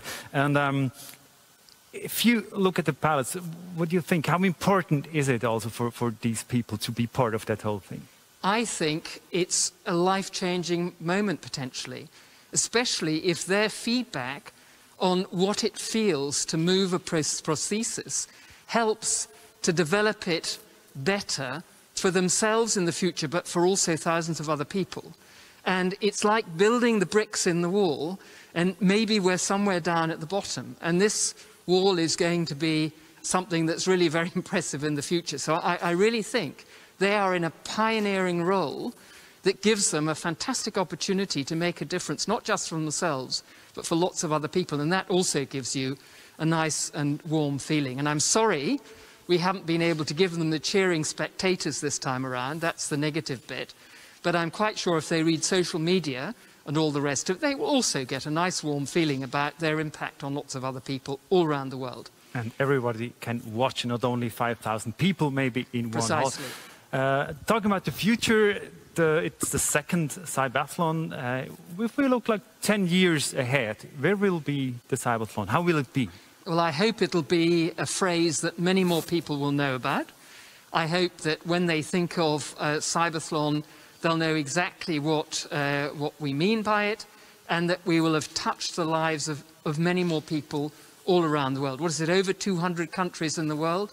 I would be absolutely thrilled that if, instead of the 20 countries we had here, we've had continental events, and within all of those continents, we've been able to reach 200 countries. Why not? I mean, what we've seen is it's possible.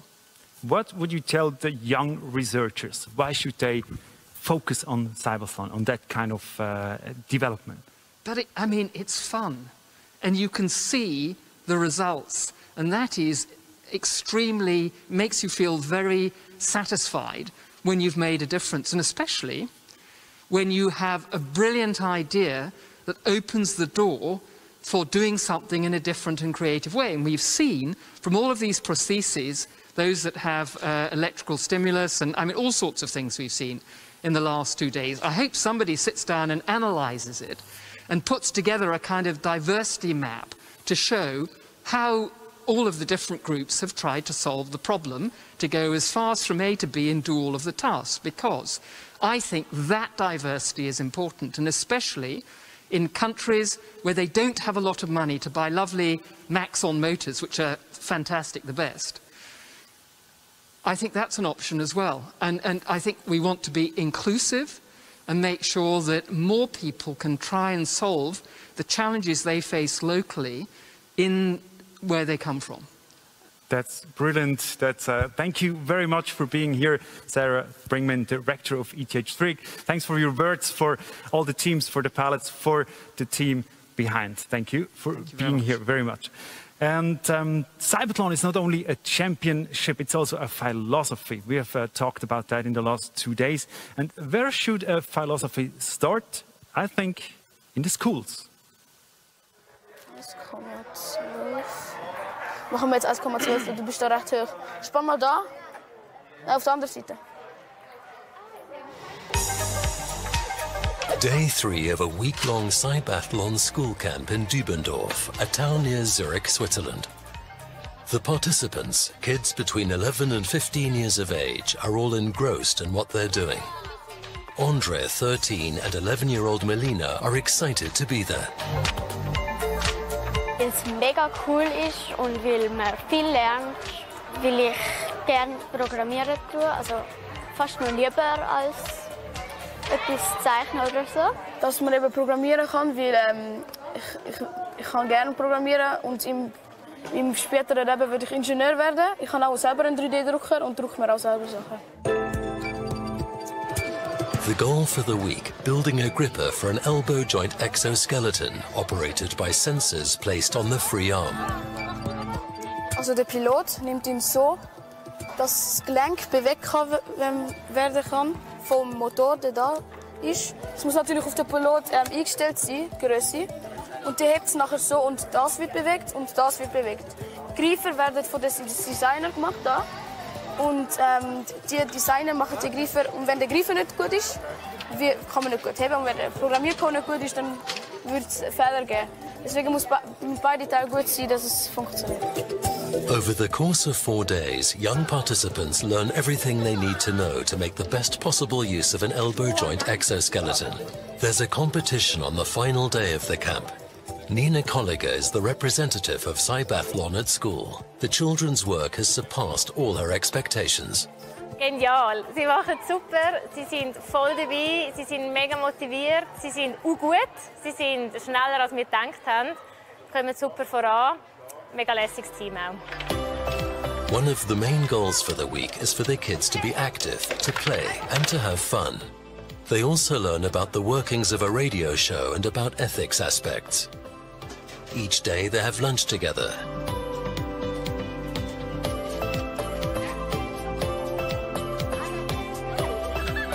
And then get back to work whenever they feel like it. Das Ziel des Lagers ist, Jugendliche begeistern für Technik, für die MINT-Fächer, das ist Mathe, Informatik, Naturwissenschaft und Technik, wo es noch darum geht, Kinder und Jugendliche sensibilisieren für Menschen mit einer körperlichen Behinderung.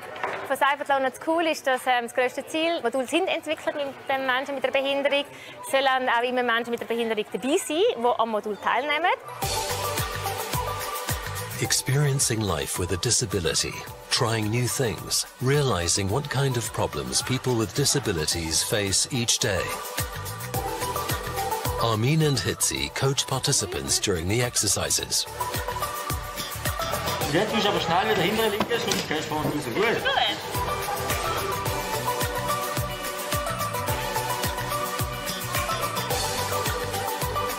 Es hat mich sehr beeindruckt, dass man immer noch sehr sportlich sein kann, obwohl man Behinderungen hat.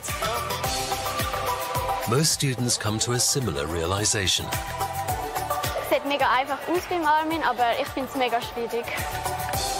Dass sich Kinder oder junge Erwachsene bewusst sind, dass es nicht Mitleid braucht, sondern dass es reale Hindernisse gibt, die sich stellen. Der eine hat zu mir gesagt, großer Respekt, dass du den Scheiß jeden Tag machst. Ich muss sagen, ja, voll, danke. Ganz herzlich willkommen. The day after, competition day at CYBATHLON at school. Ich bin so aufgeregt. Ich habe irgendwie gedacht, das sind so 10 Leute. Let's go. Time limit 3 minutes. The goal is to solve tasks as quickly as possible. Who is the most skillful pilot? Who has managed to develop the most successful gripper? Melina and her team fight hard and end up in the middle of the ranking list. Es hat sehr viel Spaß gemacht. Also von einer Skala von 1 bis 10 würde ich 10 sagen. Andre is fighting to win. A close race. In the end, his team comes in second. Ich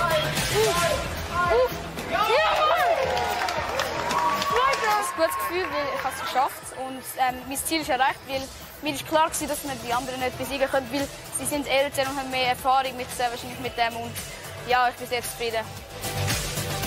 Ich hoffe, wir können auch oft so Camps machen, weil es ist für uns natürlich mega genial, wenn wir mal wieder eine ganze Woche mit Kids verbringen können. Wir hoffen aber auch, dass wir viel in Schulen können und so viele Schülerinnen und Schüler, Klassen, Camps und alles produzieren. CYBATHLON at school. A great success for all involved.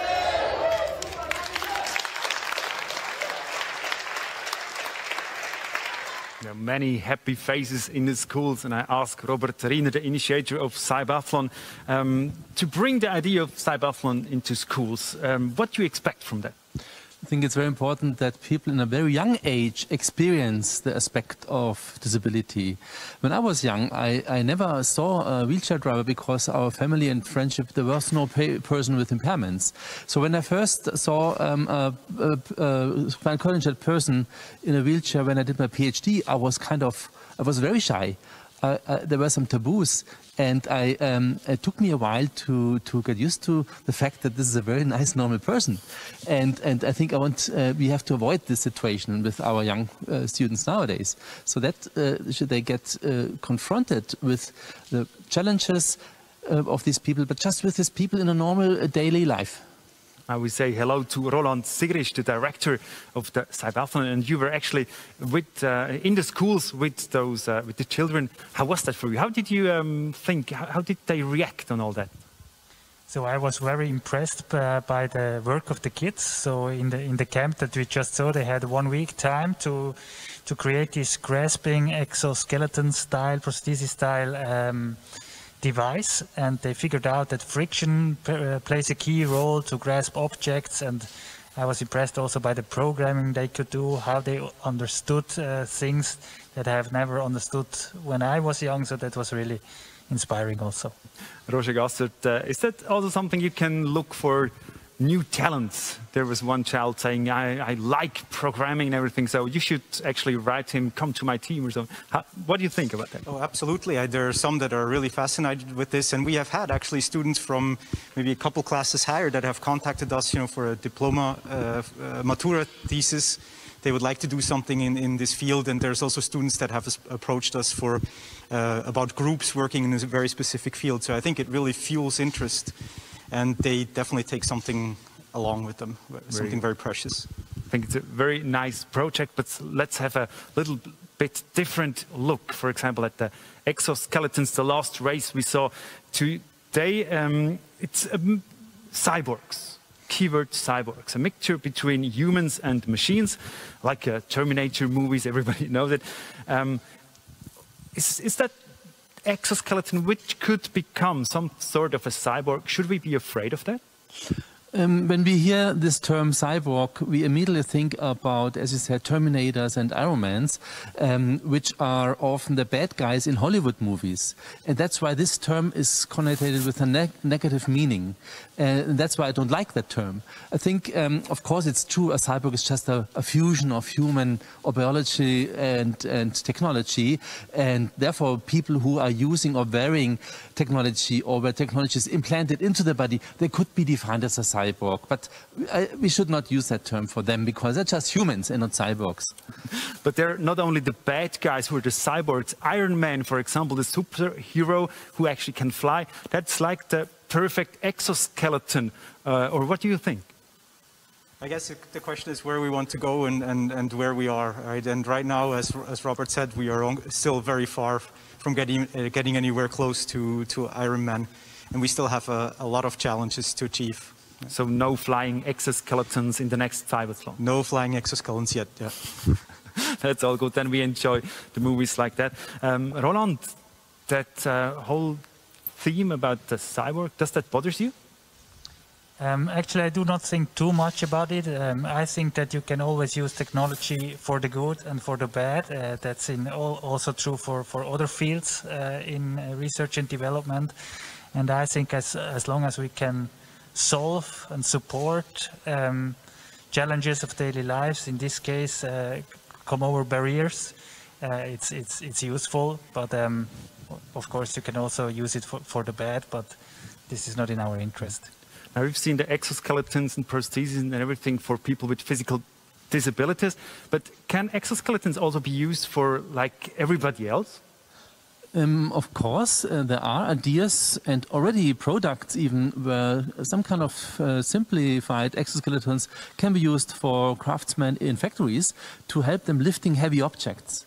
And that's great. There are other projects where people think of using it in sports or even in military. We have to say this. There are projects in the States especially to support soldiers. But here we must say that the technology is still much too slow and much too bulky to have an advantage. It's more a burden, a load, rather than a support. That exoskeleton for the military or for people who want to run faster, is that already, are we close to that? There have been studies showing some support of these exoskeletons, but I think they're again very optimized for very specific tasks, and I'm not aware of these things being really widely used. So I think there must be many challenges still, and like Robert said, we're just still so far away from achieving anything similar to human capabilities. And here what we'd like to do is even have superhuman capabilities. So I think we still have a long way to go for that. Very interesting topic. I think we could talk hours about that. But let's concentrate on the CYBATHLON again. And Roland, the last 2 days, it was a new version of CYBATHLON, the global edition. Your thoughts, how was it from your perspective? I think it was a very, very interesting journey with a lot of efforts from the teams, from our organizing committee, from our partners. So everyone that was involved had to do some extra efforts this year several times. And we could realize this decentralized event, which was new. I'm not sure if the world has seen something like that before. So I'm, in the end, very satisfied and happy. And I really like the collaborations with the teams that we had in the last weeks and months. We had 6 disciplines, 6 races, and one guy, he commented it, he saw all of them. This is our commentator, Nick Fellows from England. And I say, Nick, you commented many different sports, you commented many Olympic Games actually. What makes the CYBATHLON special to you? Well, as the rookie to the very impressive list of guests that you've had throughout the past 2 days, Stefan, I have been so impressed across all areas. I think Sarah Springman made some very good points. Everybody is a winner. As a sports commentator, of course, we're all about gold, silver, bronze, first, second or third. It gives it a bit of drama. We give it excitement.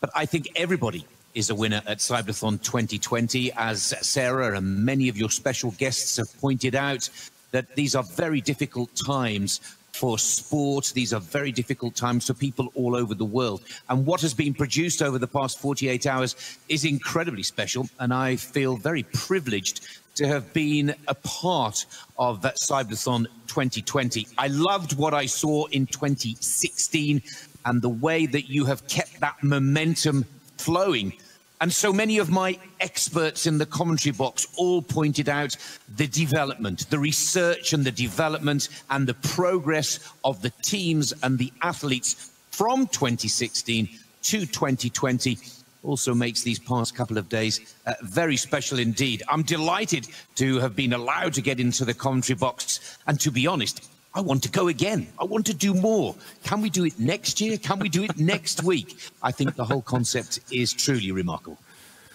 There's maybe, but I'm sure there will be more CYBATHLON. But one more question, Nick. You mentioned already that you're actually a rookie, but what will you take with you from those 2 days for the next weeks, for the next days, for the next years? I think what CYBATHLON demonstrates is there are no boundaries. The number of times starting each commentary and looking at the pictures, not just myself, but people all over the world have gone, wow, that is amazing. Wow, the possibilities are truly special and endless. So one of the true statements of CYBATHLON is to conquer all boundaries around the world. When you watch this event, you start to believe that is possible. And I think that is what makes CYBATHLON different from maybe the Olympic Games or World Cup or a Formula One. It really does create endless boundaries, and you really do start to believe that dreams of many can come true. Thank you very much, Nick Fellows in England. It was a pleasure to hear you commentating, even though you were a rookie. That was brilliant. Thank you so much, and goodbye. See you next year, or actually later, whatever. Thank you very much. Thank you, guys. It's been a pleasure. That was Nick Fellows, our commentator, and we're coming to the end, actually. Roger Gassert, the last 2 days, your conclusion. Just fantastic. I mean, I've seen a few technological developments that really impressed me. There was a team this afternoon with a powered knee prosthesis walking so naturally over the stairs and through these wooden cradles, just overwhelming. But what I also take with me are these amazing stories that we heard over the past days from the pilots, from the teams, what they have achieved together, and also, if I may, what Roland and his team have done over not only setting this whole up, but everything up, but adjusting to the constraints and the uncertainty over the last few weeks and months. I'm just amazed that we can be here and celebrate this together. It's really an honor to be part of it. Robert Riener, what was maybe the thing that you liked most, that you for sure want to keep going in the CYBATHLON? Yeah, like that it's possible to connect the world, to connect people, not only in one stadium, in one city, in one country, but to connect many people and stadiums all over the world. In this way, produce a multiplication factor that we get the CYBATHLON growing and our message growing. Let's look a little bit in the future. Roland Sigeris, director of the CYBATHLON, 4 years. That would be the normal CYBATHLON rhythm. Is there already a plan for 2024? There is a plan for 2024. I would hand over then to Robert to announce it as the initiator of CYBATHLON. But we also have already some ideas for the road to 2024. So next year, or maybe in the second half of next year, we will continue. We will think about new formats, about new disciplines, new challenges for the people with disabilities. Together with the technology developers, we have to push the boundaries. We have heard from Nick even further, and we have already learned a lot from this new format, and there might be some nice combinations in the next months and years. Thank you very much. We give the word to Robert Riener, the initiator of CYBATHLON. In 2024, what's the plan? Yes, we had a physical event 2016 in a big stadium. Now we had a decentralized global event. We learned a lot from this. And we have decided, that means the organization committee, the strategic board, and the president of ETH Zurich, Joel Maison, have decided to organize the next CYBATHLON 2024 again in Zurich as a physical event in a big stadium. But we learned a lot from this global online event, so that we will take components of that event on the road to 2024. Thank you very much. So we know now that there will be CYBATHLON 2024, which I think it's great. Thank you very much, Robert Riener, for joining us. Thank you, Roger Gassert, for joining us. And thank you very much for all the work, of course, from Roland Sigrist. And we're almost at the end, but only almost. So do not run away, because we will have some more highlights of the competitions for you. I want to say thank you now. Thank you first to all the teams all over the world for your passion, for your work, for being with us at the CYBATHLON 2020. And all the best for the future. All good luck with your research. Then I'd like to thank the whole team behind the scenes, the whole CYBATHLON team who did such a great work to make this all happen. And of course, thank you, our audience. Thank you for watching and listening us for the last 2 days. I hope you enjoyed. It was a great pleasure for me, a great honor to be here. Hopefully we will meet again in 4 years. Thank you, goodbye, or as we say in Switzerland, tschüss zusammen.